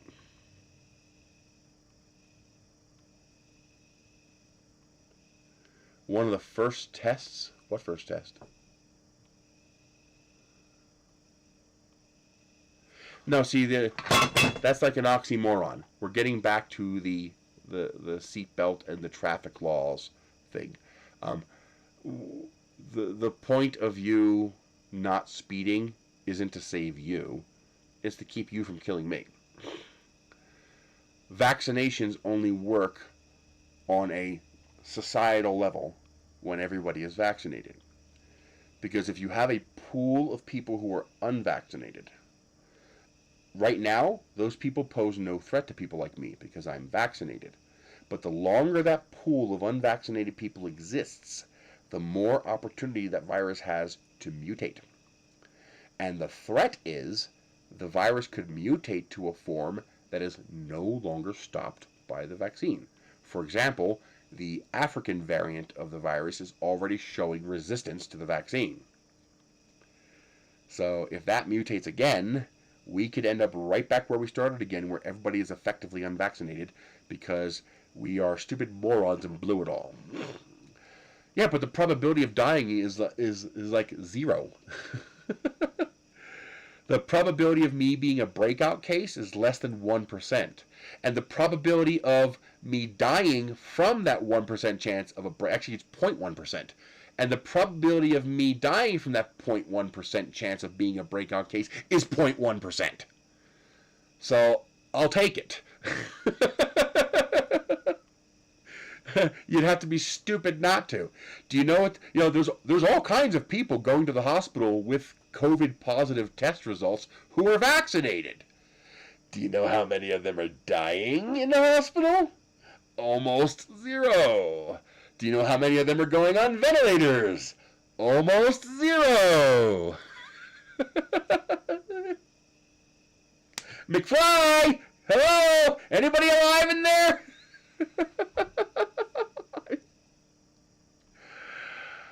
Oh my God. You know, it's that kind of a position that makes me wonder, how did your sperm win that race? How? Just pure dumb luck? I mean, so a seatbelt is only 95% effective, so fuck it. You know, I shouldn't have a seatbelt. It's only 95% effective, so fuck it. Don't bother with a seatbelt. Safety standards for equipment haven't dropped deaths to 0, so fuck it. No safety standards. Yeah, how many people die from drunk pilots? Hardly any, so fine, let them drink while they're flying. You can't make this shit up! You can't make it up!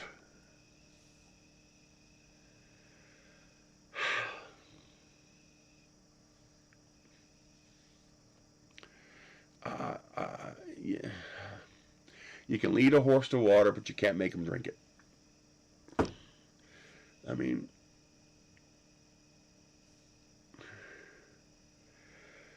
the rocket I was working on, I still need to get the, I want to add some ribbing to this to make it a little more resilient to warping. You can see here. You can see how this warped from the heat. And I'd like to see if there's a way I can maybe add a little ribbing to improve that. And, well, the unemployment rate says you're wrong. The unemployment rate says there isn't a lot of lazy people. So, let's see. Do I take your uneducated, biased, irrelevant opinion on the matter? Or do I take real-world data on the matter? Like, actual real-world data. Yeah, that's an easy one.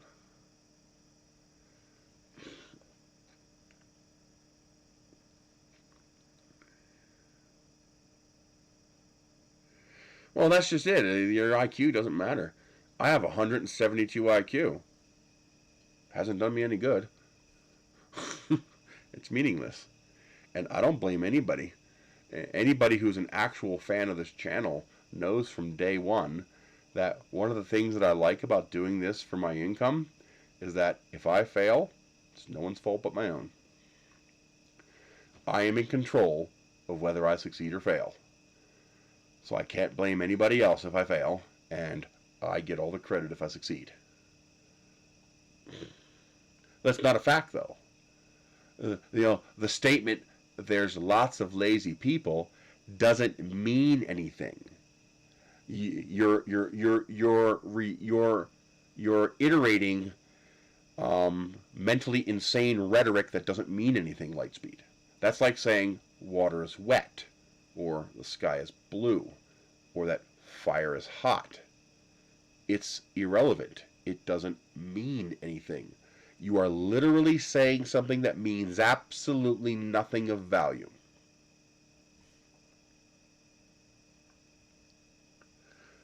I would love to do as little as possible to get by. Sadly, the world doesn't work that way. It just doesn't. It's not how the world works. You keep trying to turn this around to make it personal. You keep trying to apply ad hominem attacks, but it doesn't work. All right? Saying there's lots of people that are lazy doesn't mean anything. It has no meaning because you're a dishonest, disingenuous person. You're a shill. You're a bad person because you are trying to imply that the problem with the labor market is not slave wages, but it's lazy people. Even though the unemployment numbers say you're wrong. I mean, this is not rocket science. Well, you made it personal first. Because you're too lazy to put it to good use, right? You do as little as possible to get by. Alright? If you're going to dish it, you're going to take it too. You're damn right hard work is satisfying. Well, it's not so much that hard work is satisfying, is being properly compensated for hard work is satisfying. That's the implication. We're talking about the labor market. For the last 20 minutes, we've been talking about the labor market. The direct implication is there. So now you're going to play the troll and feign ignorance, and that's not what you intended? Bullshit.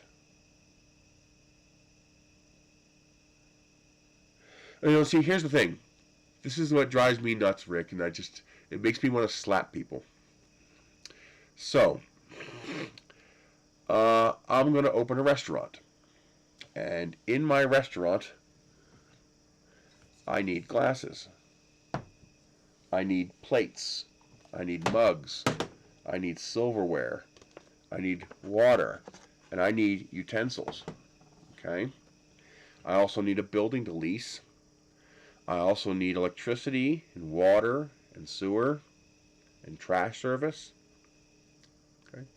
The one power the government has is a monopoly on violence. The government can exert force against me, and I cannot easily exert force against them, and in most cases, I am not allowed to use force to defend myself from that force.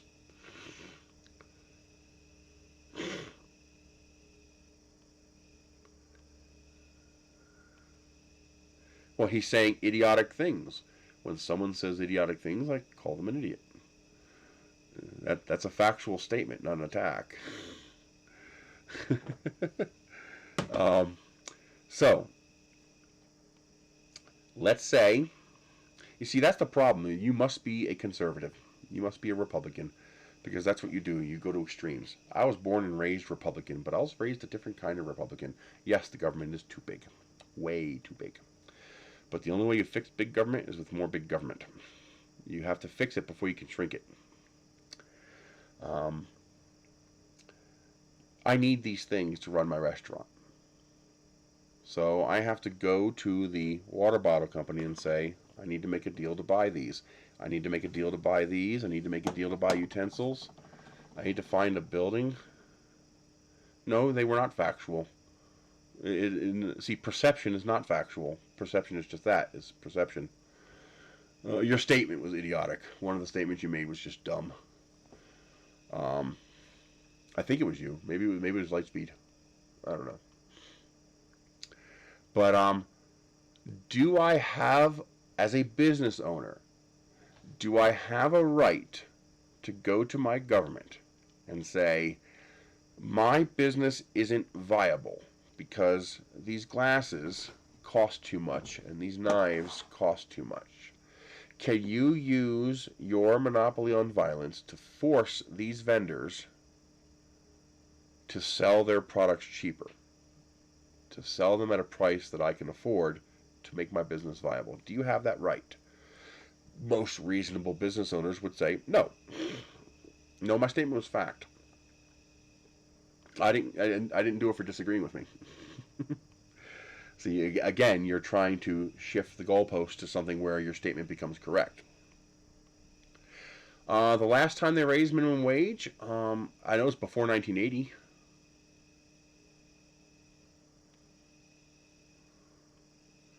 It was pre-1980 last time they raised the minimum wage. They've changed the minimum wage several times in the last 40 years, but they haven't raised it. They've actually lowered it. Minimum wage is now, 59% of what it was in 1980? So while it's changed a few times, it's never been raised. Not in the last 40 years. I didn't check before then. So, of course not. Obviously, I don't have the right to... He's talking to me. I don't have the right to force these companies to sell me their products for less. I can negotiate with them, and assuming the companies aren't doing anything nefarious to artificially jack up the price, in which case the government should step in, but assuming those companies are operating correctly, then I either negotiate with them and take the price we come to, or my business isn't viable. What about electricity? Can I use the government's monopoly on violence to force the electric company to take less for power? Can I use the government's monopoly on violence to force the water company to take less for water, or the trash company to take less for trash service? So, Red Light, Rick, and Lightspeed, I'd like you three, and Super Troy Super Troy, I'd like you three to answer that question. Yes or no? Do I, as a business owner, have the right to use the government's monopoly on force to force a vendor, a supplier, the electric company, water company, trash company, landlord, whatever, do I have the right to use the government to pass legislation to force those people to take less for their products and services in order to make my business more viable? Do I have that right? Yes or no?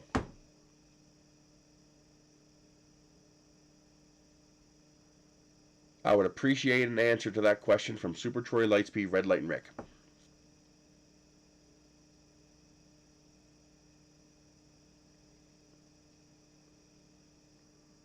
It's a very simple question.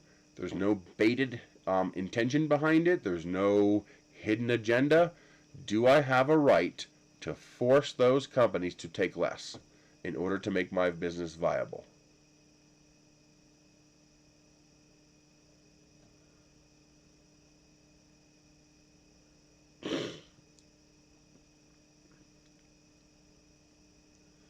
I'm waiting for a yes or a no. It's a very, very simple question.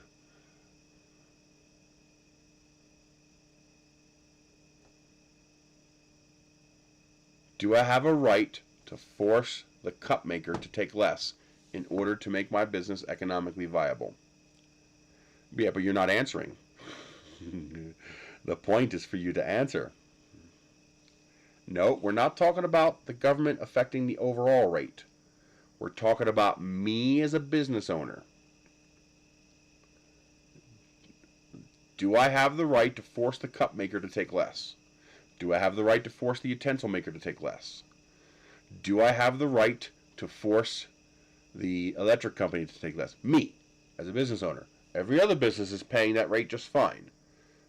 Do I? I'd not ask, cannot. And yes, they can. Because that's what they're doing. Okay? Absolutely not.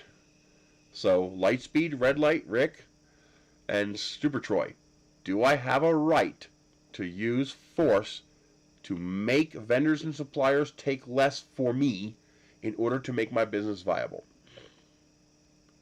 I'm going to ask the question again. Do I, as a business owner, have that right? Whether or not the government has the right is a different story altogether. We can decide right or wrong. So you are saying it is okay for you, the utensil maker. So Rick Standen, you're a utensil maker. And you have told me I will sell you knives for $1 each. And I turn around and say, no, you're going to sell me those knives for 50 cents each, and you don't have a choice in the matter. You're telling me I have that right, that I can do that, that I can force you to sell me your $1 knives for 50 cents. And your lack of an answer speaks volumes, Lightspeed. So, Rick, you're telling me I have that right. So, Rick, I want to buy your house. I'm going to give you $10 for it. You just said I have the right to force you to do that.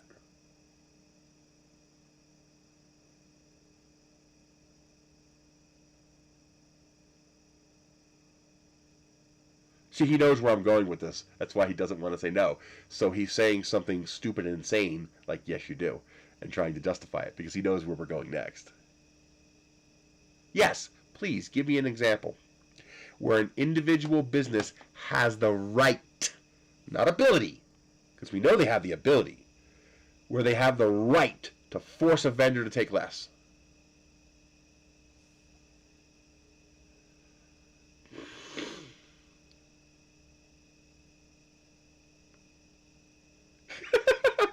I think I understood half that. So yes, Rick, I would like an example, please, by all means. Oh, I got...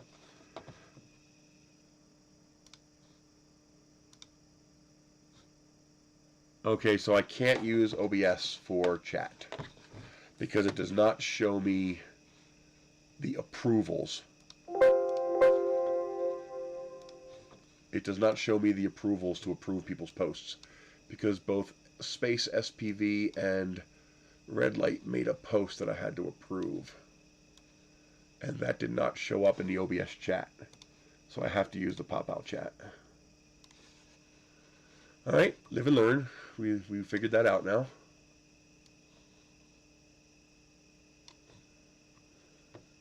So Rick, I'm waiting for your example, and be specific.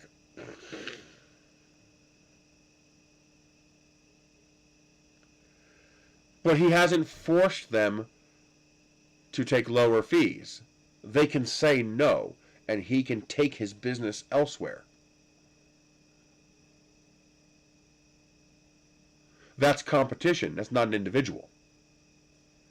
We're talking about individuals.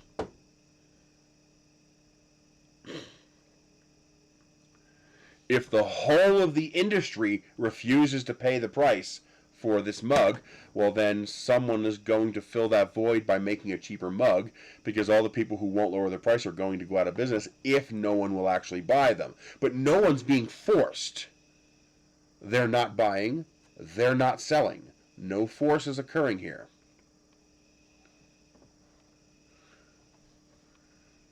Exactly, to get it elsewhere. You're not being forced at all. That customer isn't making you provide the service for less. You told the customer no. They went elsewhere. You weren't forced to do a goddamn thing. I'm talking about a customer saying, yeah, your $50 service? No, I want it for $10. Oh, and by the way, I have a gun and I'm going to make you give it to me for $10. Hypothetical, you know, the metaphorical gun, not a real gun. There's a big difference between market forces driving down the price and an individual saying, nope, I'm not going to pay that price. I'm going to pay less, and you're going to let me pay less. So, Rick, I'm waiting for your example.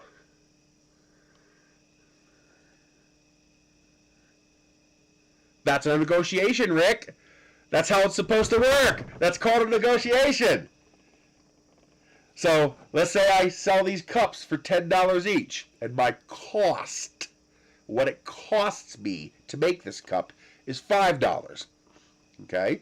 So I have an asking price of 10 and I have a basement of 5. I can't go down to 5 because I'm not making any money. I'm out of business. Okay? So you could say, well, $10 is too much. I'm willing to buy 500 of them. Will you take 6? And I was like, no, but maybe I'll take 8. And we negotiate and we agree on 7. Okay? I'm getting $2.50 less per cup, but I'm selling 500 of them all at once. So I agree to take less in negotiation with you to secure the deal. What I'm talking about is I come to you for your cups and say $4, no choice. You don't have a choice. You're no negotiation. We're not going to go back and forth. You're going to pay. I'm going to take this for $4, but that's less than what it cost me. Too bad.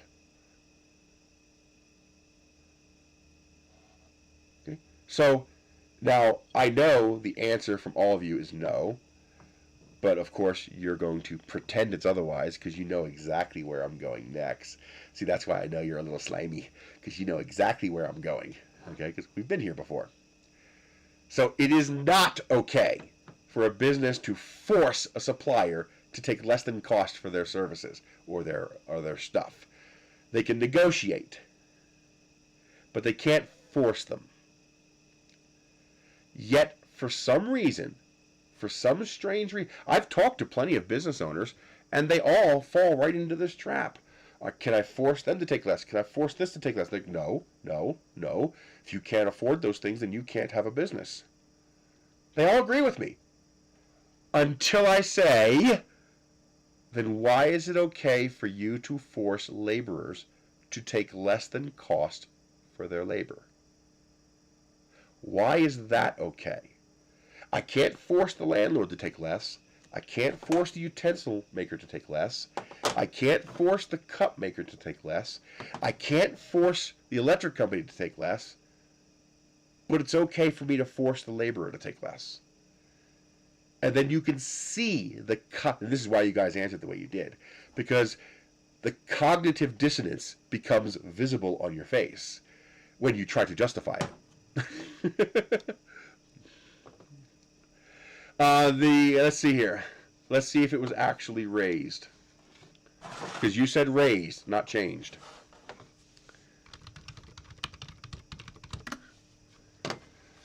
So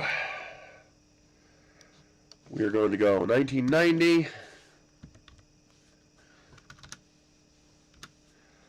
and then we are going to go 1980, and we're going to go 725. So you are correct. The minimum wage was raised in 1990 to $7.25, which is actually $4.57. So minimum wage was increased from $3.10 to $4.57 in 1990.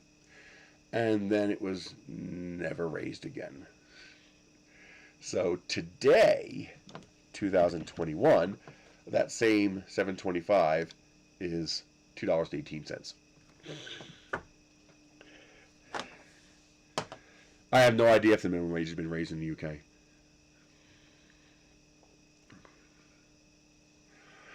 No, they're not that difficult to determine. Okay, individual worker costs are difficult to determine, and also individual worker costs are not the responsibility of the employer. If you choose to eat lobster and caviar every night, that's not the CEO of McDonald's problem. Okay?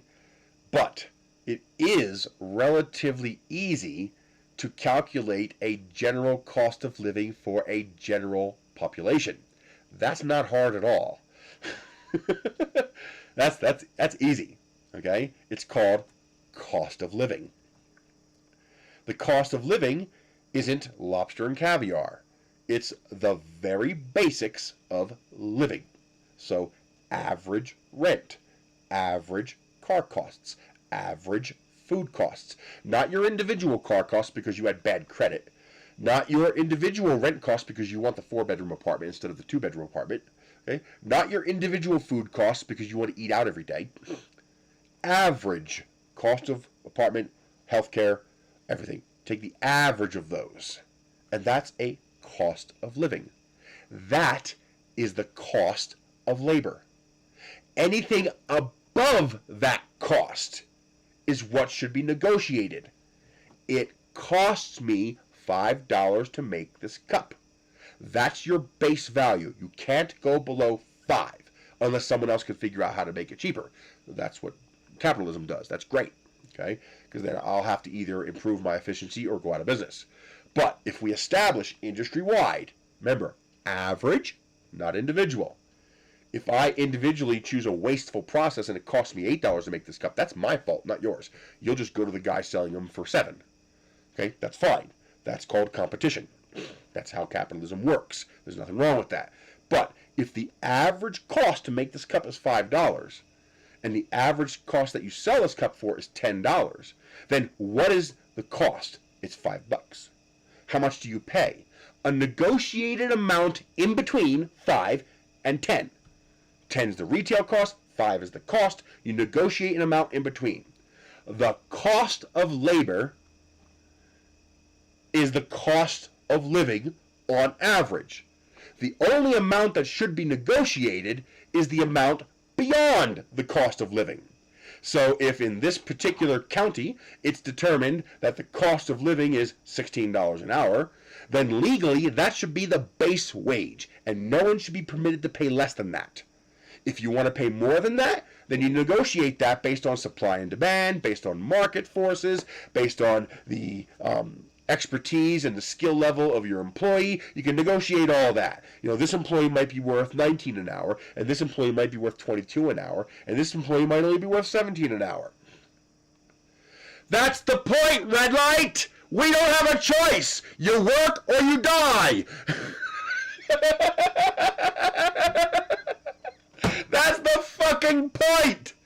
That's what you're missing! You're holding a gun over the one party's head. You're forcing them. Because if they don't work, and everybody else is offering the same slave wage, then they have a choice. Take the job or die.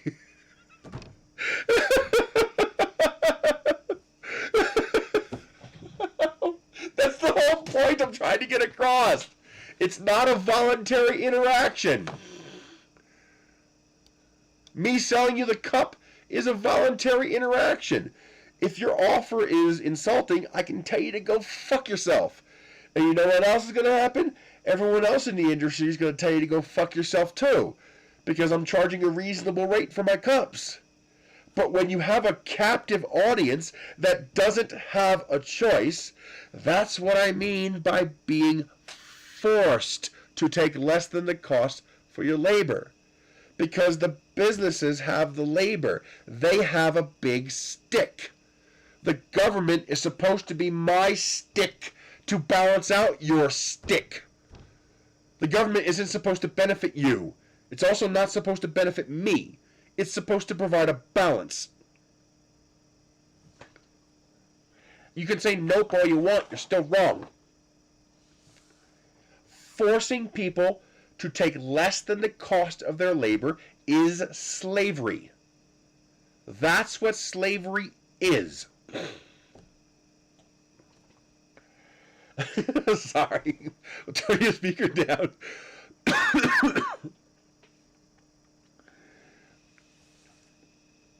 Now, if you have if you can lower the cost of living, okay. Now, there are plenty of ways. There are two ways to fix this. Either minimum wage has to go up to the cost of living, or the cost of living has to come down to what minimum wage is.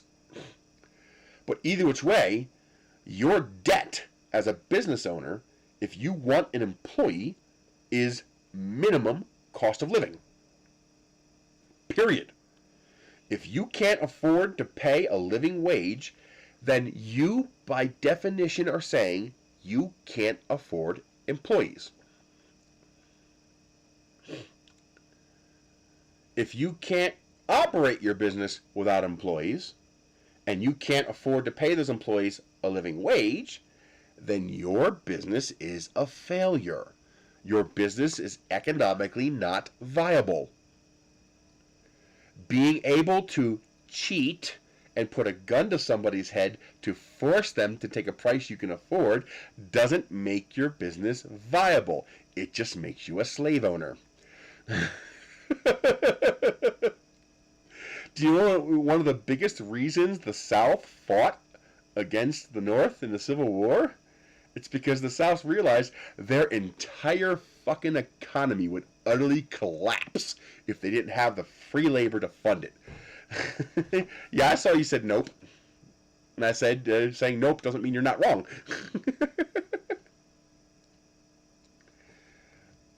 Why is the price of goods suddenly rising? Why is the price of energy suddenly rising? Part of it is our corporations throwing a temper tantrum. They want their slave labor, and they don't like the fact that they're not going to be able to keep it. So they're throwing a financial temper tantrum. That's what they do.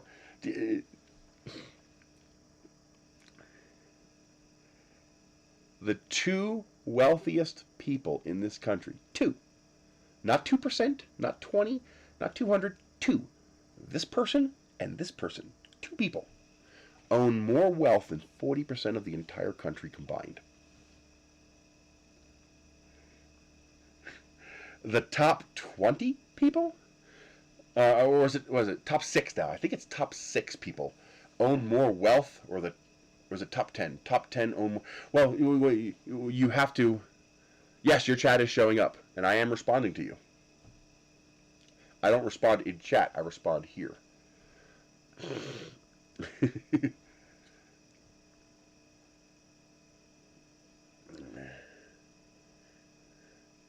So say something, and I will tell you. Super Troy, lol, time hack 1458. So whatever time you posted it versus the time I just told you I saw it. That's the time delay. So, the problem is corporate America is freaking the fuck out because their entire business model revolves around slave labor.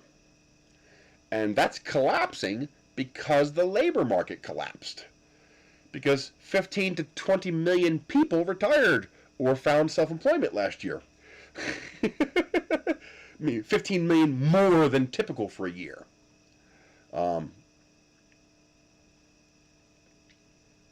So why does it matter that two people have more wealth than the bottom 40%? Because it's impossible. In a capitalist society, that's not possible. There should be no possible way for individuals to accrue that much wealth in a capitalist society. Hey, Daryl. Think about it this way. Okay? Let's say, what's a good example? Where is my plastic? I always like having little trinkets to show. Okay. Let's say, what do you call this? It's I forgot what you call this. It's not a staff. It's a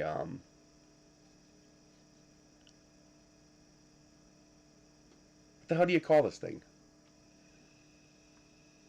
I forgot what this is called.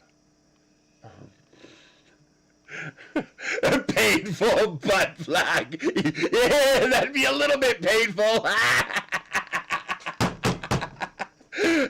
Not a mace.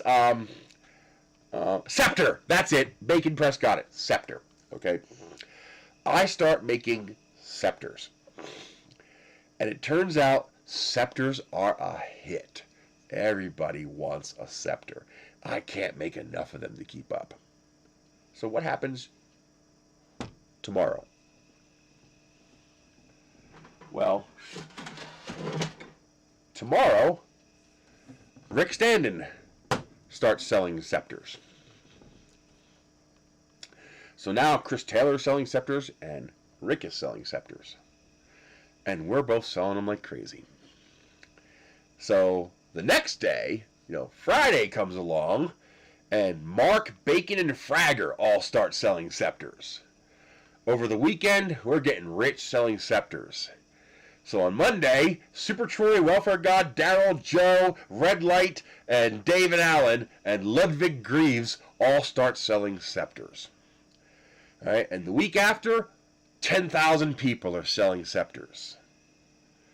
And now there's too many scepters on the market. We're going to get to that in a moment. Now there's too many scepters on the market. The supply exceeds the demand. The price collapses. Some of us were making, super expensive scepters. Some of us are making super cheap scepters. Some more people want this, less people want this. And my company, I flourished, but I blew all my money. I wasted it. And at the new price that the market will support, I'm not viable anymore. And I can't adjust and adapt fast enough to stay viable. I go out of business. And this happens. So, supply goes up and down, demand goes up and down. The more efficient companies survive, the less efficient companies fail, and eventually you reach an equilibrium of supply and demand. You have the right number of companies producing for the right amount of demand. When you have too much supply, price plummets, suppliers drop out, price comes back up. When you have extra demand, the price goes up, but then more suppliers kick in production, price comes back down. This is capitalism 101. This is normal standard economics. Do you see something in this equation here? Do you see something in this equation? Nobody can get dramatically ahead of anybody else. Because unless you have a particularly restrictive market, meaning you have a natural monopoly of some sort. Okay, like if there's a material that comes from an asteroid and there's only one asteroid in the whole solar system and I own it. Well, I have a natural monopoly. Okay, but short of that, that's capitalism. And in a capitalist society, you cannot have ultra wealthy. Because if whatever you're doing is making you wealthy, other people are gonna start doing it. That's capitalism. What we have in the United States is not capitalism. We haven't had capitalism since like the 60s. We are not a capitalist country. China has more capitalism. China has more capitalism than the United States does. What we have is feudalism. We don't have capitalism. We have feudalism. People say, well, private companies own the wealth. No, they don't. These companies are not private. Apple is not a private company, tribe. Amazon is not a private company. Walmart is not a private company. Microsoft is not a private company. These companies influence legislation. They influence the basic governmental operation of this country. They are not private. They are state. Yeah, you keep saying nope, but you don't tell me what you're saying nope to. Time hack 1505. Okay? So what happens is when we permit capitalism to fail and we switch to oligarchy, okay? What happens is we start influencing government. I tell the government, hey, place some restrictions on scepter production to make it harder for Rick to compete with me. See, I have an inside and I am already established, so I can get the permits and stuff like that, but Rick can't. That's a hurdle he has to cross to get into it now. Or I have a patent system, and instead of applying that patent to an individual who has a right to benefit from something they invent, we allow state-created entities, corporations, to own patents. They're in the name of a citizen, but in reality the corporation owns the patents and abuses it heavily. I mean, they're now granted, Stratasys actually used their patent for the entire time they had it, but there are plenty of pocket patents where people only use the patent to stop other people from doing something, like the Ovonix battery patent and Texaco USA, which was sold to Ebasis and Chevron. That was a suppressed patent. The purpose wasn't to protect intellectual property, but to prevent that property from ever existing. That was the purpose. Okay? Or I create a medallion system that only us wealthy guys can afford, but you little taxi guys, you can't afford it. Okay? Or I permit the accrual of, and this wealth permits them to create giants in the industry like Walmart and Amazon that no one else can compete with, because Amazon can afford to actually sell for less than their cost just for the sole purpose of crushing you and preventing you from being competition. Correct, exactly. Patents have become the toys of corporations. And same thing with the bus. You want that bus permit? Yeah.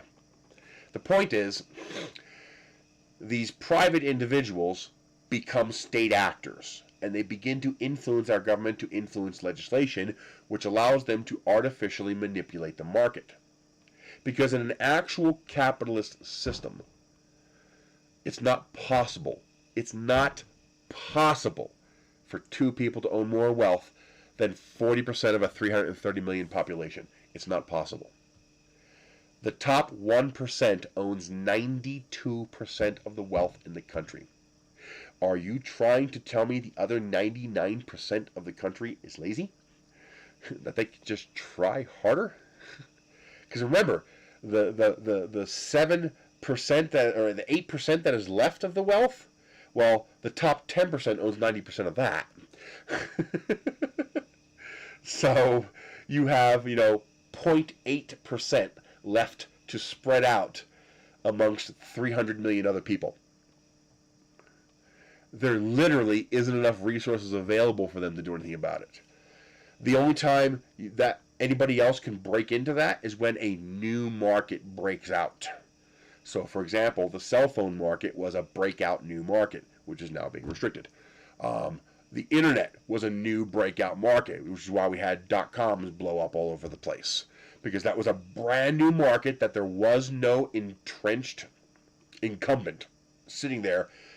Basically, we build a ladder to allow us to climb up, and then when I get to the top of the ladder, I kick the ladder down and say, you're not allowed to build ladders. That's what we do. That's called feudalism. That's not capitalism. That's not democracy. That's feudalism. And that's what we have. We still have a tiny bit of capitalism in markets that the big guys don't care about, or don't care about infiltrating your small mom and pop shops and stuff like that. But in general, we have feudalism. That's what we have. We don't have capitalism in this country. So in a proper market, the purpose of government isn't to regulate the market. It's to maintain the free market. You see, capitalism is probably the best form of economics that we could have right now. I mean, the optimal form is socialism, but that only works if you have Star Trek technology. Socialism cannot work at our current technological level. It would take an incredible amount of fortitude and violent force to actually make socialism work. Until we have unlimited energy and matter replicators, until we can basically eliminate need. You can't really eliminate want, that's a societal thing, but you can eliminate need. Until we can eliminate need, socialism will always fail. The current form of economics that we have that can work in our current level of development and technology and population is capitalism. But capitalism... Yeah, but you want me to print 60 of them. That's $1 each. The plastic costs more than $1.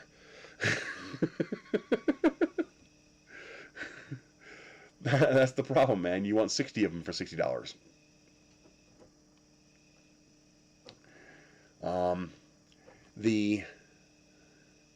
Well, it could. A Star Trek type society could work, because the third thing that's required is a fundamental change in human psyche, and that would happen over time on its own, as people became less animal follower and more assertive. But again, that's going to take generations and all that stuff. Yeah, I know. Well, that's kind of a joke. That's because, well, I think it could. I like to think that there's hope for our species in the future. I like to think that an ideal society like Star Trek is possible. It's better than the alternative. Oh, you need just one? Because your message said you needed 60 of them. Like the message you sent me on Etsy said you need 60 of them. In our lifetimes? No, it's not coming in our lifetimes. No. In our kids' lifetime, and their kids' lifetime, and their kids' lifetimes? Nah. But in a couple hundred years? Maybe. In the meantime, capitalism works very well. Capitalism is single-handedly responsible for creating the middle class, for almost getting rid of serfdom until we started to revert again. And capitalism has single-handedly advanced the world more technologically in the last 100 years than any other system has done in the last 10,000 years.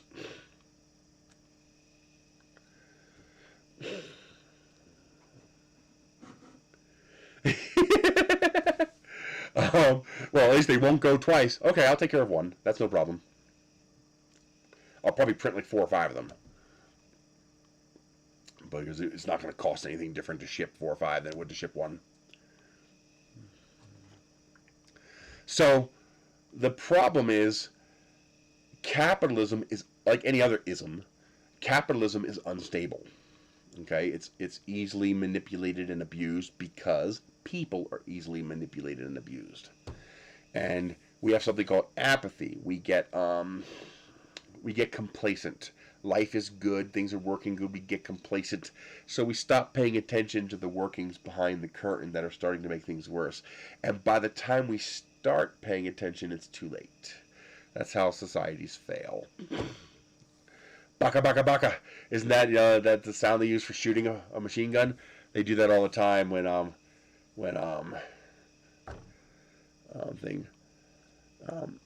the largest terrorist organization on planet Earth is the U.S. police force.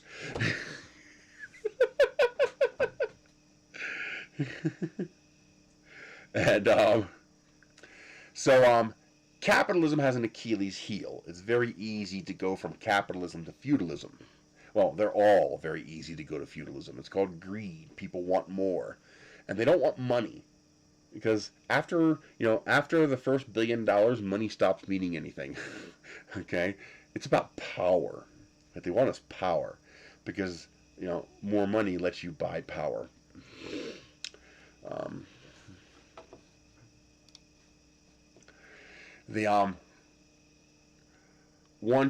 In order for capitalism to work, you have to have a free market. And that's a confusing term. Well, again, lack of education in this country. Most people don't understand what a free market is. A free market is not Wild Wild West, do whatever you want. That's not a free market.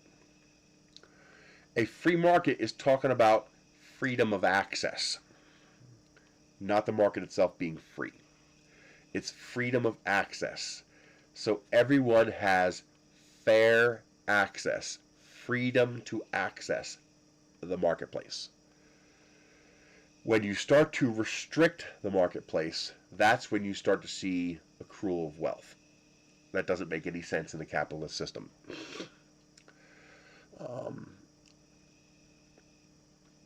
That's when things go bad.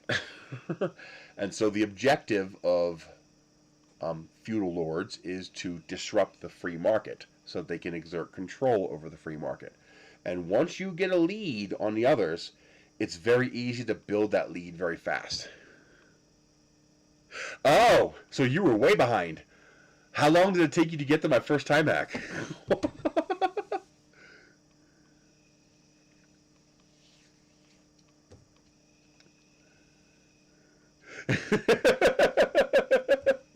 Well, that's interesting. But, well, it doesn't matter. I'm going to send several because I'll scale one a tiny bit, make sure it's the right scale, and in case one breaks. So I'll send you 4 or 5.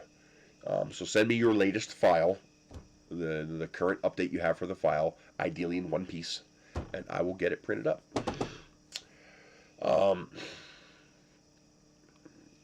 I was wondering, I was like, does he not hear me? Maybe. I don't know.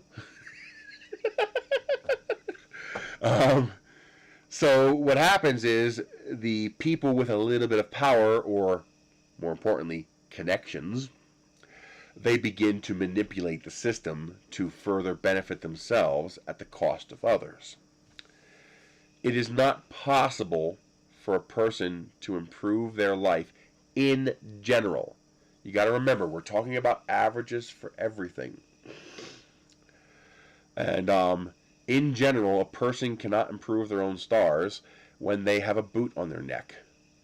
And when you're being paid less than a living wage, you have a boot on your neck. You have for the general population an insurmountable obstacle that you can't pass.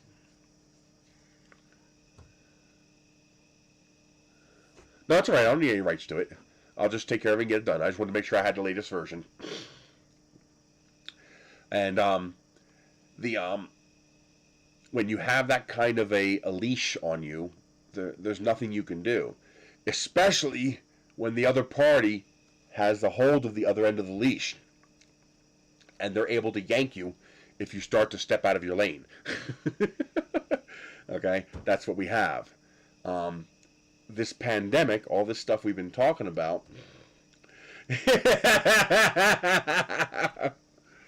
but no, you don't understand, Super Troy. That's not how it works. Individually, that can work for a select few individuals. There are spaces that, depending on connections, depending on environment, depending on drive and will, depending on skill, depending on pure luck, there are little slivers that some of us can try to slide into. I slid into one. I got lucky. I started this YouTube channel. It worked. I screwed it up for the last year, but I'm working on it. But this is my chance to get out of that sliver, to take one of those slivers. 20 of you try to start a YouTube channel doing 3D printing. Even 20 of you. You can't. There's not enough room in the market. There's not enough slivers for you to fit into. Unless, of course, you could push someone else out. You could take their sliver. Probably can't think of any offhand, though. And so it's a lot harder work than it needs to be. And on top of that, it's impossible for the bulk. 50% of the entire nation, the whole country, 50% of the whole country lives on minimum wage or less. I am defining minimum wage as somewhere between $2.13 an hour and $15 an hour. So if you make $15 an hour or less, you are making minimum wage. 50% of the entire nation makes minimum wage or less. Okay, so now the workforce pre-pandemic, I don't know what it is now, the workforce pre-pandemic was approximately 160 million people. So that means 80 million people making minimum wage or less. Tell me exactly what even half of that 80 million people can do to fix that.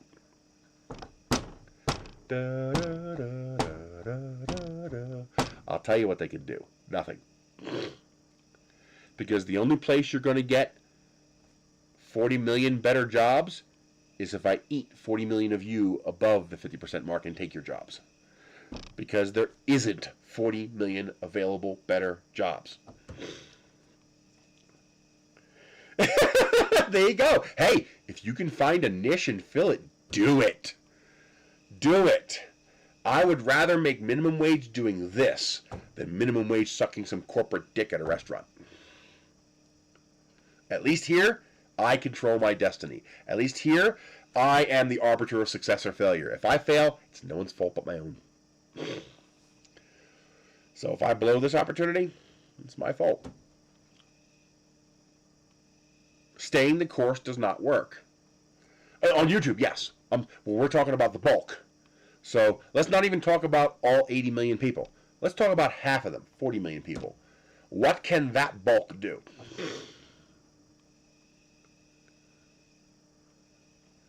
You can't just do it. There's nothing to do. There isn't 40 million available slots for better income. That number of jobs doesn't exist. In fact, that's why the corporate America is freaking the fuck out. That's why the Republican Party is freaking the fuck out right now. Because so many people Really? So many people dropped out of the labor market that it completely upset the labor market. It shifted it on its head. For the first time, there are millions of available better jobs. And guess what Republicans have been telling people for the last 40 years? Work harder. If you don't like your low-paying job, get a better job. If you don't like your no-skill job, get an education. Well, guess what? That's exactly what they fucking did. And now they're freaking out because all the slaves are gone.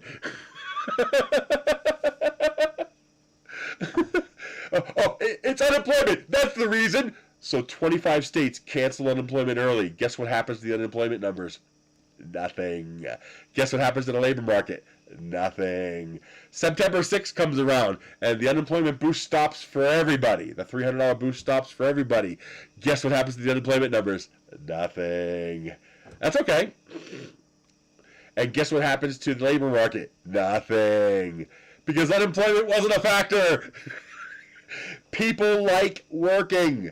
People don't like sitting at home on their asses doing nothing. It's boring. Did you really? I wish you'd have told me that, man. I could have sent you a whole bunch before I left. I literally had over 100,000 movies. I could have filled a box for you, and you could have had it for the cost of shipping. That's too bad, man. You should have said something. Because my dad was he was copying a lot of the movies. Some of them he had a right to. He had a contract to copy them, but a lot of them he didn't. And I did not like doing that. So once I took over, I stopped doing that completely. No more copying. The only ones we copied are the ones we had contracts to copy. And some of the films would keep getting caught by customs. So once we got the films, we signed a contract where we would duplicate them on our end and would just send the royalty to them. Except for those, I stopped that altogether. So I had tens of thousands of I had tens of thousands of copies of films that I wasn't selling because I'm not selling copies, and they were just sitting there. I could have given you so much. Hey, drone shots. But there's a lot of Debbie Does. Yeah, we had a whole section just for that. And then what was the other one? Max something, Max Core, or there was another. It was a heavy bondage series that was very popular with people. But yeah, what are you gonna do? I'm glad I'm out of that. It made good money, but I'm glad I'm out of it. Too much backstabbing and stealing. Just it might have been Max Hardcore. That might have been exactly what it was called, Max Hardcore. But what are you gonna do? Do the best you can. The problem is when the system is rigged against you. That's what I have a problem with. And when the system is rigged, that's supposed to be when the government's supposed to step in and fix it. That's all right. I don't mind. Changing the subject.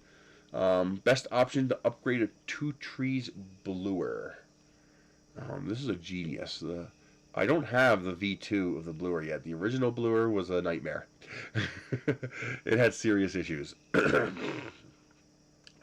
Upgrades. Linear rails.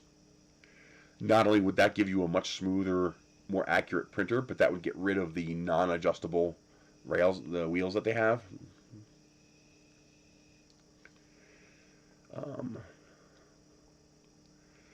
Hot end upgrade, of course. Put an all-metal hot end there. You can start experimenting with higher temperature plastics, but that only really works for ABS and nylon. For anything else, you need higher temperature bed and enclosure. Bigger nozzles always fun. You can start experimenting in different ways by using a larger nozzle, which will allow fatter extrusions. So your prints are lower resolution, but they're faster and stronger. Even going up to a 0.8 millimeter nozzle will cut your print time in half and double your strength.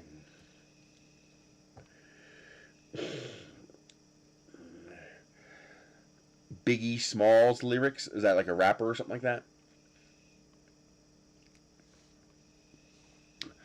Smaller nozzles, be careful. You do not want to use any filament that has a filler in it. If you go down to a 0.2 millimeter nozzle, do not use anything that has a fill in it. No, that means no glitter. The only glitter that sometimes works is Prusament, because they use mica powder, which is really, really fine. But even that still clogs every now and then in the 0.2 millimeter nozzles. What's a live reaction video?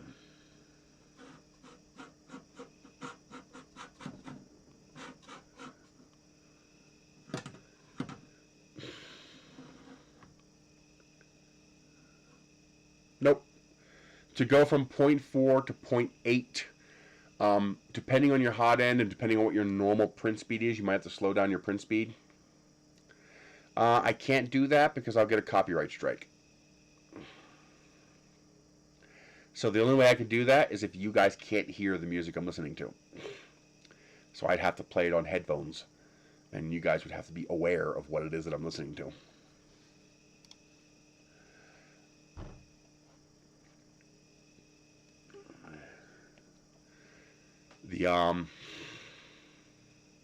So if I were to change, for example, this printer here from a 0.4 to a 0.8,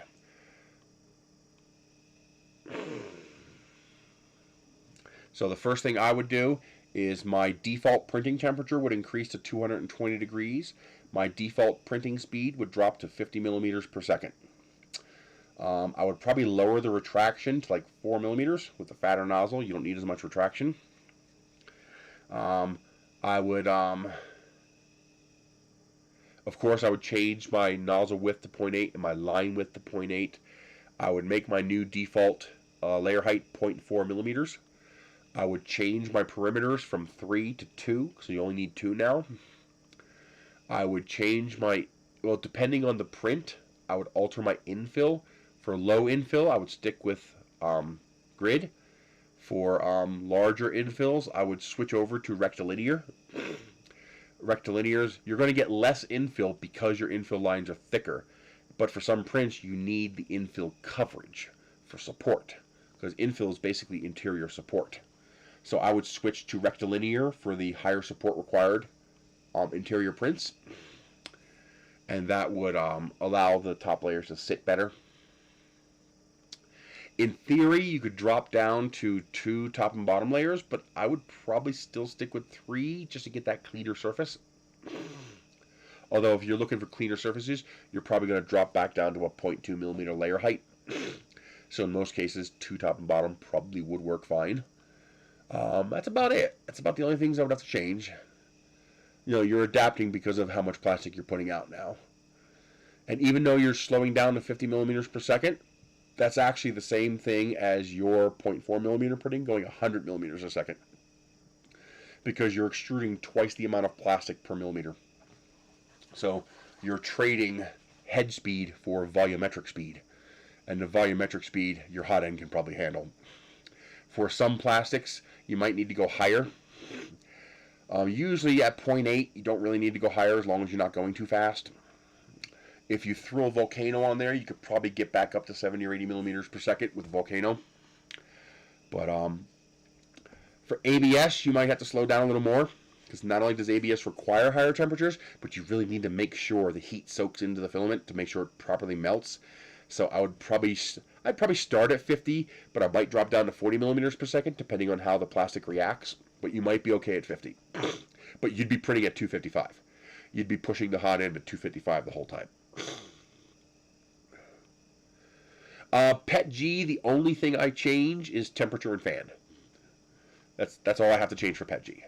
So for me, PETG, I print at 250 Celsius with 25% fan and the bed at 70. That's the only changes I make for PETG. Hang on, I gotta go to the bathroom. I'll be back. I am wiggling like crazy.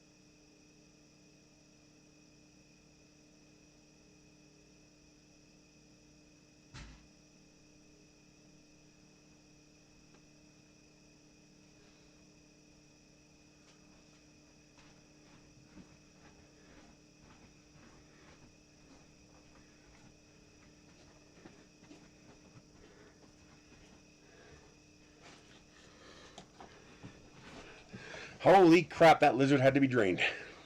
That was a lot.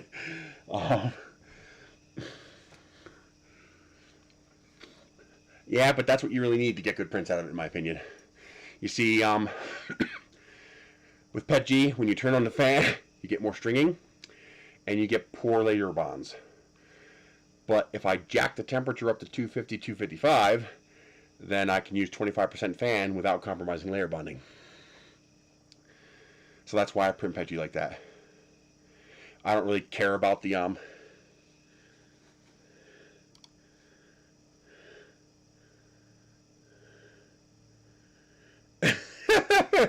that depends on the cops.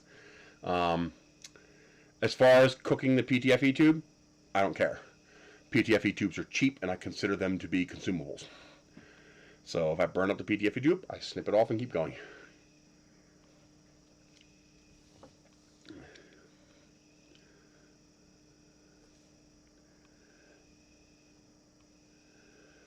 Yeah, this two camera stream is only using 9% of the power of this thing.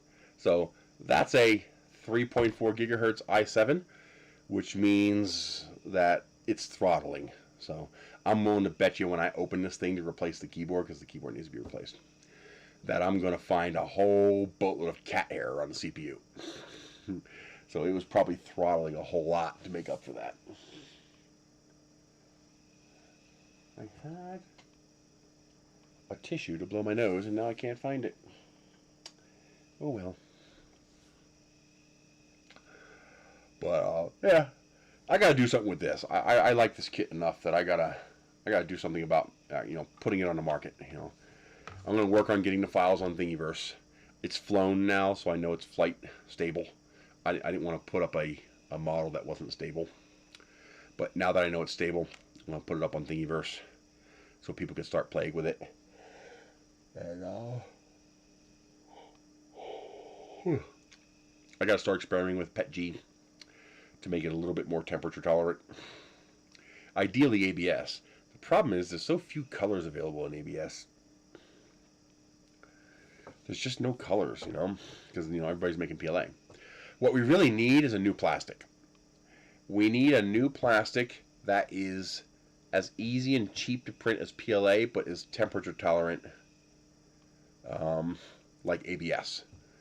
I mean, I guess we don't need 100C, but it would be nice. 90C would be ideal, because no car is ever going to reach 90C. I got one of those little, well, it's not a Nook, but it's a little mini PC. I thought this was pretty cool.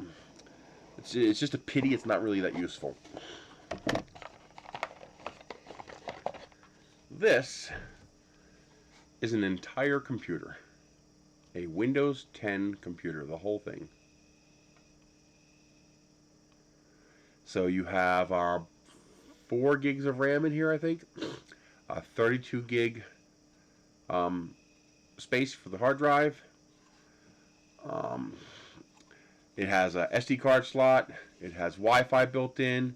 It has USB. It's powered by USB-C, Ethernet, HDMI out. I can plug it into this 4K screen, no problem. This is a full-on Windows computer. It runs regular Windows 10 Pro. This would be awesome as a bolt onto the back of your TV, turning any TV into a computer whenever you want it to be. It'd be pretty cool. Plug a wireless mouse and keyboard into this, HDMI into one of the ports on your TV. It's great, except for the fact this is made by some Chinese company. It literally just says mini PC. Come on, autofocus, do your thing. There we go.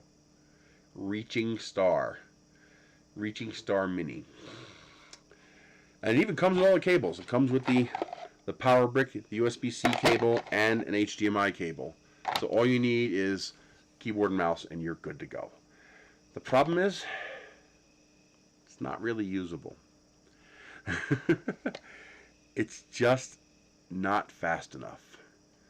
The even running YouTube pushes it hard.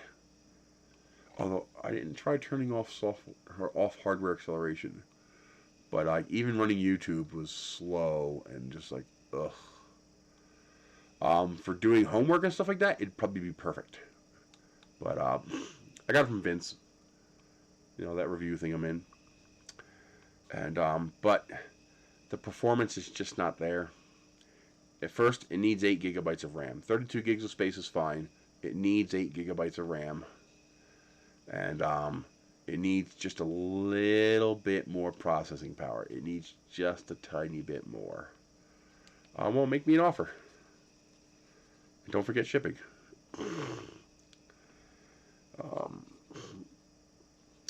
But it needs just a little bit more guts. If it had like 25, 35%, I'll take that. It's fair. It's about half what it costs, so I'm happy with that.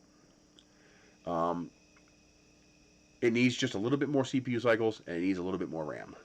And I think it would work great. Throw Linux on here, you'd be great. This is running Linux like a champ. But it's so close to being usable. It's like, oh, that's such a pity. It's such a neat little thing. I mean, it's just the fact that we have a full-on computer in this. That's remarkable to me. Not running Windows, but if you were to run Linux and then run an emulator, you would need an operating system that has a little less overhead. But oh yeah, running dedicated server, any RTOS would be great. Well, Pornhub is going to have the same problem as YouTube. I have a feeling any Java or video-based site like that is going to struggle on this. And I really wish it had just a little bit more, because man, this would be so cool as just a, you know, sticky tape this on the back of your TV, HDMI cable into the TV, and you've literally just converted your television into a computer. This wasn't from AliExpress, it was from Amazon, and I think it was 145, 150. No, I don't use Octoprint. I don't like the idea of having multiple gateways to the computer, because now if the printer fails, the print fails. If Octoprint fails, the print fails. So now there's 2 points of failure. And also, I have a lot of printers. Octoprint would get very expensive very quickly.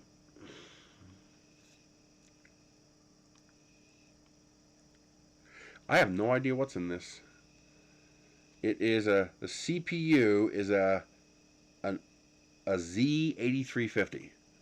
So whatever that is, a Z8350.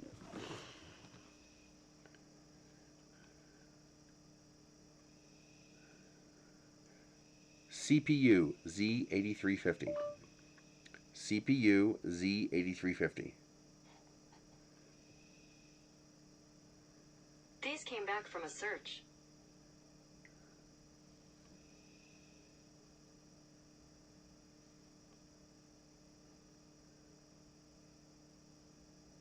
Why is this being so slow? Can't reach Google? No drop frames. What the hell do you mean you can't reach Google?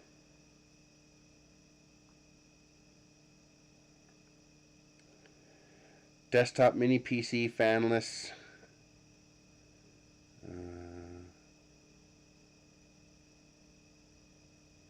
So it's an Intel Atom X5 Z8350. I have not tried to use Clipper, but I've heard good things about it, but I have not played with it. Actually, I think it was the phone, when I turned it on from sleep, I think it was just connecting to the Wi-Fi, so it was in that limbo between. So it got my voice command on the cell phone data, but then it switched over to Wi-Fi, but hadn't finished switching when it actually tried to do the search. So, yeah, it's 1.9 gigahertz. And that should be fast enough, but it's not. So I'm thinking it's either the video issue or a RAM issue, because it's only got 4 gigs of RAM. Yeah, 4 gigabytes of RAM. Oh, it's got 64 gigabytes of space. That's pretty good.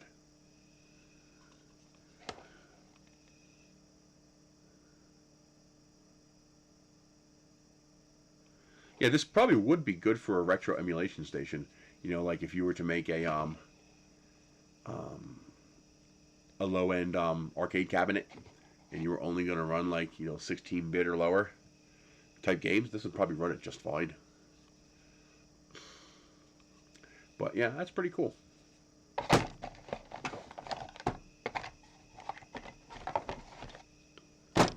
So let's call it 80 bucks with shipping. I think shipping will be like $7.50 if I put it in a flat rate box. So you got my PayPal. So send me the money with an address and I'll send it to you. I've already got Windows 10 Pro on there for you. So you can then do whatever you want with it from there. I got a couple other mini PCs that are much faster. I have not opened the case yet. Is it openable? Like, is that something we can get to? I don't know if it has screws or not.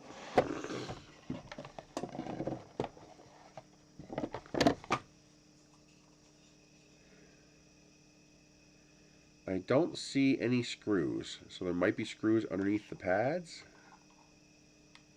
I don't want to tear the pads off, but there might be screws on the pads, or it might be a friction fit, but I don't see any screws. So there's no easy way to...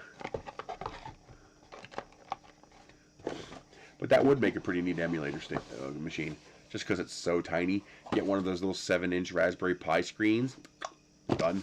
They both run off of USB-C. That's pretty slick.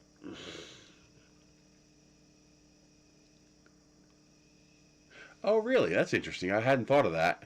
It's the H.265 that Google uses that's slowing it down? No, I actually had to upgrade it to Windows. I think I had to upgrade it. I don't remember. Let me see what it says it came with. I don't permit any computer in my household to access the internet until it has Windows 10 Pro. So I purchase OEM Windows 10 Pro keys and upgrade them. But this one might not have needed that.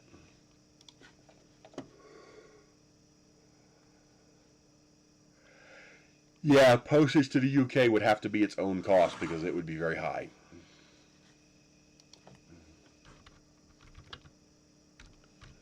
I've shipped to the UK before. It's expensive. Okay, there it is.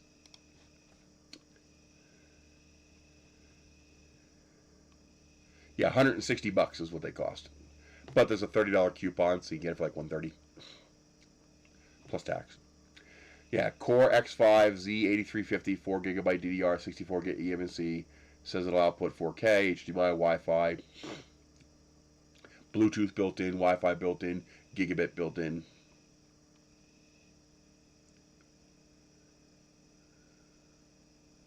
That'd be pretty cool. I'd love to get a nice older emulator setup going. And what else did we ask? Oh yeah, what version of Windows? This one came with Windows 10 Pro, so I didn't have to upgrade it.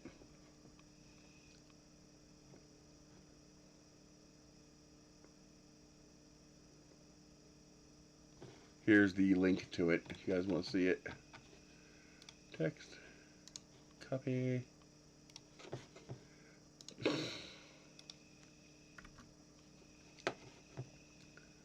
So, pretty nifty little box, actually.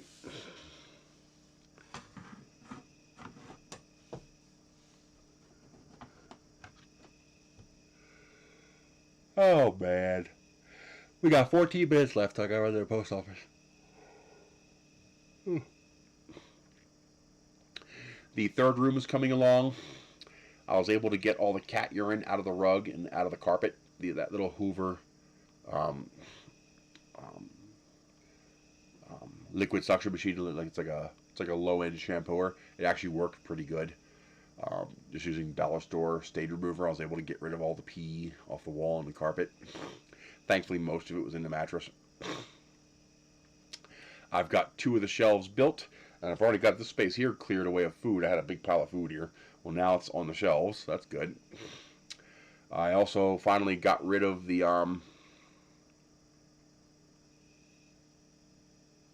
ouch. That hurt. 100% shipping. I also finally got rid of the pellet stove. The pellet stove is now gone. Got 1,100 bucks for it. I took a fleecing on that. What can you do? But the people who helped me out with all the stuff up front, they got a third person who's interested.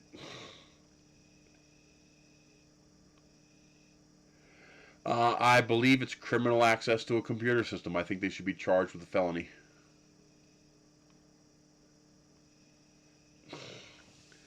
We have another problem in our corporate world where we are violating PPR to support corporations.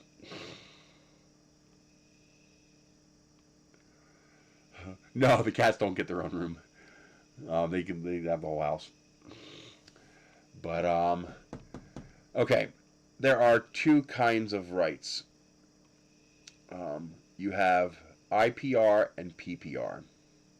Everybody knows what IPR is. That's intellectual property rights. Everybody knows what PPR is, but they don't really think about it. PPR is personal property rights. It's your rights. It's literally ownership. It's literally possession is 9/10 the law. That's what it means. That's the basis for the principle of possession is 9/10 the law. You own it, therefore you have rights over it. Does that look stuttery? No, it looks clean.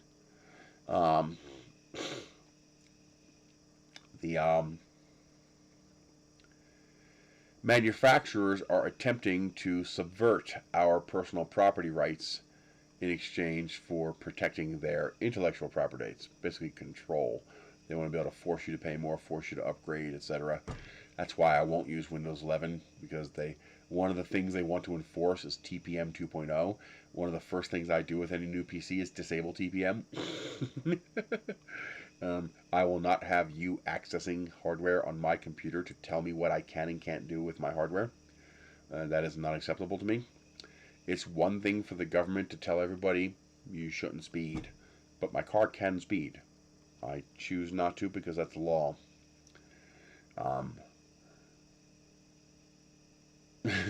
Well, I turn off updates. I left the updates on these two phones because they're review units, so the updates are part of the review process. So I've left the updates on these, but typically I turn the updates off. That's one of the reasons why I won't allow a PC to connect to the internet in this household until I've upgraded to Windows 10 Pro. Because Windows 10 Pro is the minimum version you require in order to be able to disable Windows Update.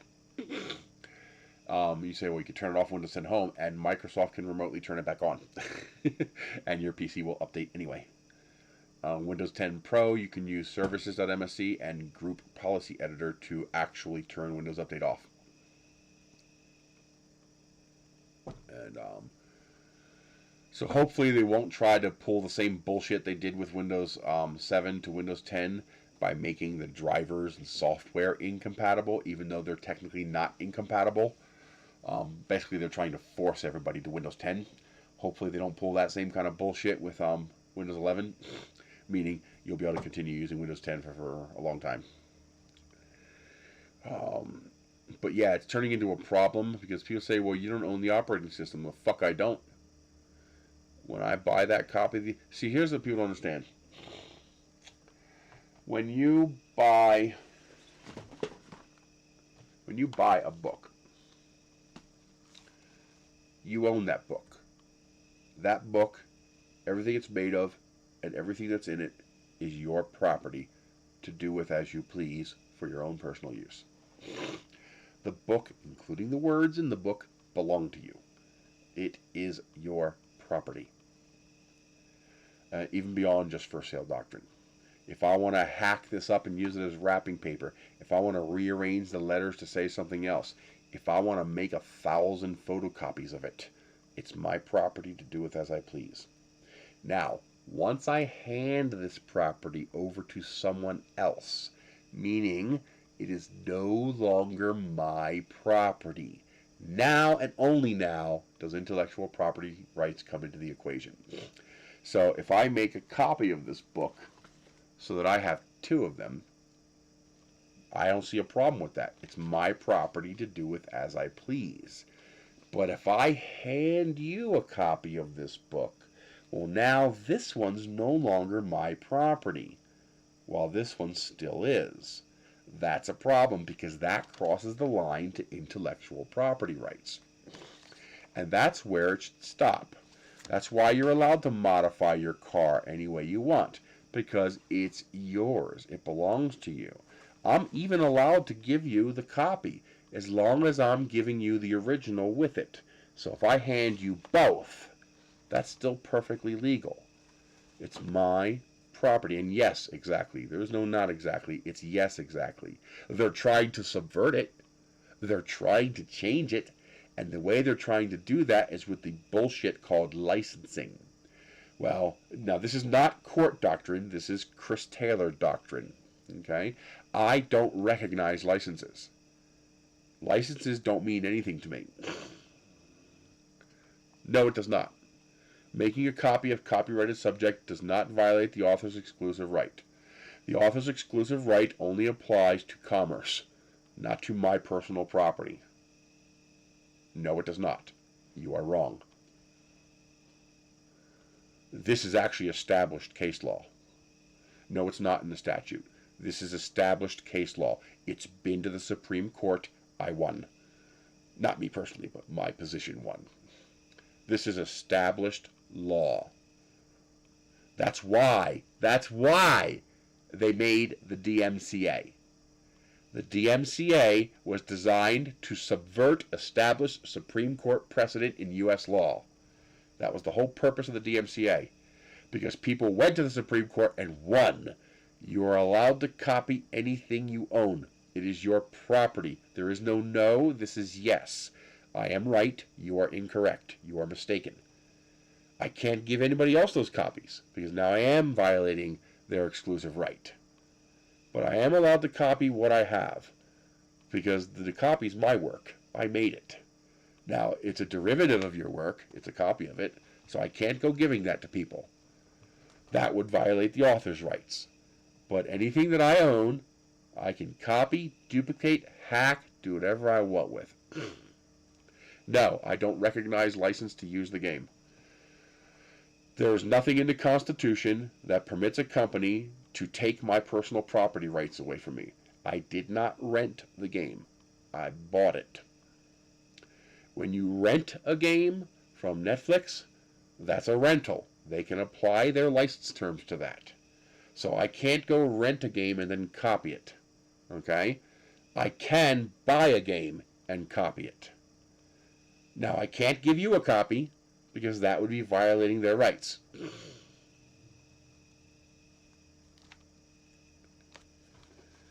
Title 17, Chapter 5, 501. This will probably let me prove you wrong.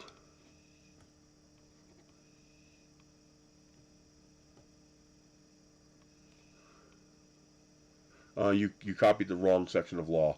This deals with the penalties for infringement.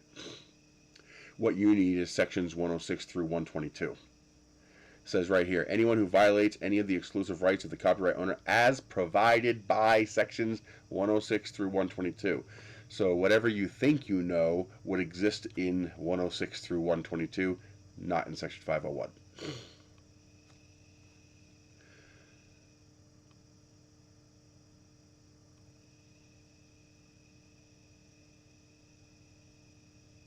No, it doesn't. This defines, this assumes an exclusive right exists and then provides for the powers and penalties and authorities based on that. This deals with infringement. So this would only apply if an infringement occurs. You copying your own personal property is not an infringement, therefore this would not apply. It says it right here. Anyone who violates any of the exclusive rights of the copyright owner as provided by sections 106 through 122 or of the author as provided in section 106A. It says it right there.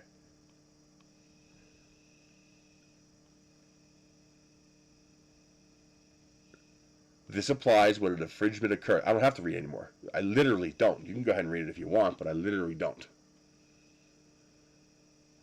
The legal or beneficial owner of an exclusive right under a copyright. Well, I don't care. Well, we're not dealing with an exclusive right, so that doesn't apply. Any secondary transmission. We're talking about something beyond personal property rights. You're transmitting it to someone else. Doesn't apply. Let's see. Secondary transmission. Again, doesn't apply. Well, you read it wrong. You better go back to your law professor and read it again. I'm not trying to be a dick. I'm dead serious. This is established law.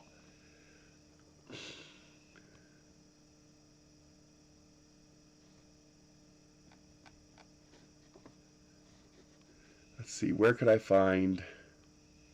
Yeah, this says right here, copyright infringement and remedies. The very chapter of the section is copyright infringement and remedies. This is the wrong section. This would apply when an infringement occurs. This defines what happens when an infringement occurs. Exactly. I'm saying it's not violating. That's my point, Bacon. This only applies if a violation occurs. I'm telling you a violation is not occurring. So, someone does something. We determine that's a violation. Now you apply 501. No violation, no 501. This is not hard, man.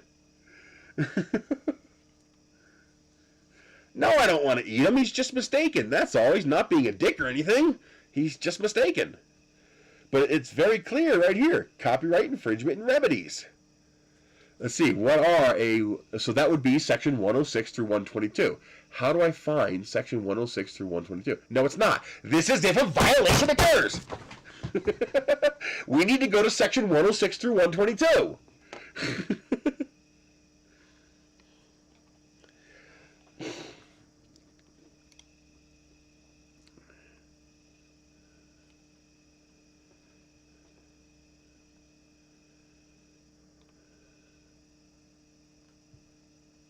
You see, that's the thing.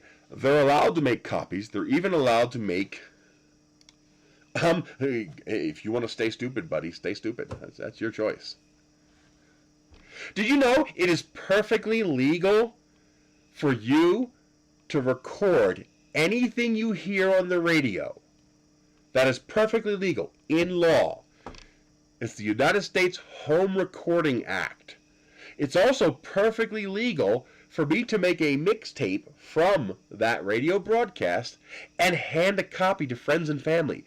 That is established law in the Home Recording Act. That's why they hated CD, because CD didn't have copy protection on it.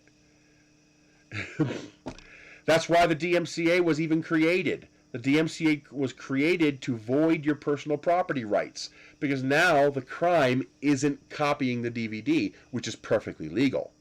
The crime is bypassing the encryption. You see what I mean? They've moved the goalposts.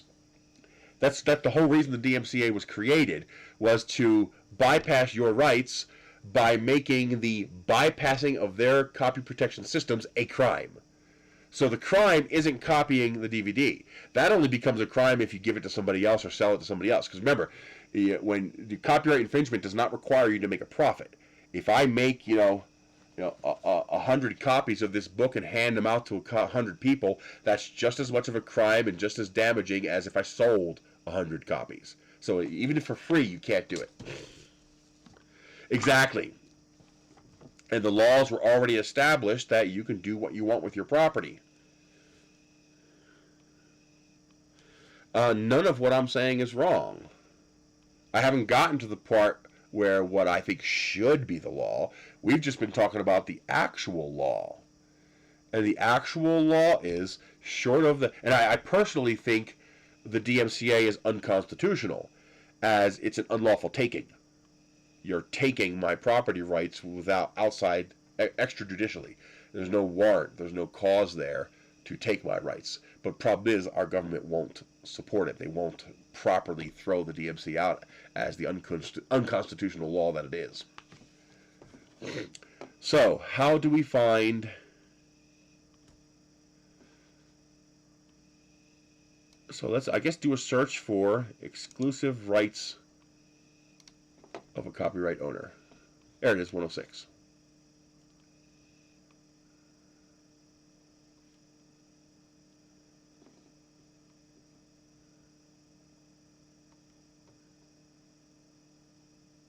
Okay, so the exclusive rights in copyrighted works.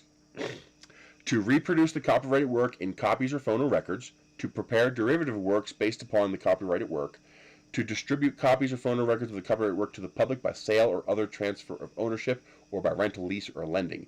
In the case of literary, musical, dramatic, choreographic, pantomimes, motion pictures, and other audiovisual works, to perform the copyright work publicly. In the case of literary, musical, dramatic, choreographic, blah, blah, blah, blah, blah, blah, including the individual images of a motion picture or other audiovisual work, to display the copyrighted work publicly. And in the case of sound recordings, to perform the copyrighted work publicly by means of a digital audio transmission. Now keep in mind, all of these rights are tempered by U.S. law. So, for example, the first sale doctrine trumps your right to distribute copies. I am allowed to distribute the one copy I purchased. That's called the first sale doctrine. And displaying in public, for example, that would be covered under fair use. So if I'm simply showing people online, I want to go to this show, that would not be a violation of their exclusive right to display the copyrighted work publicly. That would not be one of their exclusive rights. This would not be covered under that. So this is their exclusive rights. You have to violate one of these in law, and then the link you posted, the section you posted, 501, then 501 would apply.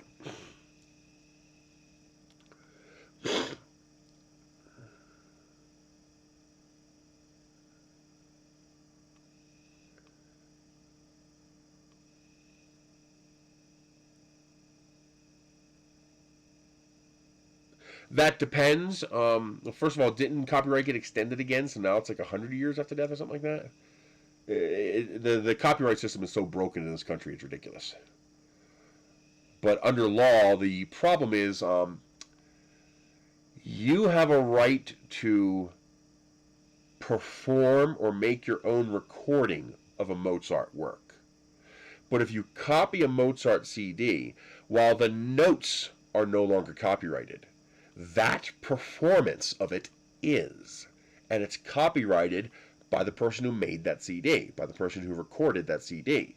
So you still can't copy that CD and give it to other people because someone performed that music and made that music and they own the copyright to it.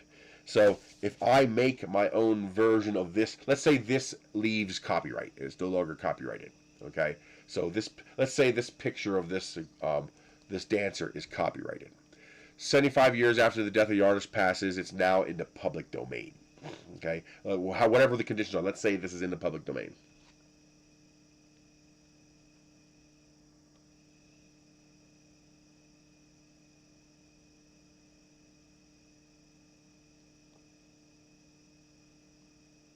That literally is the same thing for our context here, Bacon. That's the context of what we're talking about. You bought it, you're allowed to sell it. Now, so this is now public domain, say. And I duplicate this. I make a new painting in Photoshop. And I sell that to you. Okay? Perfectly legal. This is no longer copyrighted. You're not allowed to copy mine and sell it. Alright? You're not allowed to sell this copy that I made and sell it yourself. You can make your own.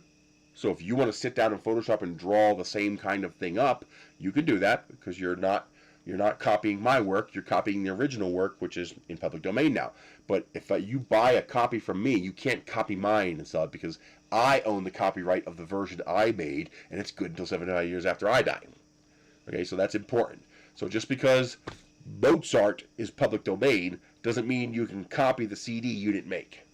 Now, if you make your own CD, if you get a piano and you do up Mozart and record it to a CD, that you can copy all you want. Unless they get it extended again.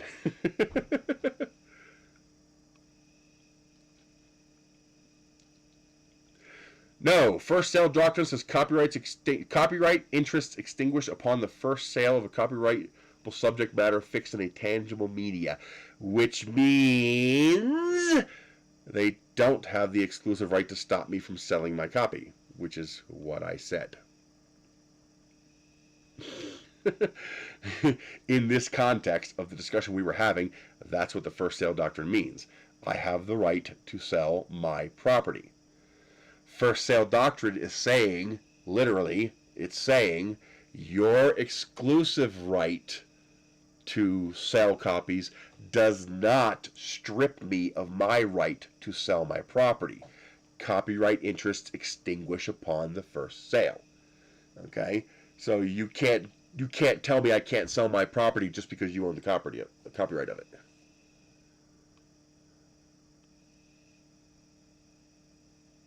I'm going to stick with what I originally said. What are you going to do about it? Just because you changed the words, you didn't change the meaning. That's like saying the sky is blue, and you saying, no, you're wrong, the sky is 480 nanometers, which is blue. It's the same thing. So what they're trying to do, and what they're succeeding at doing, is using license to subvert property ownership rights. Yeah, like I said, stay stupid. I mean, if you want to stay ignorant with a chip on your shoulder, that's up to you, man. I just proved you wrong. You want the link? There you go. Boom. There's the link. I don't want to use the definition you gave me just because of your attitude. Especially since they mean the same thing. You didn't change the definition. You just used different words to say the same thing. Blue, 480 nanometers. You just used different words to say exactly the same thing. I don't care if you need it. I felt like posting it. It does get very complicated. It does get very complicated. But we're talking about something very simple. We're talking about personal property ownership. They're trying to claim, and sadly they're succeeding, which I disagree with. I think it's constitutionally illegal. I believe the Constitution supports me. They're trying to say that I own this phone, but I don't own the operating system. They're trying to say I own this phone, but I don't own the code on the CPU. And I don't own the code on this chip, and I don't own the code on that chip. They're basically trying to say I don't own the phone. Because if I don't control the code, I don't control the hardware, and if I don't control the hardware, I don't own the hardware. Ownership infers control. If you don't control, you don't own. Just like, I do not own this house. The state of New Mexico owns this house. Because I was only able to acquire fee simple title, which gives me first right of tenancy, but does not actually infer full ownership to me. That's why they're able to charge me rent. My rent is $540 a year. We call them property taxes, but it's rent. Okay? And if I don't pay my rent, they can and will evict me. And then sell that first right of ownership to somebody else.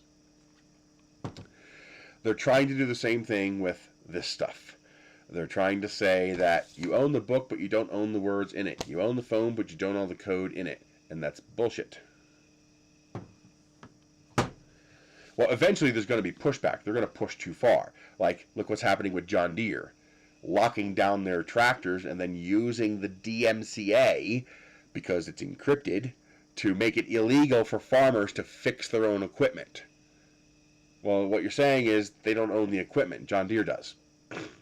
If you don't control it, you don't own it. I mean, what are all these fucking laws for? They're to dictate who the owner is. The whole point of copyright laws is to dictate who the owner is.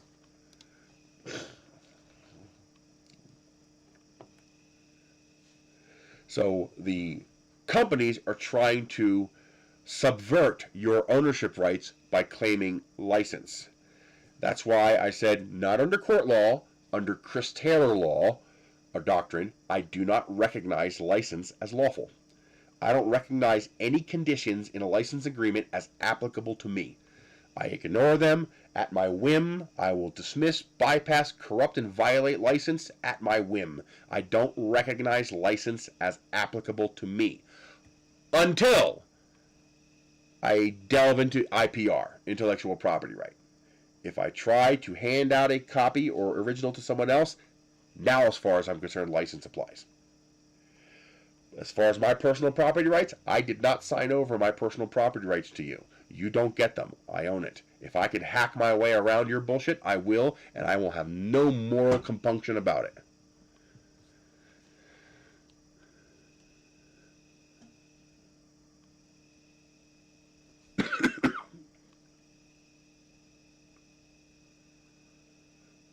But you don't have a deed. You have your deed is, well, what kind of deed is it? Ownership is a loyal title. That means you actually own the land. No conditions. It's your land. Now, you can't use that land to violate somebody else, but on your land, it's yours. You own it, period. Fee simple title is first right of tenancy. You don't actually own the land. You own the right to use it at the whim of the actual owner. That's why they're able to apply zoning. That's why they're able to apply inspections and permits and property taxes and school taxes. And that's why they're able to seize your property and sheriff sale it, because you don't actually own it. It's one of the biggest cons in American history, was the subversion of our rights to own our own property. And now they're trying to do it for everything that has a chip in it. And that's bullshit. There is some pushback.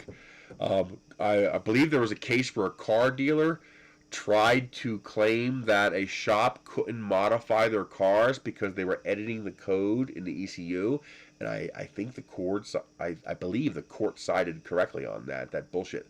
The end user owns the car; they can modify as they see fit. You know, if I want to take that CD and chop it up into a million pieces, that's my right. It's my CD. If I want to take that book and cut out each individual word and make a new story out of it, that's my right. It's my book. Well, the problem is you don't ever really own the hardware, because you don't control the software, and the hardware does not function without the software. That's the problem. You know, it's... That's why I have such a problem with Microsoft and Windows, because the OS is integral to functioning hardware. You can't use the hardware without an operating system. And don't tell me to use Linux when none of the rest of the world uses Linux. That's not a reasonable alternative. You know, if you want to run an emulator, if you want to run a server, great. Linux works fine, but you don't own it. That tax is rent. Whatever taxing authority you pay that tax to, they own your property.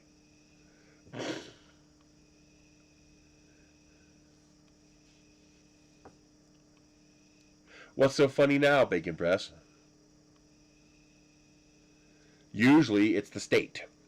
So in this case, the state of New Mexico owns this house, this property. I only have right of tenancy. That's what fee simple title means. You know, usually your title will say, you know, ownership in fee simple, or title in fee simple. You know, so if we look that up, fee.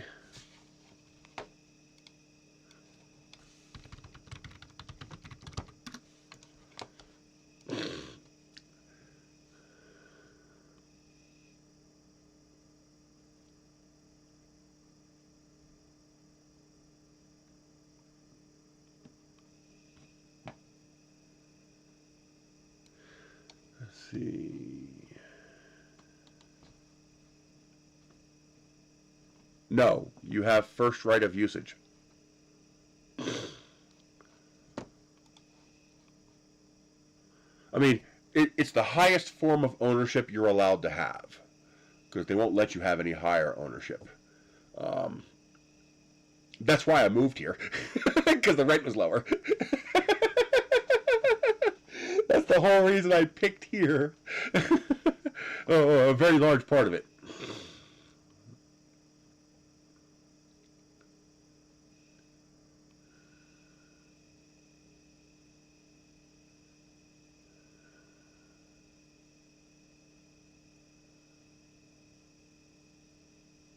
I love how it says full and complete ownership of property subject to zoning. So not full and complete ownership.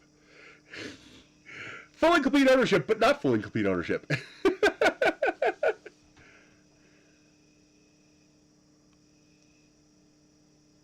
And you can't really own the house. I mean, in theory, you could pick the house up and move it, but you have to get permission to do that. They can deny you that permission. And you also need a place to put it. And you can't own the place you're putting it either. So, in reality, you don't actually own the house. I kind of do, sort of, maybe. This is technically a trailer. I could technically weld a hitch and wheels back onto it, and in theory, I could move this. But again, where would I put it? On another piece of land I don't own. So, see you later, red light.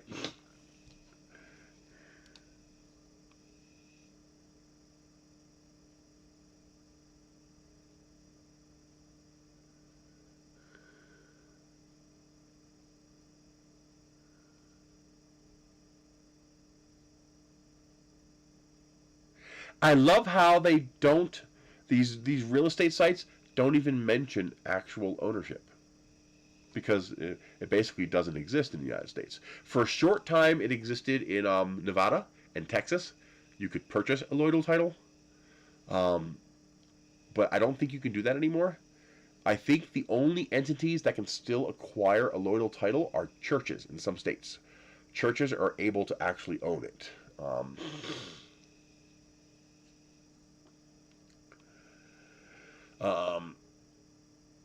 Oh, linear rails. Are you talking about like the square linear rails with the little slider carriages that are on them? I don't know if Superlube is good for that kind of rail, because that's a little different. That has little ball bearings inside the cart, the carriage that rides, the skate that rides along the rail.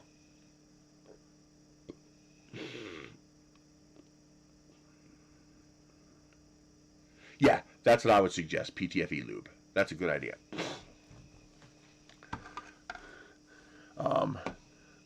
Let's see.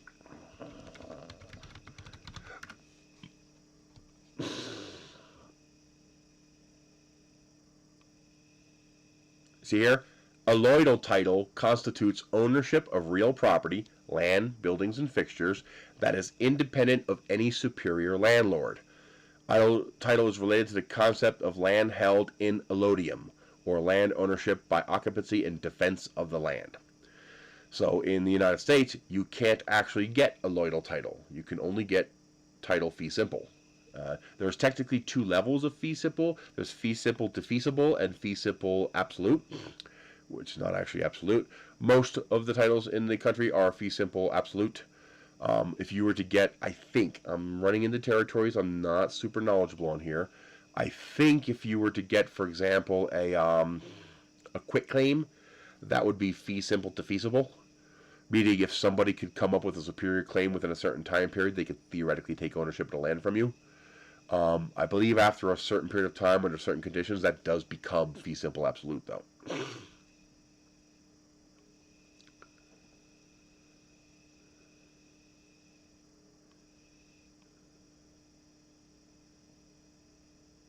Sure. I have like 6 gigabytes available on my Google Drive.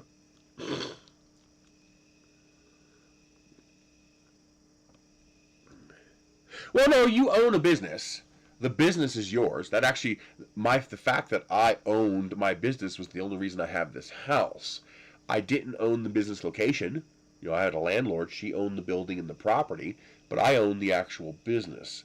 And because the buyer wanted to operate that business, and because that business was a restricted license, the fact that I owned the business gave me leverage I wouldn't otherwise have. You see, if I owned a gas station, he could just tell me to go pound sand and then go get a license for a gas station to open up his own gas station. But because I had a grandfathered title, the title grandfathered license to operate that business, which would otherwise be illegal to operate under the current rules. Like, for example, a car is required by law to have a seatbelt. But if your car came without a seatbelt from the factory, you are not required to add one. So you can continue to drive that car without a seatbelt because it did not come with one. And I can sell you that car. I can transfer that right to you by selling the car to you. But you cannot buy that right yourself. So, for example, you can't remove the seatbelts from your current car and say, well, it doesn't have seatbelts. So because they changed the laws in 1981 to basically outlaw adult bookstores in New Jersey, it's unconstitutional, but the cost of going to the Supreme Court is millions of dollars. So one precedent in law is grandfathering. They changed the law, but they had to allow the people who currently existed to continue to operate under the laws that existed at the time that they were legal. So the only place you can really open a adult bookstore without going to the Supreme Court, no, the car would still be illegal because it didn't come without seatbelts. It had to come from the manufacturer that way, because otherwise you broke the grandfathering. So he could not open up an adult bookstore there in his name. He has to get it from someone else. So he has to get the license from me. I have to, basically, he can't get a license. I have to transfer the license from me to him. So it's still technically the same license from 1980 when it was grandfathered. And that's why they kept trying different ways to shut us down. If they could shut us down for more than 30 days, they could work on going through the courts and voiding the grandfathering. That's why they got so mad when I ignored your business's, condemned signs and reopened up anyway. And that's also why they didn't send the police in, because they knew they were doing something very illegal. And they had to wait for the court. And of course they lost bad. That judge really fucking, oh man. He was not happy when he realized what they tried to do. And thankfully he wasn't a corrupt judge. But that there saved my ass. Because if they could have just opened up a title in their license in their name, I keep saying title because of the house thing, he could have just thrown me out and given me nothing for the business. So because of that, and because of the conditions the landlord put in the land contract, he had no choice but to negotiate with me. He wasn't there to buy the property. He wanted the business. The property was just his way of trying to get the business. And when he realized that wasn't going to work, he had to negotiate with me. And that's how I got paid for the business. His partner, the other guy who was helping out, wasn't a dick. He told me later that's exactly what he planned to do. He planned to throw me out and take it. People suck. Zombie apocalypse. You guys are invited on a road trip back to New Jersey. We're going to find people like that to eat them. We will eat good in the zombie apocalypse. Trust me. Just remember, cardio and double tap. Oh my god, I love that movie. That movie was so fucking good. Even the second one was good. It was just hilarious. So you do actually own the business, for the most part. There might be similar stipulations, but anyway.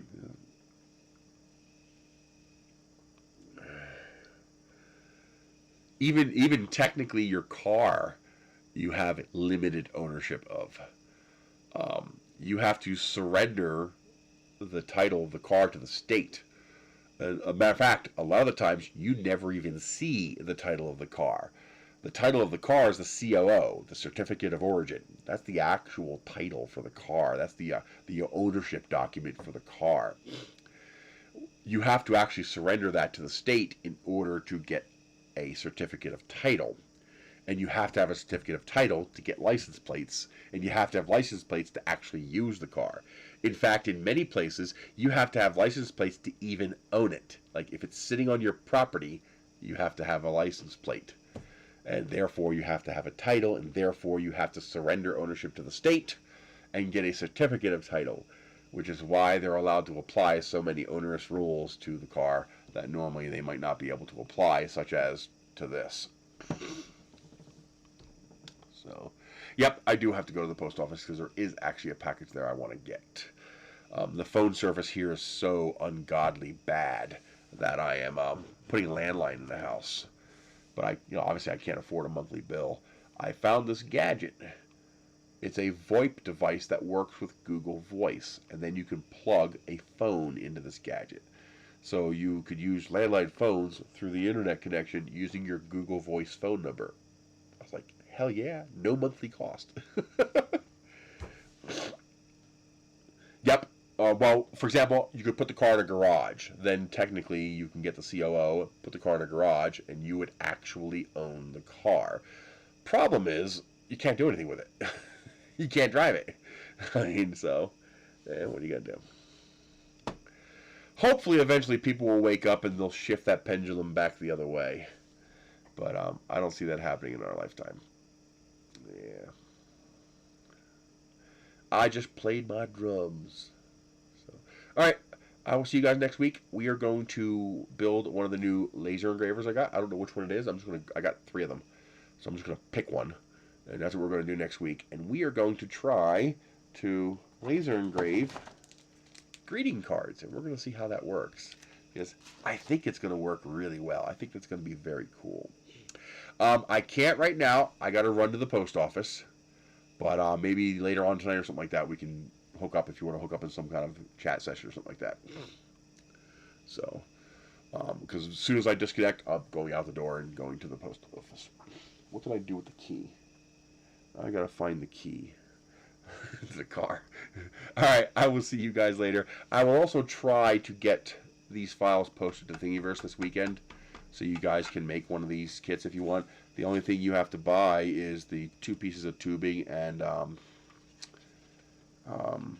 the parachute, you know, and the engines, of course. But all the rocket parts besides the paper tubes are 3D printable, so and lightweight. So I will see you guys later. You guys have a great day. Don't forget to check out those links below. That's how I make my income. It's been nice loggerheading with you, and you too. So, and hopefully people recognize this is healthy discussion. That there's no animosity or anything like that. It's just healthy discussion. So, happy victims. You guys have a great day.